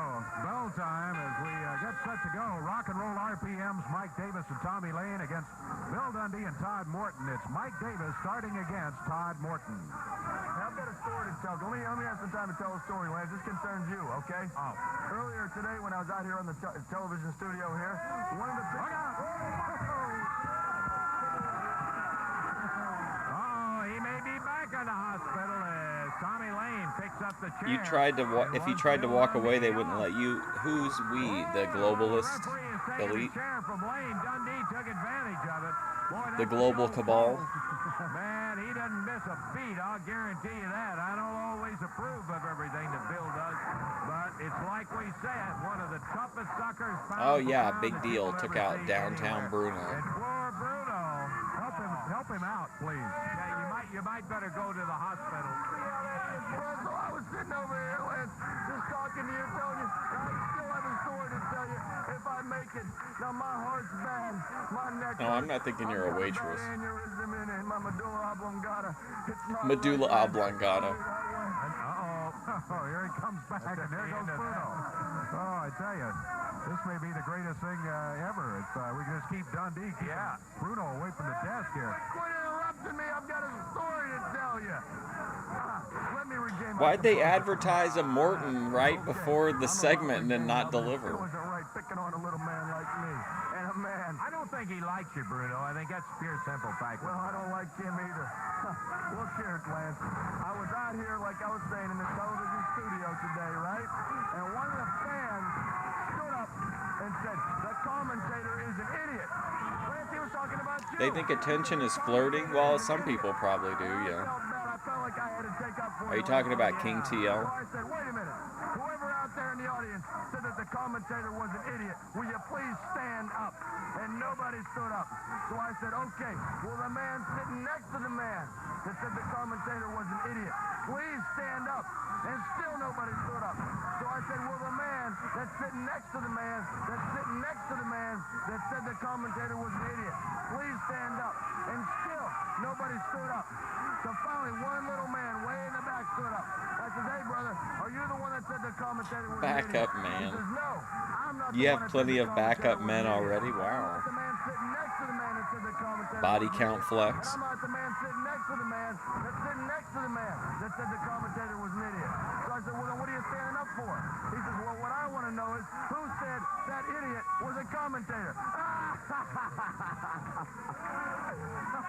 Bill, would you mind interrupting the match here and come over and see downtown Bruno? Who's been doing all the commentating in this match? I think that. Not if he just recently posted it. No, I haven't seen anything since his Thanksgiving live. Mama says it being that way sometimes. In the ring, I spent the rest of the night watching WWF and then some 90 Day Fiancé. nominated as one of the 5 finalists for the AWA Rookie of the Year, in there with Tommy Lane. Todd Morton, built right along the lines of Dundee, and I mean appears to be. What does that have to do with you saying, you like flexing your body count though? I don't understand, And Kim. look, he's just only been in the business maybe a couple of months. That's exactly right. Bill Dundee has taught him well, and look, he's going against one of the most rugged tag teams anywhere in the territory. They are definitely rugged for sure. And he's got the advantage right now on Tommy Lane. Oh, well, it looks like Bill taught him another thing or two. I think he may have yanked him by the hair to pull him back down here. Oh no, wait a minute. Is that an older video or did he just post it? There's been times when I've been suspended, times when I've had to leave for a while from the CWA. Wall Always come Street, back. baby. You know, for 3 consecutive years now, 86, 87, 88, downtown Bruno has always been here in the CWA in one form or another. Always. And I'm always going to remain in one form or another. A fixture around here, just like you. Because I think he did, we have heard him sing that karaoke song before, but this could be a new performance of it. It has happened time and time again, but I keep on coming back. And I'm going to keep Newer. on coming back, Lance Russell, because Mama said that it bees that way sometimes. It bees that way sometimes, Kim. Days like that. That's a bit of news that I was not expecting today, Bruno. Oh, well, in the ring, Todd Morton is battling away in there with Lane and Davis, and Bill Dundee knocked down off the ring apron to the floor, and in the corner. Hold on a second. Hold on. Give me just one, just give me a brief minute here.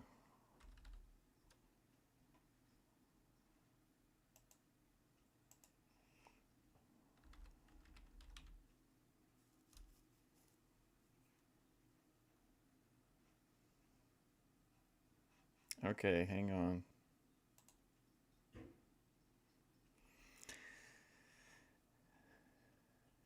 Okay, let's find the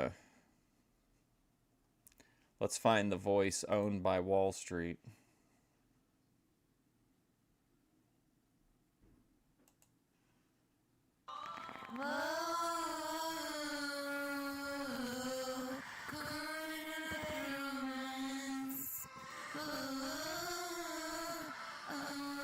This is the voice that's owned by Wall Street.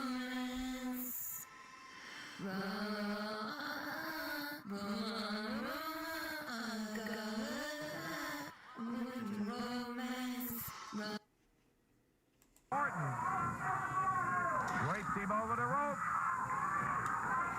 Billy trying to regain his composure after look at Bruno there. Yeah, Bruno over there holding on to Morton's head, and Dundee has got that chair, and boy, did Bruno catch a look at him. There goes Bruno. You talk the same to every gender. That's good. And you talk to every species the same? Wow, interesting. On this expiration of time match, Mike Davis into the ring with Todd Morton, and he tags right back out. Here comes Tommy. Hey, Wall Street wants what it wants, guys. We've got about 60 seconds to go. Whoa, man, he got up on that thing. Backdrop, Dave. Way up high in the air. Man. Todd Morton hits the mat flat on his back. The psych ward. Call the psych ward. Lane. Mike Davis comes in and goes to work on Todd Morton. They got all four of them going. Listen, that voice has generated trillions in Less advertisements. than a minute to go, about 30 seconds. Yeah, time is up on the expiration of time. Yeah, less than 30 seconds. Time is up. Wow. It's just the motherly love thing they need. Still going on with Morton on a beautiful drop kick. Dundee. Carried him with the right hand. You don't win. The time ran out. You get out of here, Bruno. We're out. I did see an article not too long ago that insinuated that a lot of like kind of gentle yappers like Kinetic Kel, that a lot of guys don't even really like the content, but they put it on because it's like a gentle female presence. Well, the article was specifically pointing out that it was a soft female presence that they otherwise didn't have in their life. So like even if they didn't really care about the topic or whatever, they would just put it on to have like a feminine presence. Out of time, and we gotta go. The action today finds them coming out with a time running out. There is no official decision. Hey, come on, Tommy. That's it. Take it on out of here. We gotta go and get on out of here. With no official decision in there, with Dundee or Morton either. We're over 4 hours, Be Kim. back next week, though, We're Dave. through the looking glass On now. the Fur Coat Battle Royal. Till we see you. For Dave Brown, Lance Russell saying bye-bye, everybody. The announcers on this program are selected and paid by Security parties provided other by than the AA station, Guard namely the promoters Service. of Championship Wrestling.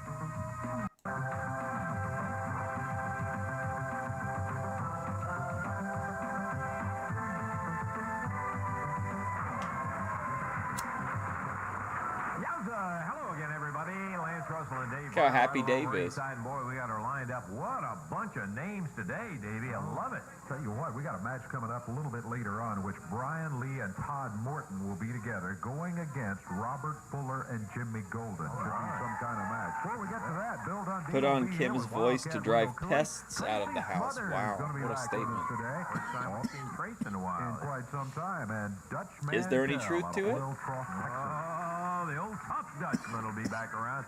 We got a lot of it. And by the way, Dave, we have today some footage on the big Super Clash 3, the unification title match that...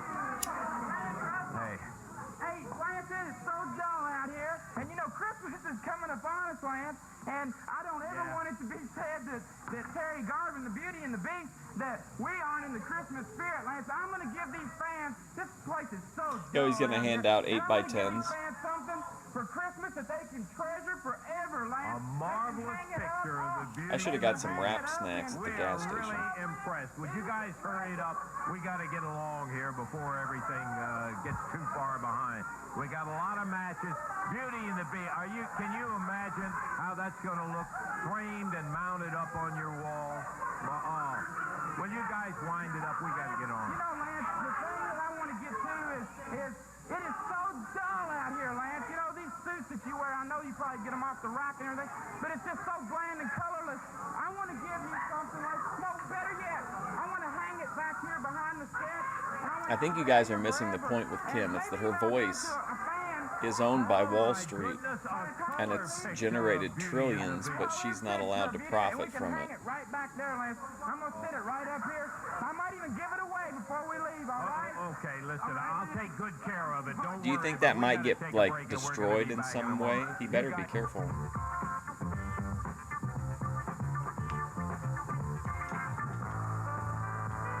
Anytime Kim shows up, it's just one of those reminders that anything can happen in the boys. In Chicago up there, the unification. You never know who you're going to run into. And by golly, I'll tell you, we got some footage on exactly what happened between Jerry Lawler and Kerry Von Erich. Let's take a look at it right now. Here's glorious moments, boy. Let me tell you, that was really one of them. And I think all of us were just about as happy, not quite, but just about as happy as this man here. Here he is, the king, the real world heavyweight champion. Well, thank you, Lance. It feels Hey, real, Ember. real good to hear you say that. Speaking And, of a calming, you're right about one thing. feminine, A lot of people, I'm sure a lot of feminine fans out there were presence. happy to see me win these belts, but they weren't quite as happy as I was up there in Chicago at Super Clash because Could take some notes, Kim. You know, I've said many times that when I won this belt right here, the AWA World Championship back on May the 9th in Memphis, that was the happiest night of my career.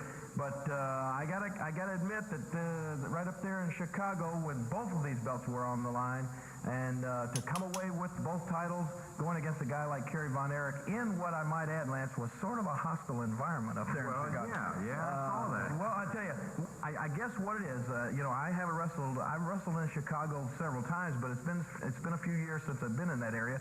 Kerry Von Erich apparently had been wrestling up there quite a bit, and also the World Class Wrestling TV show was on every week there in that area, so he had quite a number of fans for Kerry there. But I did have a few of my own. Now I want to tell you there was some. Tell them that story. Yeah, as soon as I walked out of the dressing room, the first thing I saw as I came out into the arena there in that pavilion was there was a huge sign, some people sitting there, and it said, "We love the King," and they were from Dyersburg, Tennessee. Also, there were some girls that came up from Louisville, Kentucky. Ember's here to from put Evansville, Kim in her Indiana, place. came up. So it was, you know, I had my fans, but they were, and those people know, they were outnumbered. There were a lot of people there for Kerry, and to come away in a match like that when I felt like I was the underdog in that match. To come out of there victorious, I felt real good about it. You know, I didn't get the pin on the guy, but the referee stopped the match, and You got the title. yeah, that's right. I mean, you and I Wow. talked about this, you know, before What's we the came other out here, belt? I've been wrestling for quite a number of years, and I have never, in World all the years Class I've been wrestling, I've never seen and a guy AWA? bleeding as bad as Kerry was in that match. I mean, you know, This I guy understand stinks. after the Wow. match, they, ATF took maybe. about 16 stitches to close the cut over his right eye, and I think the referee did the right thing because if you know you're talking about world championships, you're talking about wrestling belts, and these are important and they're great to have, but you only got two eyes, and nothing's more important than your eyesight. And so somewhere down the line, and I mean way down the line, Kerry Von Erich will get another shot at these belts. But as you said, I'm going to savor this moment for quite a while. Take a look at this. Hey, did I get that too? That's the fur not coat quite battle yet. royal. Let me explain to the folks out there, and I love this because it really involves the fans. The promotions are saying a Merry Christmas with this opportunity. There's going to be a fur coat battle royal. Do you think it's going to go to a All of the family guys member that are or involved somebody's in there are rat? going to have boxes with their individual names on it. The fans can put their name on a slip, pick out who they think's going to win it, and if that guy wins it, that one box will be brought down there. That's pretty Somebody's deep. name is Everyone gonna be wants to drawn feel out of there, and cozy they're gonna and win safe that more than beautiful anything. blue fox fur Do you coat. feel like you That's bring it. that kind of an Isn't that energy to great? your Kind man, of a very Kim? nice You late feel like you Christmas bring a present. calm, Just relaxing the week after Christmas kind of to get a vibe? beautiful fur coat like that. It's going to be very, very nice, and I can assure you. That's a pretty you deep didn't theory, tell them about the little honestly, extra Cody incentive Turbo. For the wrestlers, I think just there's read it also again for a second time. $5,000 extra prize for the wrestlers. Little man. money in it for the So they're going to be a lot of guys going after each other, hot and heavy in that battle royal, and you know there may be a few fights out in the audience over this coat. It's going to be a big night. Yeah, I think it's a great idea, and it's really something that the promotion has wanted to do. Have some way to kind of say personally thank you to the fans. While only one person's going to win it, everybody who's at the matches has an opportunity to win it, and I think that's a marvelous thing. And we're just tickled to death with the promotion that's coming up. It is, Lance. It's going to be a great night. As you said, the promoters want to thank the fans. I want to thank them for their support and helping me win these world titles. And this big holiday Some week people is gonna just be a want to great get night of through action. So season come on out 8 there. and We'll 9 see of you The at Walking ringside, Dead, and then somebody's gonna season walk 2 out and there. 3 of iZombie, Once again, Jerry. and then season Right 6 now, and referee Jerry forward on The Calhoun, and Flash. there you see the matchup. Oh my Dutch God, talk Mantel about a against dream match. Eric Keith, of course, Dirty Dutch Mantel against Keith Eric. Out of Amazing. Memphis, Tennessee. Here he comes. Weighs in at 226 pounds. And the Dutchman out of Oil Trough, Texas. He'll weigh in at about 229. Here he comes. There he is. Dirty Dutch. Shoe baby in hand. That bull whip he carries around with him. This match going to be one fall, 10-minute time limit. Jerry Calhoun, as we said, is the referee. Chat's going to be in shambles on this one, watching Dirty Dutch make quick work of Keith Eric. Here we go. Mantell out, ties it up with Keith Eric. Puts the arm underneath. Dutch has always been a controversial son of a gun. He just kind of walks his own step, a different beat than everybody else.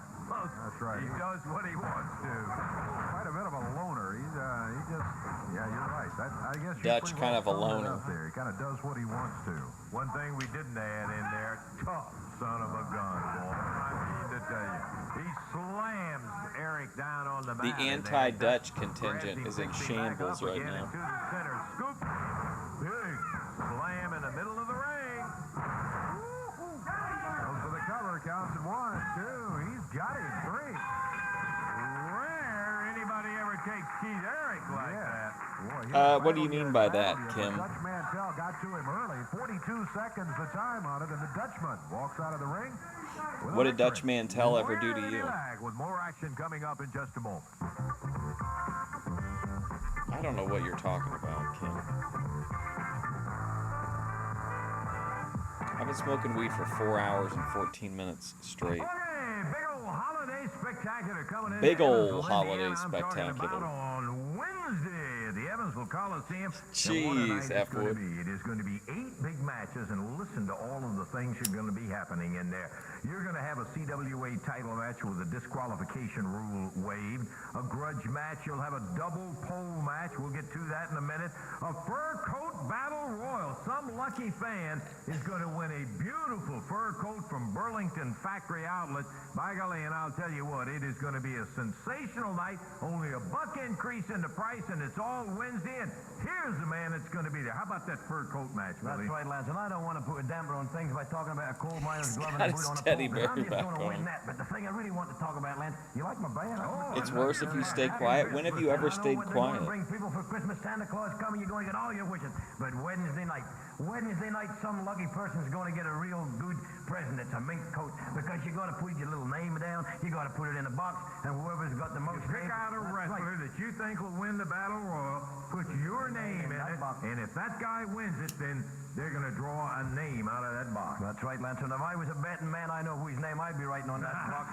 So, no, I don't want to be prejudiced. Just pick out your favorite wrestler, put it in the box, and if he wins the battle royal, you get presented with a coat. That's if it's, right. So you just walk up ringside, they give you that mink coat. So what can I tell you, folks? If my box is full, I'm going to do the best I can to win it. It's Christmas time. Everybody's happy. They thought that Dutch was wearing the fur coat at first. Okay, not a bad bet either with a tough little Aussie there. He'll be in there battling his heart out. And partner, you pick out your own favorite in that battle royal. Put your name in that box, and then if that person wins it, Kim, you ever been to a seance? seance? Box and pull a name out, and somebody is going to win that beautiful fur coat. All of this on the Holiday Spectacular coming up Wednesday night, Evansville Coliseum. I think you're going to want to be there and see it all. Well, hey, and an interview.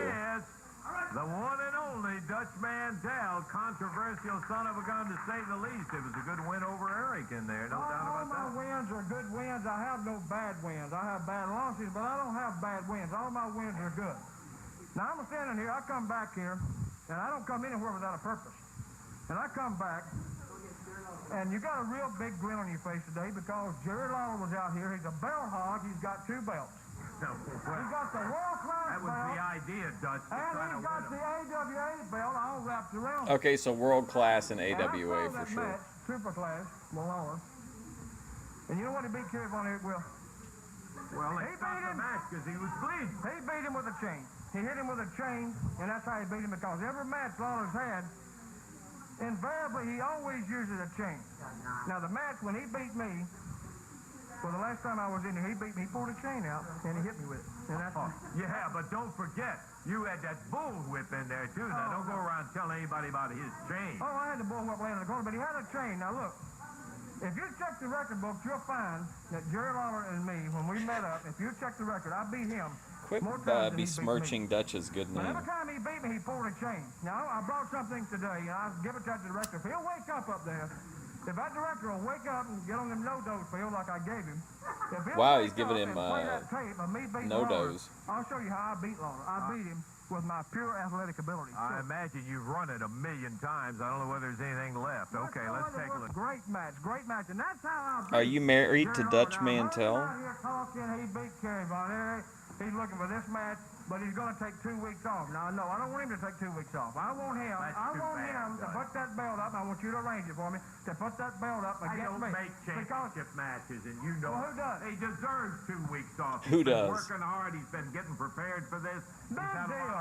Big Big deal. deal. They had a hard time to take him to You had Chicago. a He was big scared to win death to in go that up there. Southern heavyweight title match. Why don't you let it go? No, I'm not letting it go with that. Because Lawler, if he's going to be the champion, he's going to try to hide behind it and say, oh, I'm going to take 2 weeks off. I'm going to do this. I'm going to do that.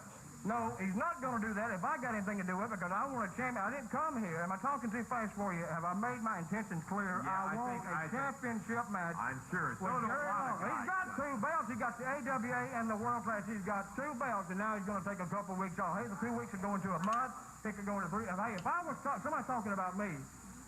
Yeah, he's got the belts, and now he doesn't want to. Now he doesn't want to defend him anymore. He wants to take some time off. He's not going to do this. He's not going to do that. I want a match. If you got a call, what's your name, Blackburn? You got a match as a match. Stanley Blackburn is not available. He is also off on a Christmas vacation, the president of the AWA. I know. Hey, is everybody on vacation around this place? Yeah, doesn't anybody work anymore? Everybody going on vacation? If you will get out and just... Uh-oh. Okay. Okay, look. This is what I said. You're the champion. You got 2 belts. I heard everything you said back there. I watched it all. Okay, this is what I want. I want you to put it on the line. Now, I know if they give you a list of people, my name's got to be on there somewhere. So, hey, if I'm not number 1, I'm probably 2 or 3. Just jump that top guy. Hey, I might even be number 1. I haven't seen the list. What I want you to do is jump them and put me in line, because I didn't come here to play tiddlywinks. You know what, Yep. I was watching you on the monitor. You look like Yosemite Sam. You remember him? Huh? Look, Dutch, look. No, Listen, ATF Media, you're glossing over the fact that life was more dangerous before social media. You know, I mean, it hadn't even been a week, and you want me to have a title match already? Well, I can understand that. Hey, you've done it before. You've done it before. You've had championship matches week in, week out, here or there, everywhere. And now I come in here, and I want a chance to climb the ladder too, and you're going to say, no, you're going to take 2 weeks off. What am I going to do in 2 weeks? Go over there and drink beer over there somewhere in some bar or something? I don't know. On the phone and say, Jerry, give me a match? Or what am I going to do? I don't care what you do, Dutch. It's Christmas time. Maybe you can go home, enjoy Christmas, that sort of thing. You know, that's what I plan to do. I'm going to enjoy Christmas, but until I enjoy Christmas, I want to enjoy it with the intention of having a championship match with you, either World Class or AWA. Makes no difference to me. First of all, no more will just 1 belt be put up at a time. It's a unified title from now on. As a matter of fact, they're having one. That's even better. Two for one. But I want to say this, Judge. So it's carnival now. I have no intentions. No witnesses. That's a scary thing to say, Kim. I'm going to take it. I have no intentions of wrestling anybody during that time. Not only that, I don't make title matches. Come on, 2 weeks without defending the title. Come on. Committee. They have to get together, approve all the contenders, and you're right. They got a long list. Do you have telephones here? You have a telephone, right? Come on, Dutch, give us a break, will you? No, all you got to do, anybody or somebody can get on the phone. They can make the match if they want to. Don't tell me they can't, because they can. I've been here. I've been around it long enough. I know how things are done. Well, we don't want to. How about that, okay? As simple as that. That's simple. Hold on, most women are half your height. How tall are you? Sit here and hold the mic.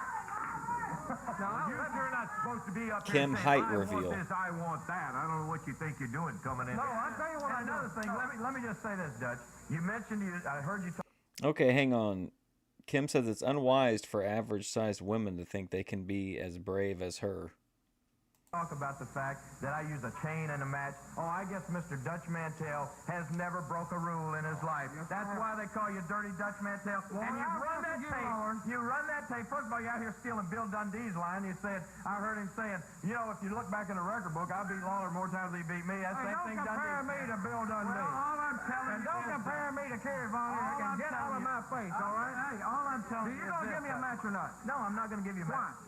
You don't want to. That's right. Shout out to Harry Jr. Because you're afraid you'll lose it. No, that ain't. No, that is I just don't want it. I'm looking right in your eyes, bro. Well, I'm telling What is this even? Are we even in reality anymore? Time off. What if I make you do it? No, you ain't gonna make me do it. Ain't nothing you can do gonna make It's a me give great you a match. promo. I ain't gonna give you a match. It's as simple as that.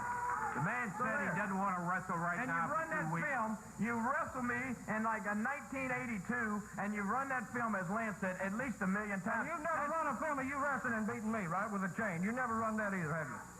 I'm going to tell you what, I want a match, and I'm going to get it one way or the other. Now, don't start that kind of I want stuff you to out get here. mad. I want you to get good and mad. I bet. A lot of people Did you not do it or what? You going to do it? Randy, we don't need this. Eddie. Well, how tall are you though, Ken? Uh-oh, EFD's out here now. Ooh, and Eddie Marlin, wow. And you can shove me all you want to, but that ain't gonna make me mad because ain't nothing you can do gonna make me wrestle you. I'm taking the Could time Eddie off. Marlin even make that match? Does he have the authority to book a unified title match? I wouldn't think so. He would have the ability to book a CWA title match or to make someone available for a unified title match, but I don't think he could force a title defense. That's all there is to it.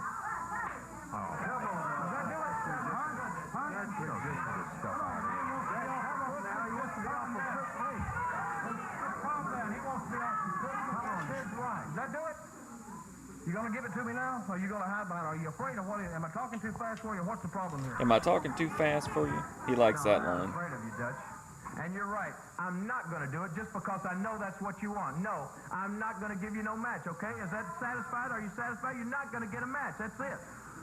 That's it, pal. I'm going to get it one way or the other. No, you ain't going to get it. Come on, Dutch. Oh, man. Woo.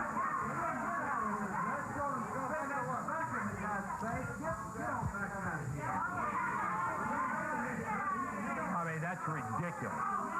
Boy, I'll tell you. Hey, Dutch Mantel, listen to me. Okay, you hear me? You want a match? You're going to get a match, brother. You're not going to do this and get away with it. I'm going to tell you this. It's going to be more than a match, Dutch Mantel. And I swear to you, when I get through with you, you're going to wish to God that you'd never asked for a match. Look at EFD escorting Dutch out. He's like, come on, Dutch. Hey, I'm going to tell you something else, big man. I'm going to tell you this and listen good. Ooh, two, let me tell you. I'm going to give you a match because I want you in the ring and I'm going to kick your butt, but I ain't going to put no belts at stake. It ain't going to be a title match. I don't care what you say, but I'll give you your match. Well,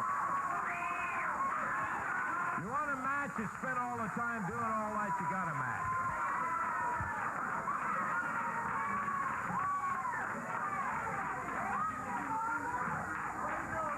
Oh, no, the pink mat. Come on. Okay. We're ready. Oh, man. Coming up here. Don't you think you've seen it all? Something else comes along. Here they come. Yes. You're 6 feet tall? Well, I think most women are over 3 feet tall. I think most women are over half your height. I mean, come on. 6 feet is tall for sure. That's VP height, but that's not, you know, Lizzie Andrew height. Beauty and the Beast. Oh, we in the ring right now. Chris Frazier and Ron Keller. They're weighing at a total of about 435 pounds. And spraying, disinfecting everything in sight is the Beast, Mark Julien. He's out of Kansas City. Beauty, Terrence Garvin. I don't know where he's from. He says he's out of a place called the City of Pretty. Yeah. The City of Pretty. But we're about set to go with tag team action here. It's going to be a one-fall, 10-minute time limit match. Once again, Jerry Calhoun is the referee.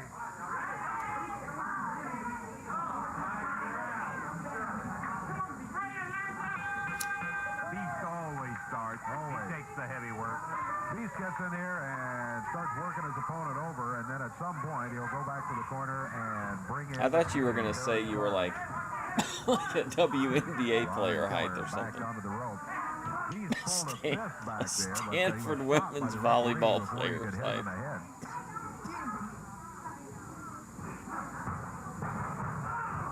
Nice move by Ron Keller. He took the Beast up and over. Imagine hunting a giraffe in New Zealand. Is that a VP reference? Another good one by Ron Keller. Keller teamed with Chris Frazier. Who had the theory that they booked the gay character to look like Bret Hart because of some booking decision in Calgary? Hammers him down across the back of the neck with that big broad arm. Chris Frazier grabs off the ropes and power slams right in the center of the ring. In the center of that pink mat, Beauty and the Beast insist on covering whatever mat is on the ring otherwise. Look out, Beauty up on the ropes. The Beast brings Chris Frazier over. Knee in the back. And Terrence Garvin rode it down to the mat, turns him over, covers 1, 2, and Beauty and the Beast have themselves a win. 1:27 seconds is the time on it. Beauty and the Beast defeating Chris Frazier and Ron Keller. And now the Beast going after Keller again. Keller just coming in to help out Chris Frazier. Now finally, there goes Garvin, and here comes Julene out of there. Yeah, the Beast always, same format, starts the heavy work, goes in there, beats him up, and then he comes in, drives his head in there, and rolls him over and gets a 1, 2, 3. Well, we gave you the good news about Jerry winning the unification title match. The bad news was that oh, that was you, Cody Jarrett Turbo. was going against Eric Emery. I like for the that World theory Light more and Heavyweight more. title. And The more cooked I get, the more I like that theory. I'm going to switch off the Northern Lights, I from think. Jeff right now. We wanted to hear from him about We're that going match. pretty exceptionally, but Thank you, Lance. We wanted to catch up with Jeff Jarrett. they didn't before he protect called your a only flag child because for she's us. average height All only. the fans, I'm sure, trying to You're get only your guarded thoughts, for Jeff, being about rare. the World Light Heavyweight situation involving the match at Super Clash with Eric Emery. Well, Randy, some people saw it and some people didn't, but I went for Who's a guarding crossbody you? block, and when I came down, Eric Emery ducked and came down right on my shoulder, and I thought it was dislocated, but You're a real I went to the interesting doctor that character, night, and he Ken. just said it was a real deep bruise, and wanna switch throughout over to the the rest of the match, it Skywalker. was almost like wrestling handicap, that I was just wrestling with one arm. And it was a tough battle, but I'm not selling Eric Emery short. He was the former I will champion, admit, so I he's also a- do try to a find tall guaranteed women in the bona void. fide, world champion. And but that's in the past, Randy. In 1988 sure has been good to me, but 1989 is right around the corner. One of the great things coming up soon is this fur coat Vegan battle royal. Patriot is And as the tall great as thing you. about Cope. this, Cope can with benefit it. the wrestler She with is. the money purse, She is but 6 it can foot tall. benefit the fans, and a fur coat to a lucky winner there. That's right, Randy. I was just saying how good 1988 has been for me, and one main reason is that it's because the fans have been so good to me, and this battle royal is going to be great. The wrestler can win some money, but the fan can get a nice fur coat, and it's going to be exciting. There sure is a lot of talk about I it. like this It's gonna be interview great. space. Another thing, I want to talk to you about Beauty and the Beast, a situation there involving Tracy Smothers coming in this week as your partner. That's right, Randy. Everywhere I go, there's talk about these two, I don't even know if I want to call them wrestlers, these two guys that come out. Then one week they have makeup, one week they go shopping, one week they're in a hot tub. Lizzie Andrew you is just don't know what to 6'5". expect week after week, but one thing that they haven't proven to me and the wrestling fans, I think, is that they can wrestle. And I'm asking Tracy Smothers to come in and be my partner. Ooh, Scott, Tracy coming last back. week he got injured by them two guys. It sure wasn't by wrestling because Scott can Vegan sure hold Patriot the is pole rare. wrestling, She but me and probably Tracy is are also a partners. liar. Guilty, Randy. Both We're things gonna can prove be to true. fans Them guys cannot wrestle. There's only one Looking Vegan forward to that. You Patriot. got a flight to I think catch, it's Jeff. pretty Good rare. luck to you. Thank you, Randy. All right. 5'9", bullshit. Grace is 5'10". Bethadone 5'3", Jedi Joy I think is 5'6", Ruby I think is 5'6". Wednesday in Evansville, we want to tell you about next Friday night. That's December the 30th in Litchfield, Kentucky. Championship Wrestling is coming to Grayson County High School. There's going to be a caged battle royal, among other things. And if you haven't seen that, that's a dandy to see. Big card coming next Friday night, December the 30th, Litchfield, Kentucky, at the Grayson County High School. Okay. Smothers let me run Riot, down once of again course. all of the things are going to be happening right there in the Evansville Coliseum Wednesday night. $1 increase in price, but listen to what you're going to be getting. 8 big spectacular matches. Did you hear that, though? Unfortunately, not at the usual ticket prices. Including a fur coat battle royal where some lucky fan is going to win a fur coat that night right in the Evansville Coliseum. A double pole match with a boot and a glove up on it. Is that A an grudge attack match, on tag Vegan match in Patriot? there, a CWA heavyweight with a disqualification rule waived. A midget match is going to be in there. Hey, a midget All of match. this and more will be coming to Evansville Wednesday. I got the stud stable out here. Downtown.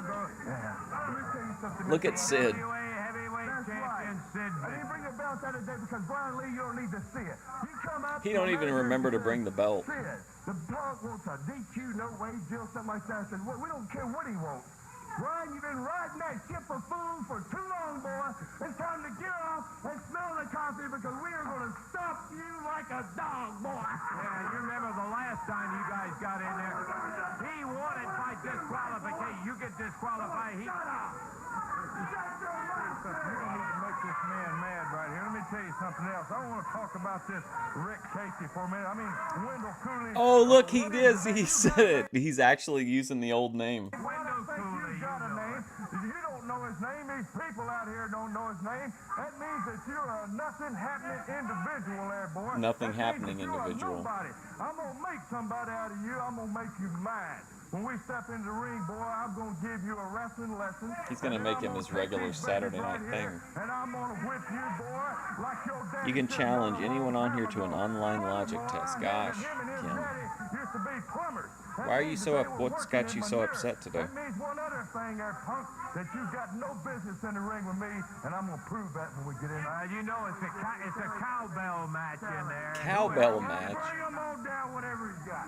Ooh, look at Sylvia. Let's get on a little bit of a lighter tone. On the way up here today in the Continental, we're riding along, figuring out how these potbellies that sit around in front of that TV all day long, sucking up that beer and whiskey, baby, and spending all their Christmas. What's up, Flocka? I've really enjoyed the stud stable run in Memphis. It's been pretty crazy. You'll see the perfect replica of a Bill Dundee Christmas style, baby, because that's exactly what it is. Oh boy. Man, look at all that blue eye makeup. The fun and games are over, and stomping time starts. And I'm gonna promise you one thing: those two phones, one of them's gonna have something that belongs to me, and it's gonna be my boot on top of it. Now you think that makes me a half a man? How do you know? Wrong, because I'm gonna prove to you, son, the whole man's inside of me, not inside of that boot. I'm gonna get both that glove and that boot off the top of there, and I'm gonna end your little Keebler career. Keebler career? Wow, Bill Dundee's Keebler career. Even more height judgment. Out here worrying about all these other things, and we're ready to go with more action now.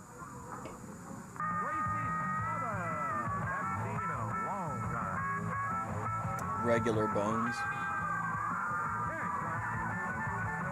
Uh-oh, here we go.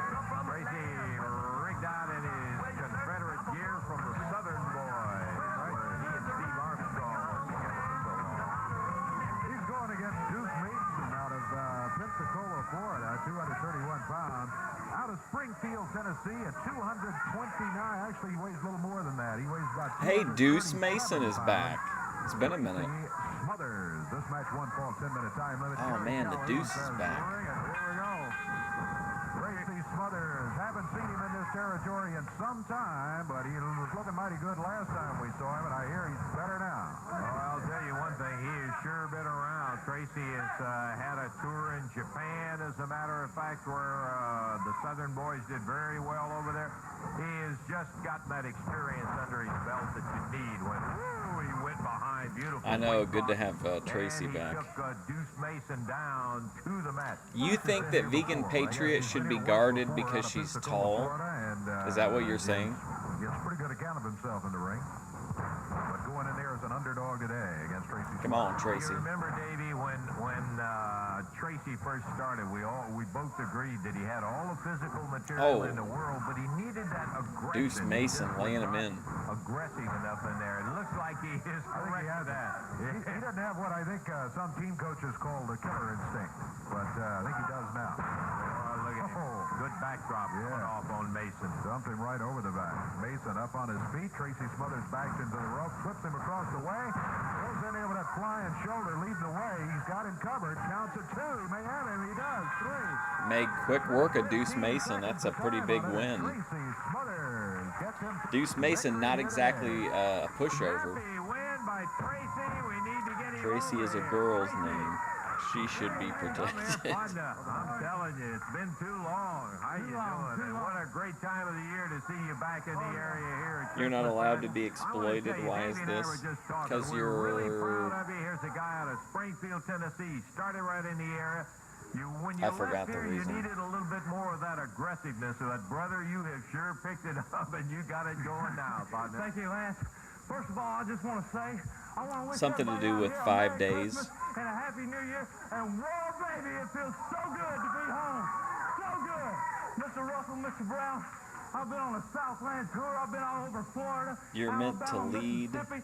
I just come women off of my second tour to keep them to safe. Japan in the Fair. last 4 months, and I'm about as clean as I can be. I come back here. Are you going to this start is with my home. Grace Every Thorpe? time I come home, people say, Trace, have you forgot where you come from? I ain't Do you need any forgot. leads? This is my interview turn. Wait just a minute, Lance. I want to say something to this man. Trace, I'm going to call you Trace. I don't like the name Tracy. Now, listen, you don't I don't wanna like your wrestle name. us. There's no way. We just see what we did to Steiner last week. Listen, you want to be one of us. You want to be, hey, I can put you in. Oh. Like me, hey, I can do something with your head. I don't know if you remember or not, but he feuded with Boy Tony and had some really wild promos during that feud. I'll go to Nicky and get him to do, hey, my personal photographer, Tim Campbell, he'll come over and take some pictures of it. He'll come over and might have to play with Pookie in my hot tub. And hey, Wow. we can get beef to take us out. King of Drive, you and I go out to eat. Just a little dinner, just you and I. Go out to eat for a little dinner. Back up a minute now. Back up a minute. Guys, you come out here saying go with... No. You get your hands off me, man. Go. You come out here saying go with you. Came up with you guys. I just watched you back there, man. You just come out on a pink mat. I don't want nothing to do with something. You come out here in a pink mat. My friend, we started about the same time. I knew Jeff when he played college basketball, when he was all-state in basketball, when he was the referee before he started. No, you back up. Who, Terry Garvin? You back up. I want nothing to do with you and this goof right here. I'm gonna leave you with this, Jack. I'm gonna leave you with this. Jeff and myself have a match with you guys. That's right. Okay? And I remember 2 years ago, there was a guy similar to you, just like Boy Tony was his name. And I ran him out of this. Yeah, there you go. Now, get your hands off of me, man. Oh, I ain't coming in on him. Oh, there's the picture.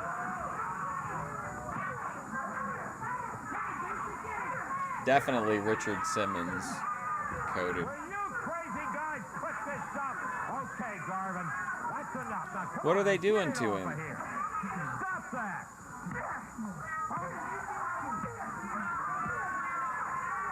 Oh, they're putting makeup on him. Yeah, look at that. I see it. Whoa, did you see that guy slide in? That was awesome. Holy shit. Oh, man. Awesome. Watch this glass down here, guys. Yeah. There's glass all over the place, so watch him. Watch the glass, guys. There, I think. Yeah. Okay, I'll tell you what. Let's take a break here, and let's take a break. I don't know what we're supposed to do, but let's take a break. Let's take a break. We'll be back.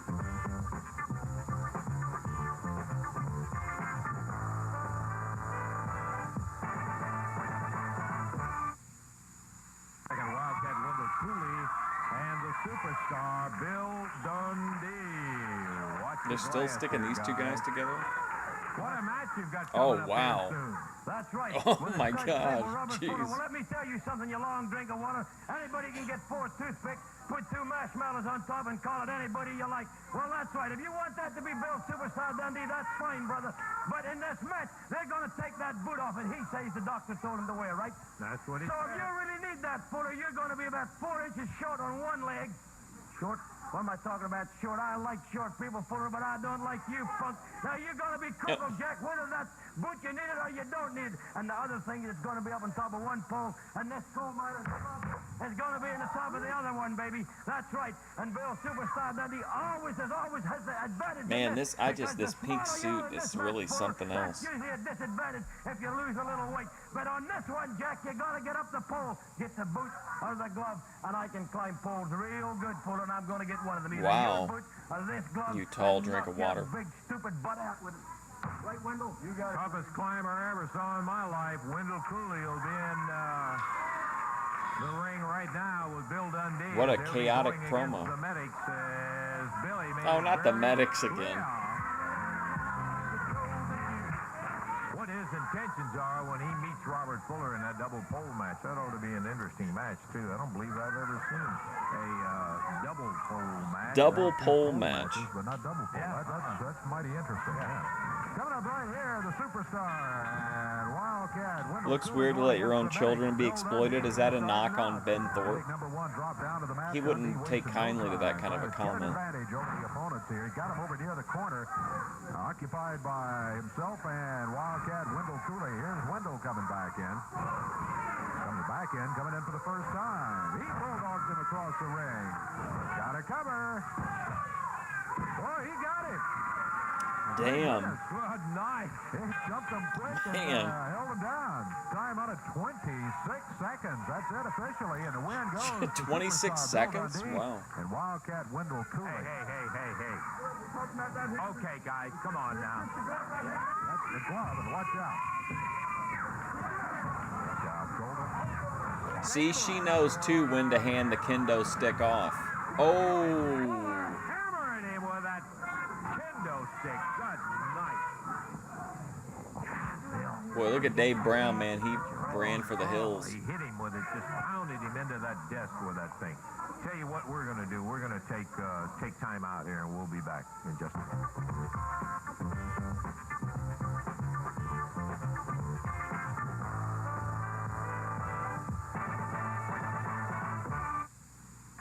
Hope you got your plans made out to be with us Wednesday night, Evansville Coliseum, dynamite night of action in there, partner. And what I want to tell you, a buck increase in price, but you're going to have an opportunity to win a fur coat. Yeah, I mean, if you just think about it, it all makes sense. There's going to be a double pole match. You're going to have a CWA heavyweight title where the disqualification rule is waived.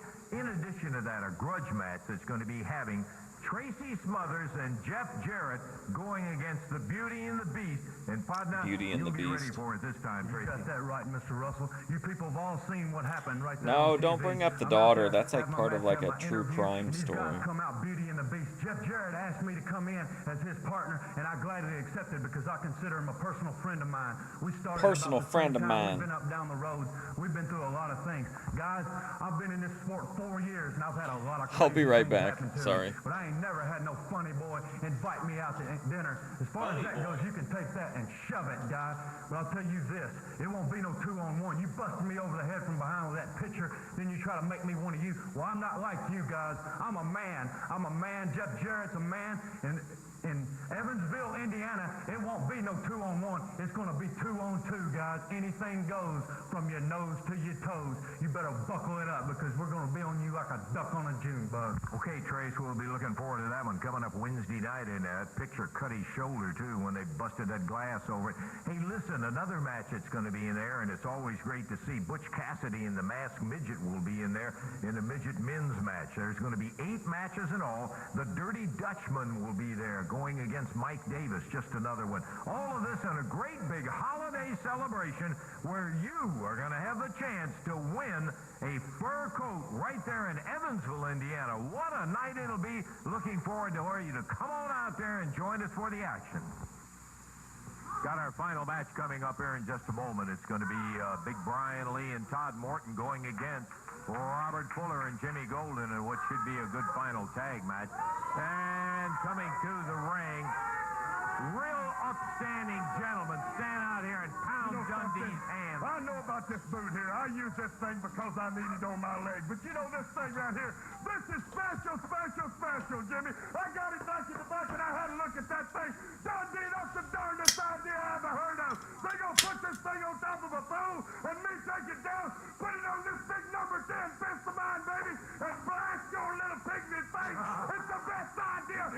No one should interrogate Kim. She'll only speak more that way. You love it right now, but let me tell you, you don't know how Bill Dundee can climb a pole. He's the best pole climber I ever saw in my life. Dave?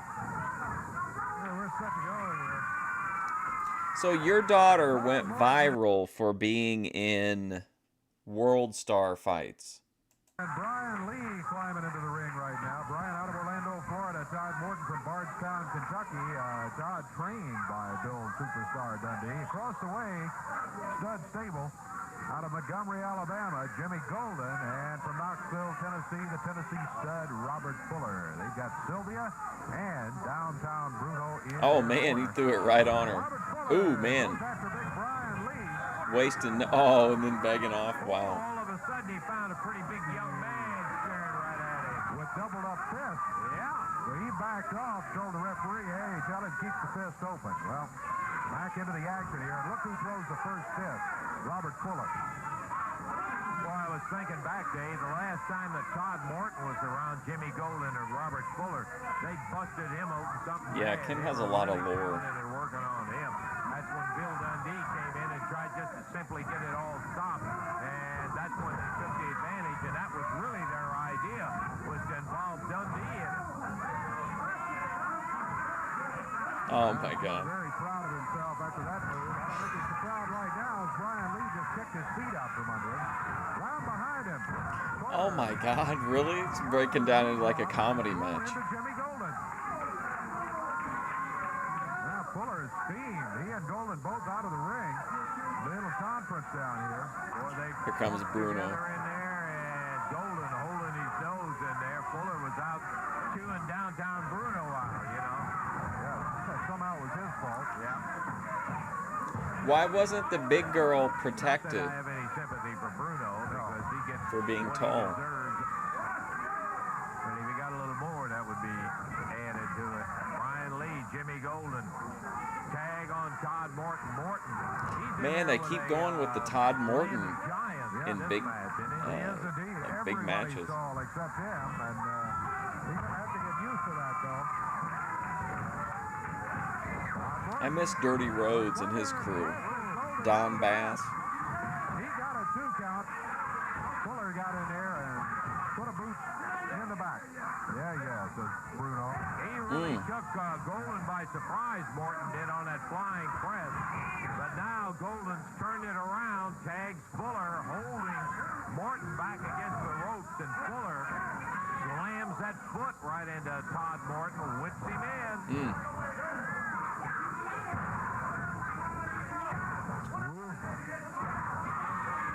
Fuller with that boot stomping away on Todd Morton. Jimmy Golden back in there. He grabs Morton by the hair, now picks him up, body slams him. Jimmy Golden with a cover. One count is all he gets.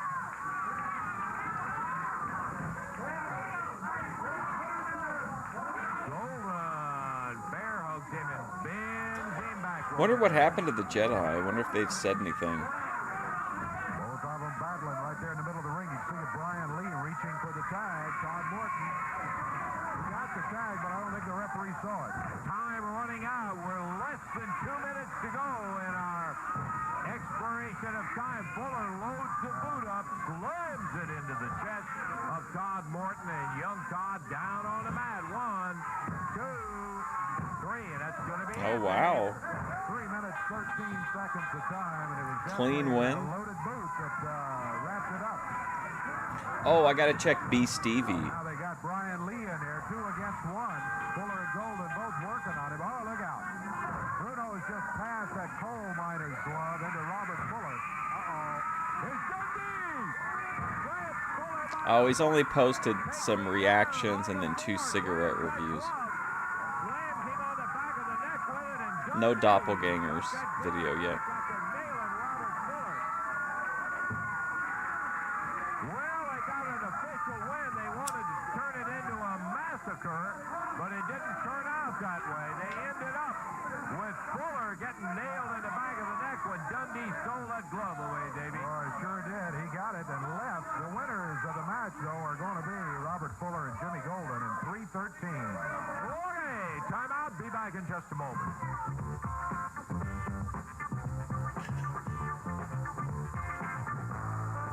Sylvia. In there, you can expect anything and everything, and you'll receive it because these guys have been around so long they know every sneaky trick in the book. And don't hesitate to use them. And they used one of them today with that boot as Fuller loaded it up and got that win. Time is up. And of course, that means that Fuller and Golden are the winner in there. For Dave Brown, Lance Russell saying bye-bye, everybody. All right, we got one episode left, and then this is the last episode of 88.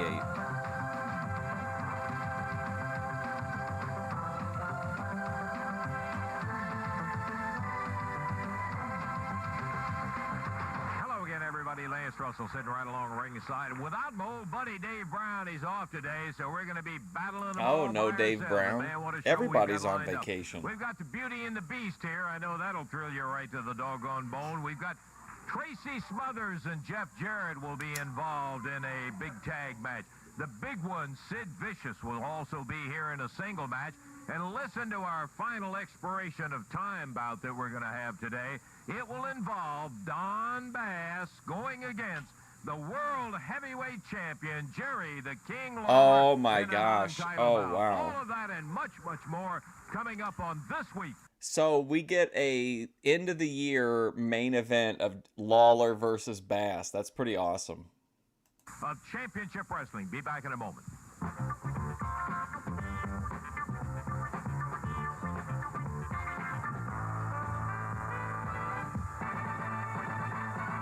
Today's Championship Wrestling program was kind of a very special piece of footage. This had the impact because it marked what had to be considered to be an upset, no question about it. It involved Jerry the King Lawler and Dutch Mantell in a battle, and, well, let the picture speak louder than the words. Here it is.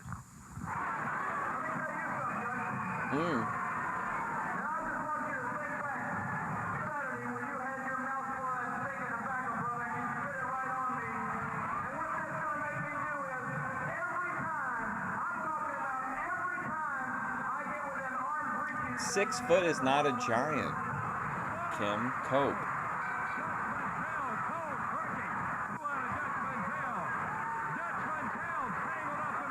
You are definitely like trad Viking size, 6 foot, great, but giant, like, come on. That's for the Lizzie Andrews of the world.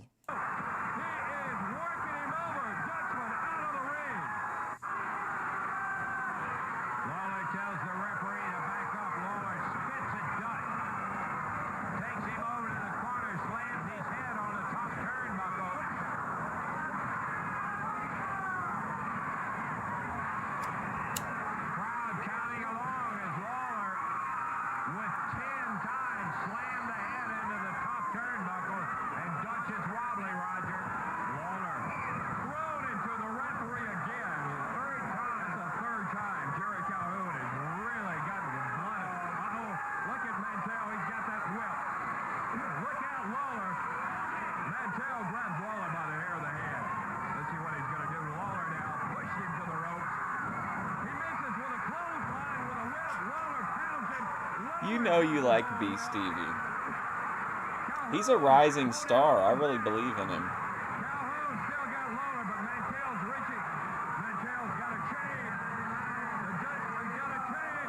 Oh.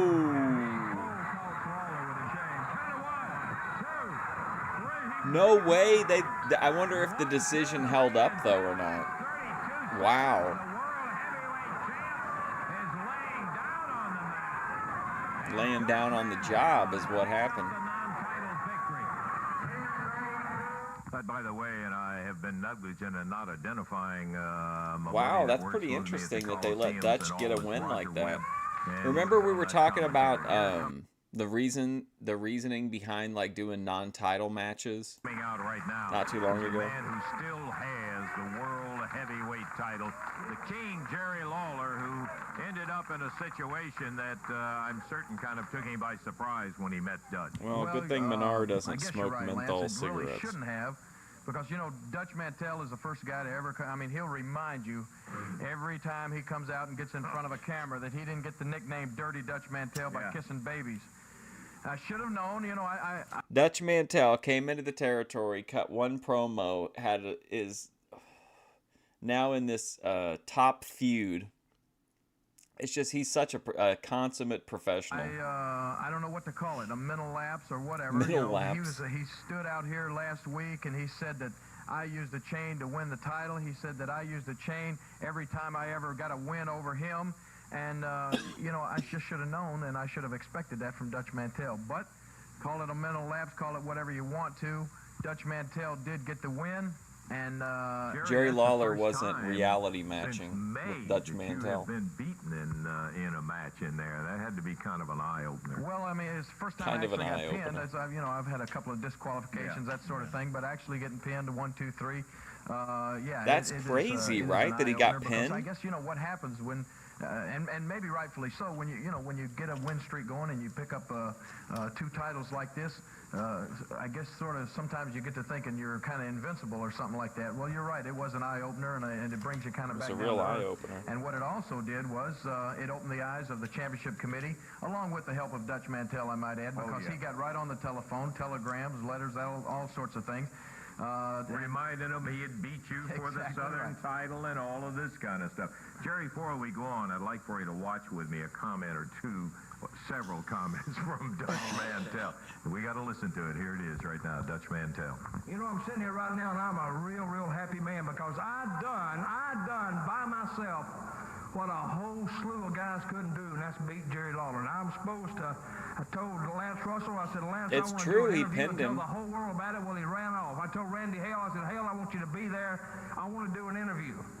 He says, no, he took off too. See, for a long time, Jerry Promotions, they said they protected Jerry Lawler, and I didn't believe it, but I believe it now because Jerry Lawler is a very protected man in this area. Protected? I wonder if it's because he's tall. Because, no, when Lawler wants something done, he gets it done like this. When he wants a tape played, he gets it played. When he wants this, he gets everything he wants because he's the world's champion, but not for long.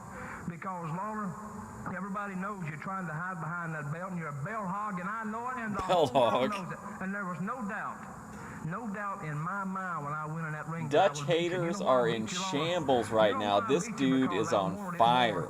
Then you wanted. I know it took you 14 years to get where you're at. Well, those 14 years I've been struggling too, and I want to get exactly where you are, and that's world's heavyweight champion. So the next time I step in the ring with you, now I got one win over you, non-title match. Basically, what that makes me, I'm the unproclaimed undisputed heavyweight champion of the world. And the next time, Lawler, I climb in the ring, it's going to be for the belt. Not one belt, but 2 belts, because they're unified now. And that's going to make me, like I said, the undisputed heavyweight champion of the world, and I can't wait. So, Lawler, you strap it on tight, because the next time it's going to be the same story as this one, because I'm coming after you long, hard, and strong, and when it's all over with... Oh, my God, long, hard, and strong? What? Be ready, because you know he's going to be ready, because I'm coming at you long, hard, and strong, baby. I'm going to make it real short and sweet, Dutch Mantell. You're right. I underestimated you last week. I wasn't thinking real clear. Like what? And I let you slip one over on me. But you what said a promo. Something that is exactly true, brother. I'm already here. I'm already the world heavyweight champion. I already have both these belts. Yeah, I'm a belt hog. You're right, I'm brother. a belt hog. I got them, and I'm proud of them. And you're just wanting to get where I am. Did Dutch Mantell coin the phrase belt hog? Mountain to climb, because I understand now that you got the name dirty, not by kissing babies, but by pulling stunts like you pulled last week. Well, when I get you in that ring this week, brother, I'm going to show you why they used to call me and why they still call me the King. I didn't get that name, brother, from getting pinned and being laid flat on my back when the match was over. I'm going to show you how I earned the reputation of the King and how I got both these belts. And that's by winning no matter what it takes, no matter how dirty it has to get, and no matter how deep in that trick bag I have to reach. One way or the other this week, Dutch Mantell. Long, hard, and strong, getting deep in the trick bag? But you're going to walk out busted, bleeding, beaten, and you're going to understand, like I said. ATF, you ever been deep in there? Why they call me the King the trick and bag? why I am the world heavyweight champion. There he goes, the King, Jerry Lawler, and I'm looking forward to hearing about that bout when Dutch Dutch Mantell. What do you mean kinds I go? How do you know what places we go to? We've got a big tag action match coming up here. Oh boy, here we go. The music indicates that not one of our favorite tags. That music, it reminds me of the Springfield Chordsman. Coming in now, the Beauty and the A can is just a can. Terrence Garvin as they come strolling across the floor, candelabra and all. Beautifully placed upon our desk here, and we're ready to go up to the ring, get a little action. Referee Jerry Calhoun. A rib on the Hart family. Introducing on the far side of the ring, coming in at a total weight of 426 pounds. Don't talk all creepy to you. David Johnson What? and Chris Frazier. Frazier and Johnson will be facing a team that wrestles out of the city of Pretty. Introducing the Beauty and the Beast, Terrence Garvin and Big Mark Gouline. There's Garvin right there. And that's Gouline arguing with the referee as Garvin goes around. Hey, let me remind you. You're not going to change Jerry Calhoun's mind on anything. Something besides spraying. We've seen evidence of that in the past in seeing these guys wrestle in here. Okay, bell time. He's seen and done it all here in Memphis. Referee Jerry Calhoun says bring them on, and that's it. Chris Frazier starting out against Mark Gouline. This is kind of the She talking about Jerry Lawler's talking creepy to creepy to He her. softens up the opposition as he is with Chris Frazier right now. And I gotta then when sneeze. the time is right and there's no fear of being hurt, Terrence Garvin jumps in and can nail it. What a power slam, grabbing him off the ropes. Gouline, the Beast, pounded him down hard. David Johnson on the outside, and Chris Frazier, who's taken a pounding thus far from Gouline. There's a tag on Johnson, and Gouline right away at David Johnson. Big upper arm puts him down on the mat. Don't want to indicate that Garvin himself cannot wrestle. She's just going to He say can. something He'll like fool you. He is one of esoteric. those sneaky, quick kind of guys that That's you like look at, he unrelated. sprays around and you think there is no way. And moves like that where he rakes somebody down the back, and well, he will fool you into thinking he can't wrestle, but he can. In fact, goes in. Francis Johnson picks him up and body slams him center of the ring. Tag Mark Gouline, and the Beast comes in. He'll add a little mop up, big foot to the midsection in there, and Johnson has not had a good offensive effort as yet. So thus far, the strategy of starting with the Beast has worked in that they've been able to keep their opposition totally in tow. Look at Garvin, comes off with a knee and he flips David. Well, yeah, they cut the ring in half. They're getting in frequent, you know, tagging in and out frequently. Garvin going hysterical, bell time. Keep them in their corner. Not one of the most inspiring matches we've ever seen, but that's kind of typical of the Beauty and the Beast. In 1 minute 40 Just use my hands to blow my nose, Beauty yeah. and the Beast come out victorious over David Johnson. You know what's and funny is Frazier. YouTube in the partner program will send out these like they'll send out these little things like how can you improve, what can you do, what are you doing that's working well, and it brought up like thumbnails, make interesting thumbnails, and it showed me like here's what's working best for you, and it was the one of Grace blowing her nose into her hands. Will you get out of here? Now, don't start that stuff. Now, get away from me and get around in front of there. I'm not even going to talk to you. I'm sorry, Glenn. I'm so excited. Yeah, you're so Last excited. week we came out here, and I tried to give Tracy Smothers a chance to be with us, but he turned his back on me for Jeff Jarrett. Boy, that's the last time he'll turn his back. You beat him over the head with a picture frame and glass and everything else, cut his shoulder. He hit me right on my head. Now, listen, I want to say something. You know, Jeff Jarrett, he not only is trying to act like me, he's got that long hair, he's wearing pink. I don't like it, Lance. And you know, he smells like a goat. Smells like a goat? He looks like a sheepdog, but he smells like a goat. And the first chance I get, I'm not going to have my pink mask messed up anymore. First chance I get, I'm going to take care of that, Lance. I swear to you. Yeah, you're going to take care of it. You better... You saw what happened when Tracy Smothers and Jeff Jarrett got in the ring with us. Yeah, they beat you for 14 minutes, and it went 14:47, and then you guys turn around. Well, what difference does that make? Hey, that's just like a racehorse leading a 6-furlong race for 5 furlongs because we came out the winners. And just like it's going to be from now on, Beauty and the Beast. Thank you, Lance. Thank you. Hey, will you please take it out? We're going to take a break. Just get on out of here. I don't need this.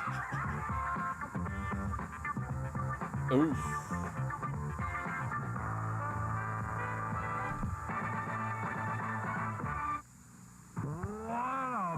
Battles coming up Wednesday night in Wow, that was like a Road Warrior Hawk intro. That was awesome. I gotta hear it again. What a bunch of battles coming up Wednesday night. Battles coming up Wednesday night in Evansville Coliseum. Brother, I am telling you what. You're talking about Robert Fuller and Wildcat Wendell Cooley going to be going at each other. CWA heavyweight title match. We'll be talking to the champion in a moment. A back alley brawl. Beauty and the Beast, Jeff and Tracy. Jerry Lawler in a world title match against Dutch Mantel. Big night Wednesday night in there. Downtown Bruno.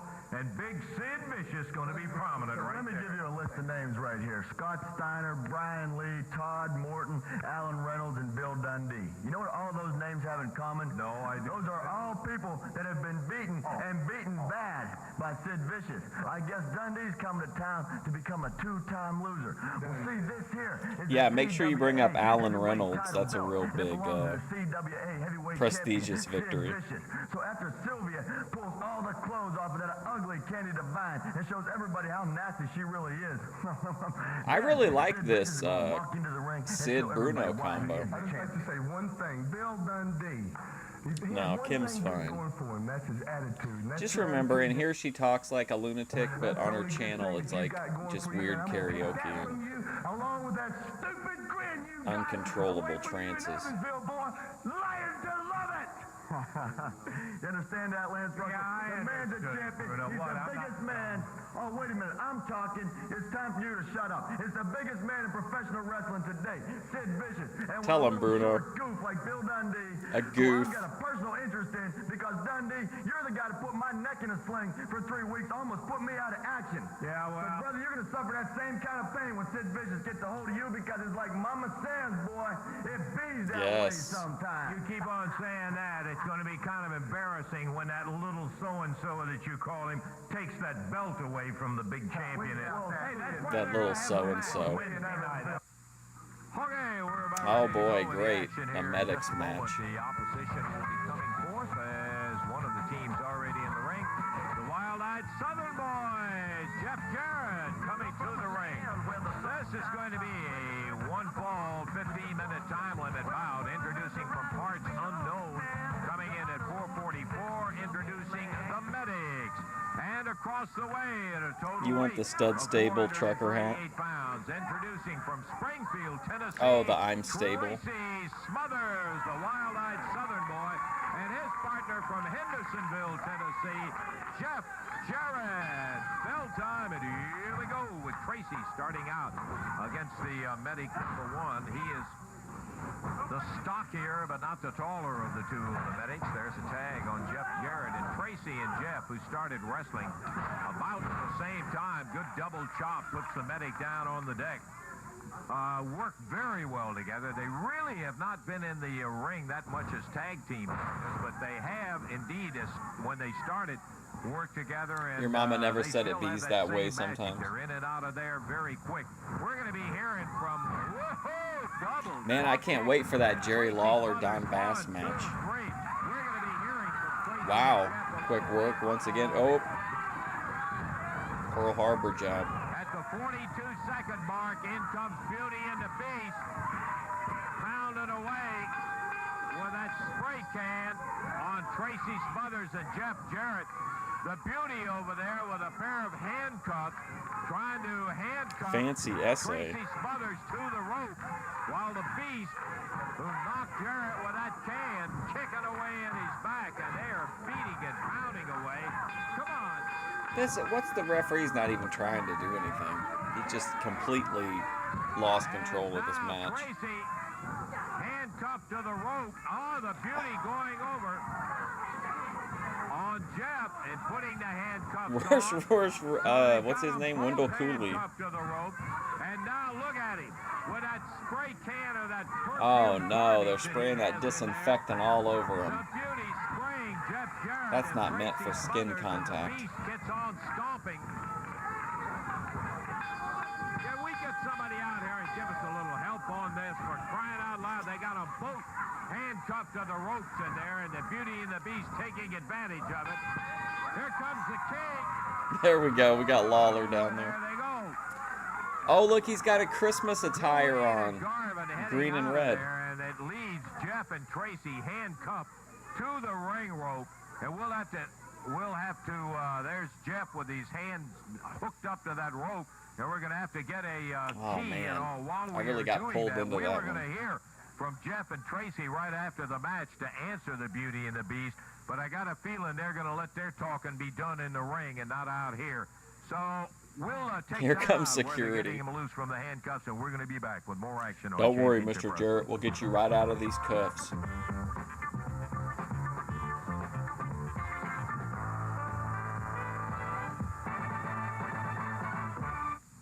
Okay, take quick 60 to tell you the entire card coming up Wednesday night. I promise you it is going to be some kind of a scramble in there. Jimmy Golden opens up going against Brian Lee. Boy, that is an opener, and what a fine single that'll be. Scott Steiner takes on Big Phil Hickerson, who is back wrestling in the ring again. Robert Fuller and Wildcat Wendell Cooley will be going at it.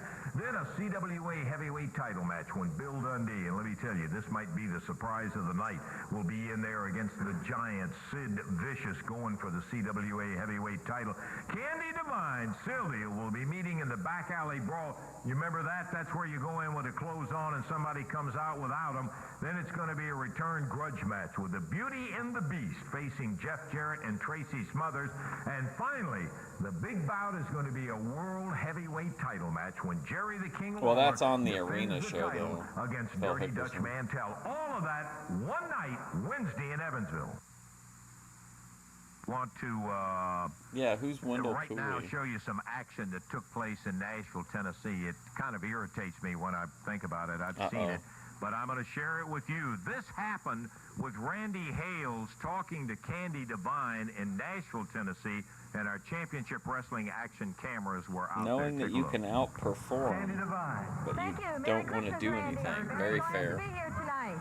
And I'll tell you what, I'm really excited. Oh, Phyllis Diller. Battle Royals.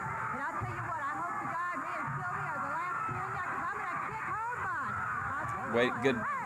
Oh, shit. Here we go. Whoa, let's go.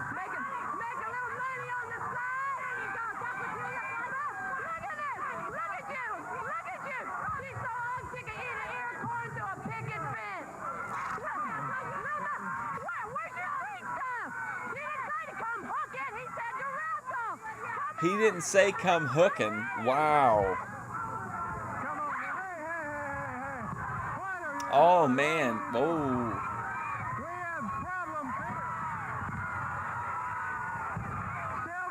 Now, this is what I'm talking about.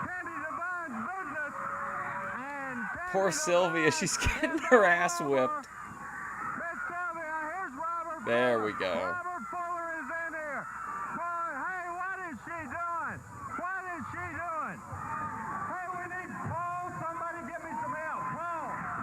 I miss the old days of wrestling when it wasn't just about stripping a woman's clothes off. Hey, Paul, give me some help.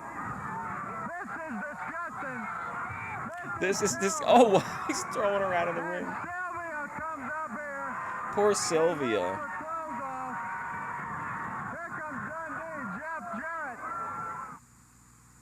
Yeah, well, it was like we said. We weren't too proud of being of showing that in there with what Fuller and Sylvia did. I might have some time after this but Candy Divine had some comments to make episode. about What do you want to watch? What do you want to do? Let's take a listen to Candy. Any suggestions? After the incident here in Nashville, Ooh, Candy EFD Divine interview. came to me and asked for a match, so we wanted to get our cameras back here.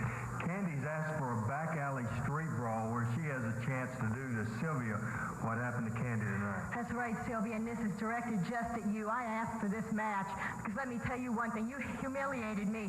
You ripped my clothes off in the ring. You and that so-called Robert. Well, let me tell you something. After So-called I get you in this Robert. match, we'll see how how humiliation feels when I rip your clothes off. And, honey, you're having to leave town because you'll be the laughing stock of the town when you get your clothes Vinny ripped singing? off. We can watch so I'll that. show you how humiliation feels, Sylvia. I hope you're ready.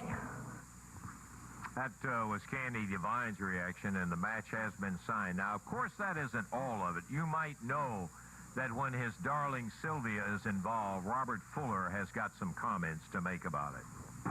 You know, how can anything be so pretty and be so darn rugged and tough? I'm talking about Shower Sylvia interview. here, baby. This is the prettiest thing you're ever going to see come down the pike. And True. she's ready for a fight. Now, if you don't believe she's ready for a fight, the best thing for you to do, partner, is just go ask Candy Divine, because the girl knows, and she knows well, because that ugly body of yours, Candy Divine, has been laid out there for everybody to see. We stripped you down, and that must be plenty humiliating for a dog like you, darling. For a dog like One you. more opportunity at Sylvia, and I've told her, darling, strip you down again, because I like for these people to cut their differential, and there ain't no better way to do it than look at you, Candy Divine, and then look at the Georgia Pete. Cut the differential. Now, Wendell Cooley, let me lay it on the line straight to you and make it quick, son.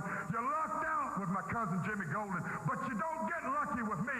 You either get tough and you get rugged and you Candy become Divine. the best. You don't get lucky, son. I'm going to take you out. I'm going to bust your leg doing it, and I'm going to have one heck of a night. What about you, darling? It's going to be fine, ain't it? We should bring puke bags for Candy Divine's body, you know, courtesy of the stable.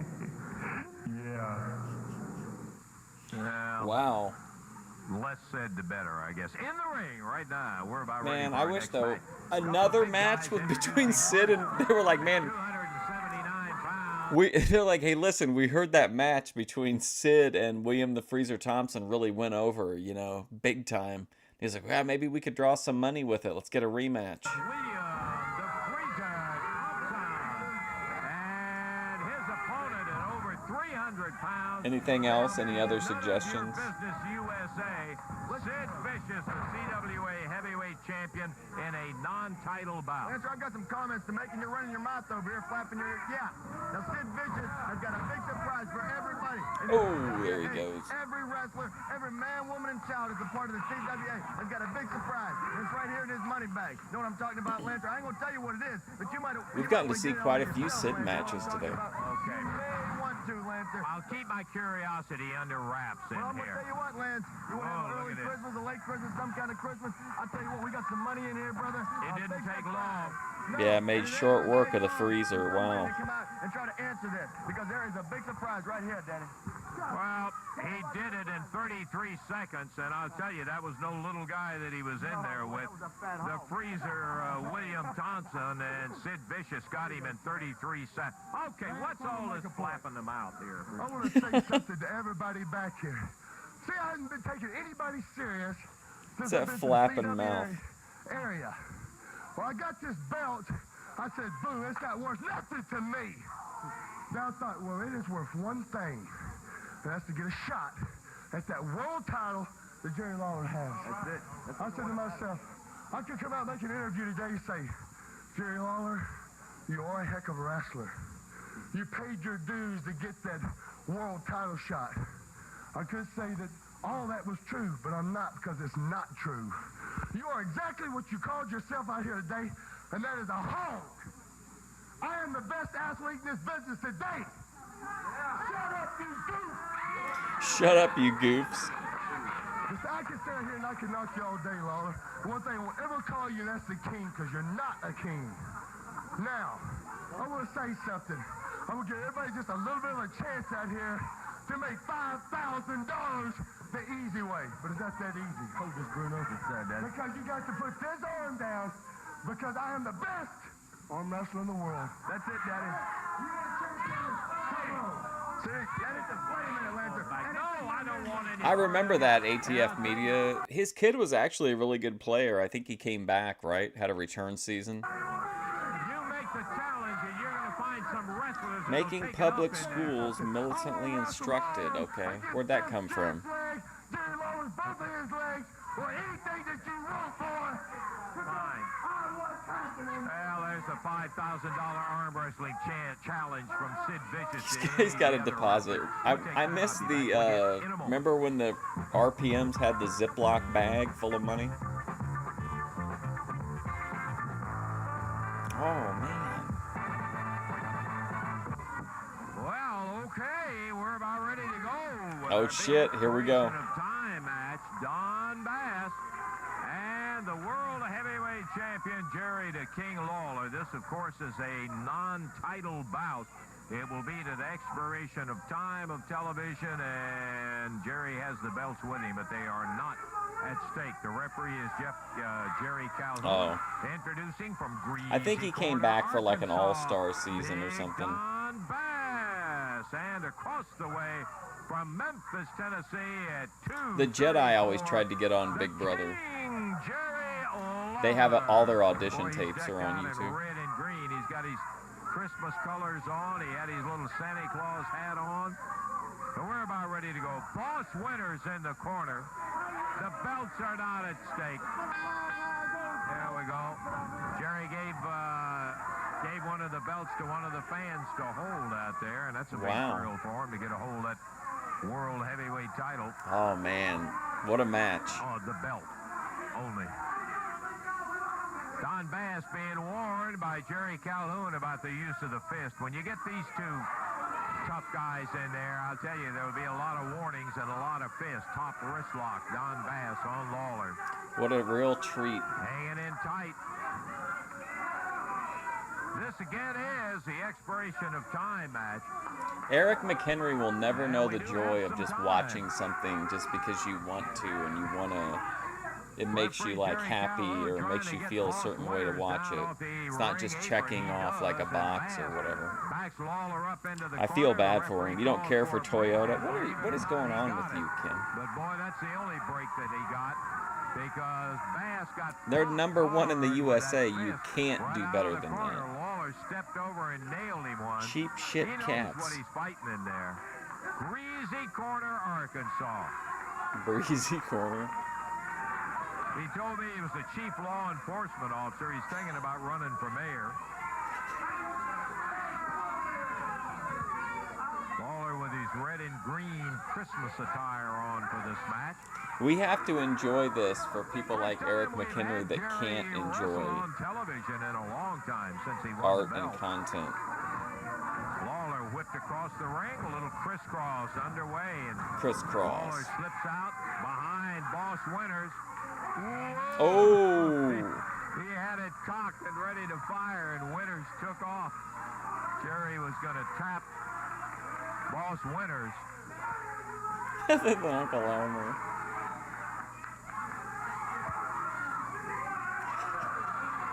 Guy slips on the ball. Oh, wow.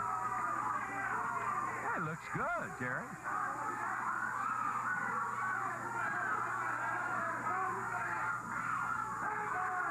You know this is selling cheap cars. Who cares, Kim? Relax. Are you going to run to Covington, Toyota, just because you saw it on the ring apron? I doubt it. Huge junk. What a negative person you are. You can see Bass has got that right hand cocked. They meet, tie it up.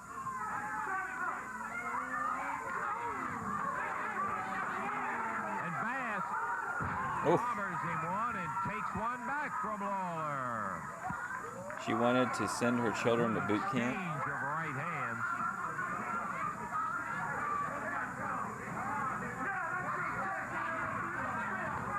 First ball of action in our expiration of time match. That's Don Bass. Don Bass going cracks against me the King, up. Jerry Lawler. Bass. Why can't Don Bass have a like a deluxe Mattel action figure? He has been all over the place. Well, he returned in kind. Exactly what was popped on him. I wouldn't. I've long since. Uh-oh. Look at the people, man. They're pleading with Calhoun to do something. Come on, ref. It's in his hand now. Guys like Bass, though. Although I can tell you, They're so irate about it, too. Titles were at stake. He would do anything that it would take to keep that title around his waist. Woo, boy, I'm telling you, look at Bass. He ripped him, a third one. And referee Jerry Calhoun saying, come Man, what a great end of the year match. Drills him about 5. Lawler pulls Oh. down, comes out of the corner, drops down on Don Bass. 1. Hey, what's he doing in the ring? Winners jumping in the ring. Oh, man. Disqualification. It seemed too good to be true. But still, we got some of the match anyway. Winner slugs him upside the face. First fall of action in Oh, first fall. Winner Jerry Lawler by disqualification. We'll take time out. Be back in just a moment.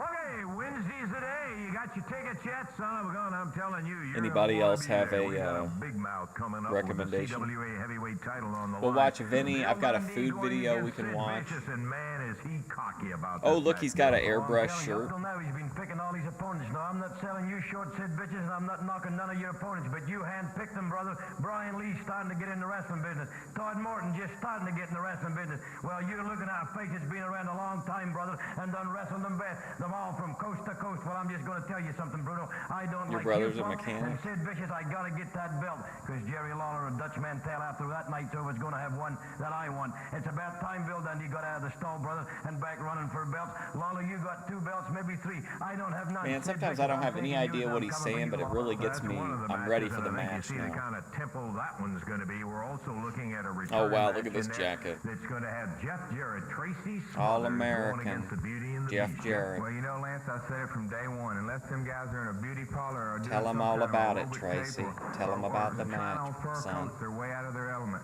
Well, this Wednesday night in Evansville, guys, you're going to be in a wrestling ring, and that's what these 2 guys are going to give you, a wrestling lesson, right, Chase? You know, Mr. Russell, my grandpa once had an old saying. He said, Trey, sometimes one day you get the bear and one day the bear gets you. Well, it ain't no bear, it's Beauty and the Beast. I've been here 2 weeks, and in 2 weeks' time, I've been conked over the head with a pitcher glass. Back in the frame. 80s. I've been jumped from behind, hit with a perfume sprayer, handcuffed to the ropes, and sprayed with some kind of goofy perfume. going on I don't know inside what it your is. mind, It doesn't Ken? matter. But I'm going to tell you this, guys. In Evansville, Indiana, Jeff and myself, you boys better be pumped up and ready, because you're not coming for no perfume session, no makeup session, or no jacuzzi, whirlpool, or whatever. You better be ready for a fight, boys, because that's exactly what we're going to be there for. Beginning to end, Yeah, Wednesday that's night, right, that's Tracy. what We're you're not going to be seeing. coming to any jacuzzis. Okay, in the ring, storming at the referee. The referee has already told him if he'd stay out of the ring. there Tracy's wouldn't be in any Civil kind of War problems in reenactment there. gear. Boss Winters saying Jerry Lawler is going to pay for it. Let me tell you, Boss Winters may doing the paying, because there's Lawler back, and he doesn't have that smile on his face by a long shot. You can better believe Maybe that. Calhoun can actually do his He's job saying, you want to come in the ring and here get in the at second it? Okay, fall. bell time. We've got second fall of action going. Don Bass and Jerry Lawler. You know full well if it wasn't for the injury, Children shouldn't be fed cake. What does that mean? Who's feeding them Well, cake? let me tell you, Boss Winters, you're talking about him paying for it. I'm not scared of that jerk. Well, you better be. I'm not That's the scared of only that thing jerk. I could tell you. You better watch Don Bass. The singing cowboy is the true champion, the real champion. Everybody's going. You already cost him 1 fall. You want to try for 2? Oh, man, I'm so excited He for a lost the second first fall. one, 14. A real on barn burner in the first one. As, Come on, Bass Don. over there Get it together. dealing around his tights, and brother, you never know what this guy's going to pull out of him. That's the way it is. He refused to check Jerry Lawler's tights. He absolutely He refused to check his tights. Yeah, well, go worry about your own man's tights, what he's got in them. Let them eat cake. Lawler.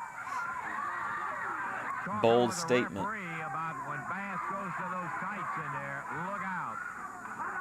He has been known to have Listen, a we're already subscribed to the Healthy Family Force. We know how to get off of the sugar wheel. He's like holding a roll of dimes in his hand.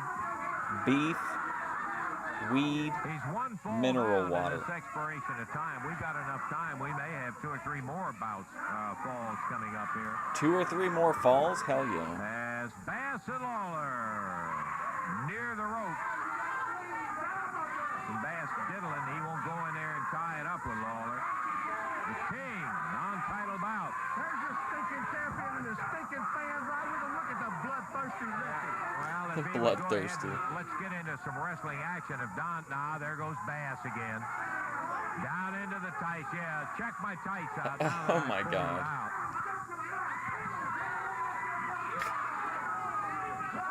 Referee telling Boss Winters he better get back to the corner before he loses another one. Have they even like locked up in this Don one yet? Bass backed up in the corner away from Lawler. They hadn't really tied it up. Yeah, I was gonna say. Lawler taking a hard, long look, tied up, and there we go. Lawler with the arm turns it over.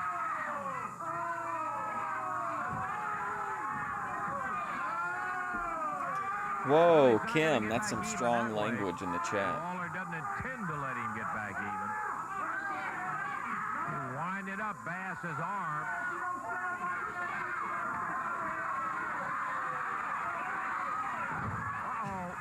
Did he get in with the chain? The referee's back was turned over where Boss Winters was.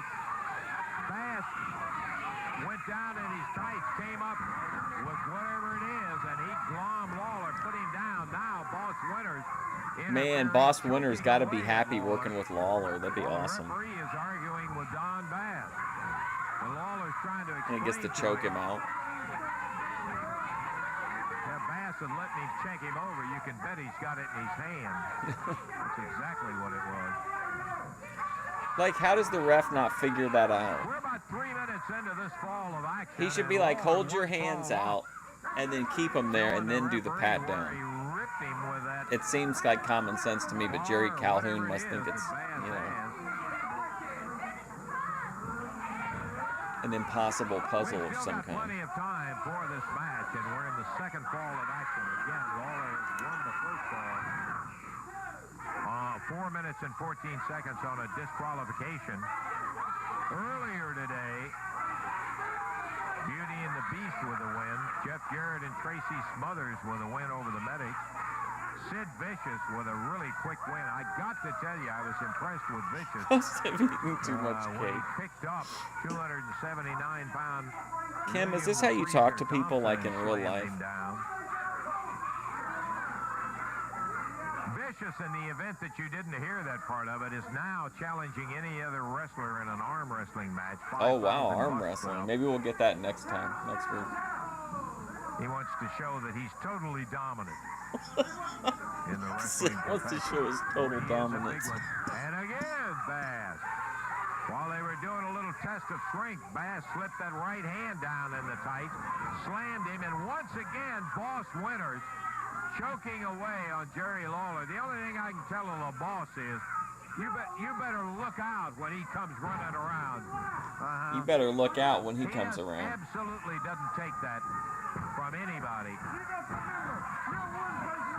Over the top, man, I love over the That may top. be true, but there's a guy sitting in there in a green and red attire. From my favorite movie company, He's the one that's Canon. going to be looking for you, not me.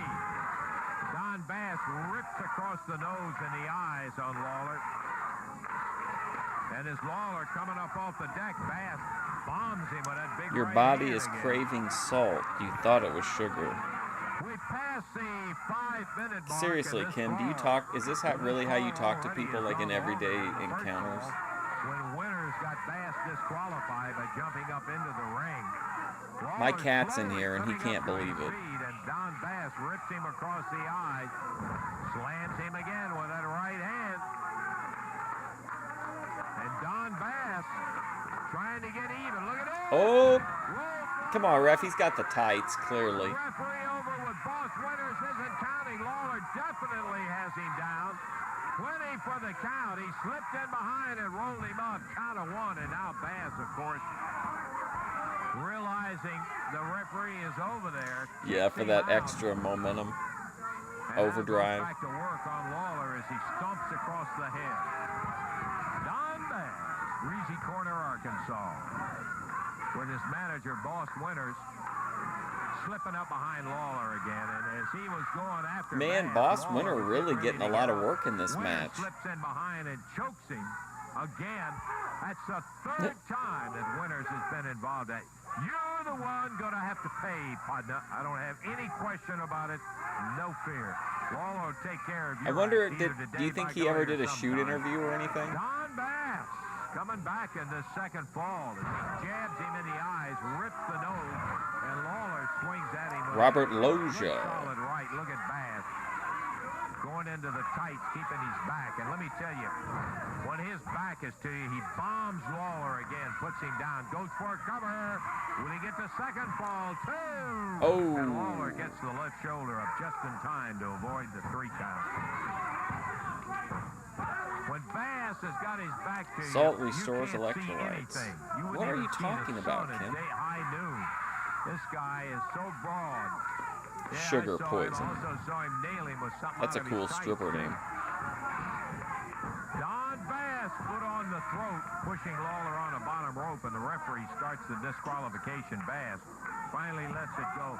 We're 7 minutes into the action, and Bass drops an elbow down.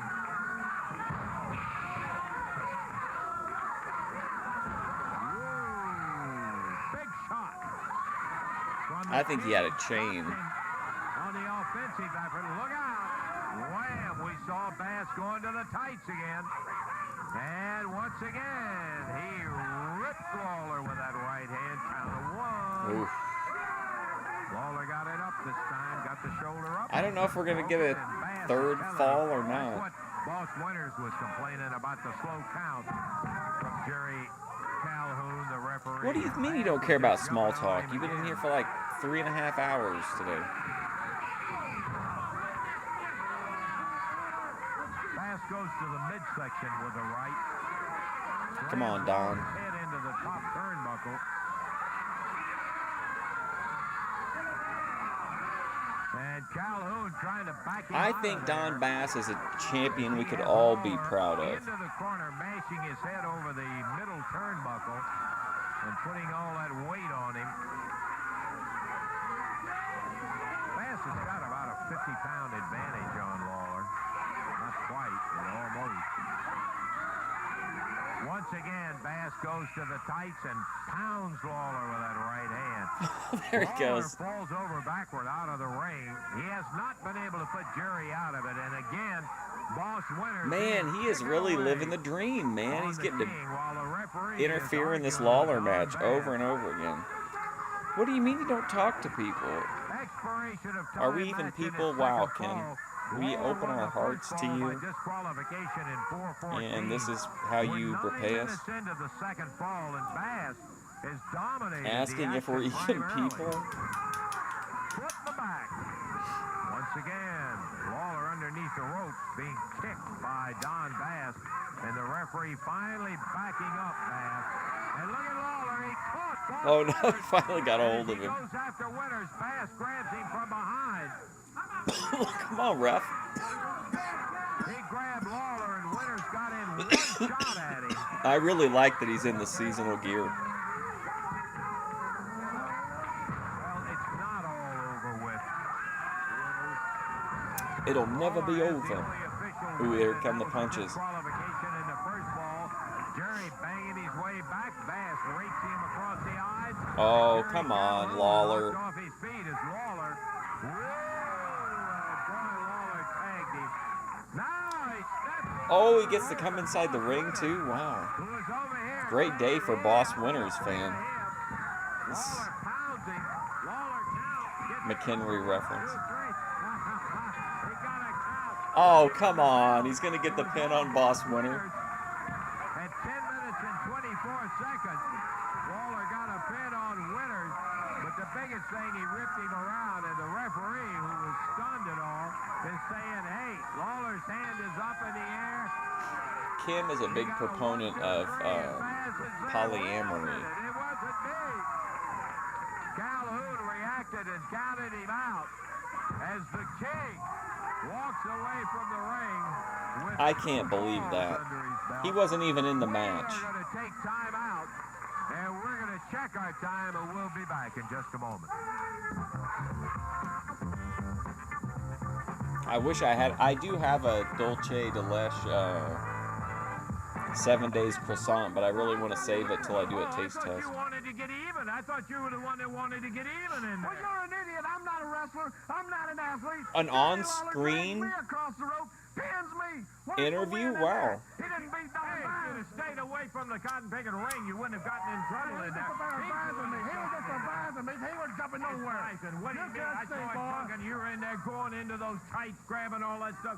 You guys start crying when somebody comes. Grabbing nothing. What's wrong? You can't That's just another episode. Ain't grabbing nothing. Just another episode of Jerry the Jerk Lawler, the chief thief of Memphis, Tennessee. Oh, yeah, you got thieves The around thief here. of Memphis, Tennessee. You got apprentice thieves. You got Jeff the Jerk, Jarrett, but you got the chief thief and Lawler. And that's just a prime example of how you Eric steal McHenry your thinks he money. can cure diseases And I too. think everybody Kim. agrees with it. You guys get out here and cry and moan when something happens to Oh, you. wow. Hey, I don't see you back in the ring in there. He said you're not going back in the ring. We Man. are not getting back in that ring until we get a referee.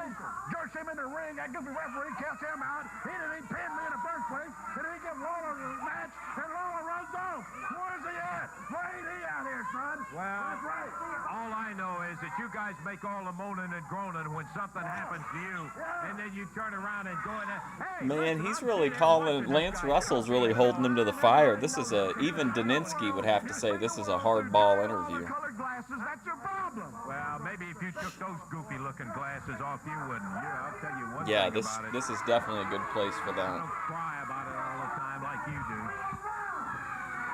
Okay, fine. Well, just go on. And what do you mean? You said you like the Doritos You end up losing pineapple the soda. match. That's got sugar And in that's it. the way it ended up. It was a two-fall situation. Lawler wins one by disqualification in 4 minutes and 14 seconds. And he wins the second one on a 10-minute and 24-second pin. Hey, I say it was legal. If Winters Oh, wants to get sure, of involved course, and involve Lance. himself in there, then it was a handicap match, 2-on-1. So he just pin one in the second one and take the disqualification in the first. He wins it. The referee said it, 2 falls, and so that makes Lawler the winner of it in that particular match. That is a part of it, my friend. We had others. Sid Vicious came in, and I got to tell you, he made very short work of William Thompson, and that's not easy to do. He picked the big guy up, 279 pounds of him, and slammed him just like there was nothing to it. And then he challenged every wrestler around if they want to find out It's how already strong he going is. to He control put the up conscious $5,000 collective. Wow, for an that's arm probably wrestling true. against any I other will wrestler. give you that. And so he is now on his way trying to get that world heavyweight title match. We had a tag match with Jeff Jarrett and Tracy Smothers against the Medics. We were supposed to talk. I'll try to Tracy find the and video of the Jeff guy after that particular one to let them have a was chance to answer sounding the off Beauty on and the everybody Beast. in the But I HFF expect chat, they'll do too. their talking in the ring. They defeated the Medics in short order, and the Beauty and the Beast came out in the opening. I know some of you against really David like Johnson and Chris interactive Frazier.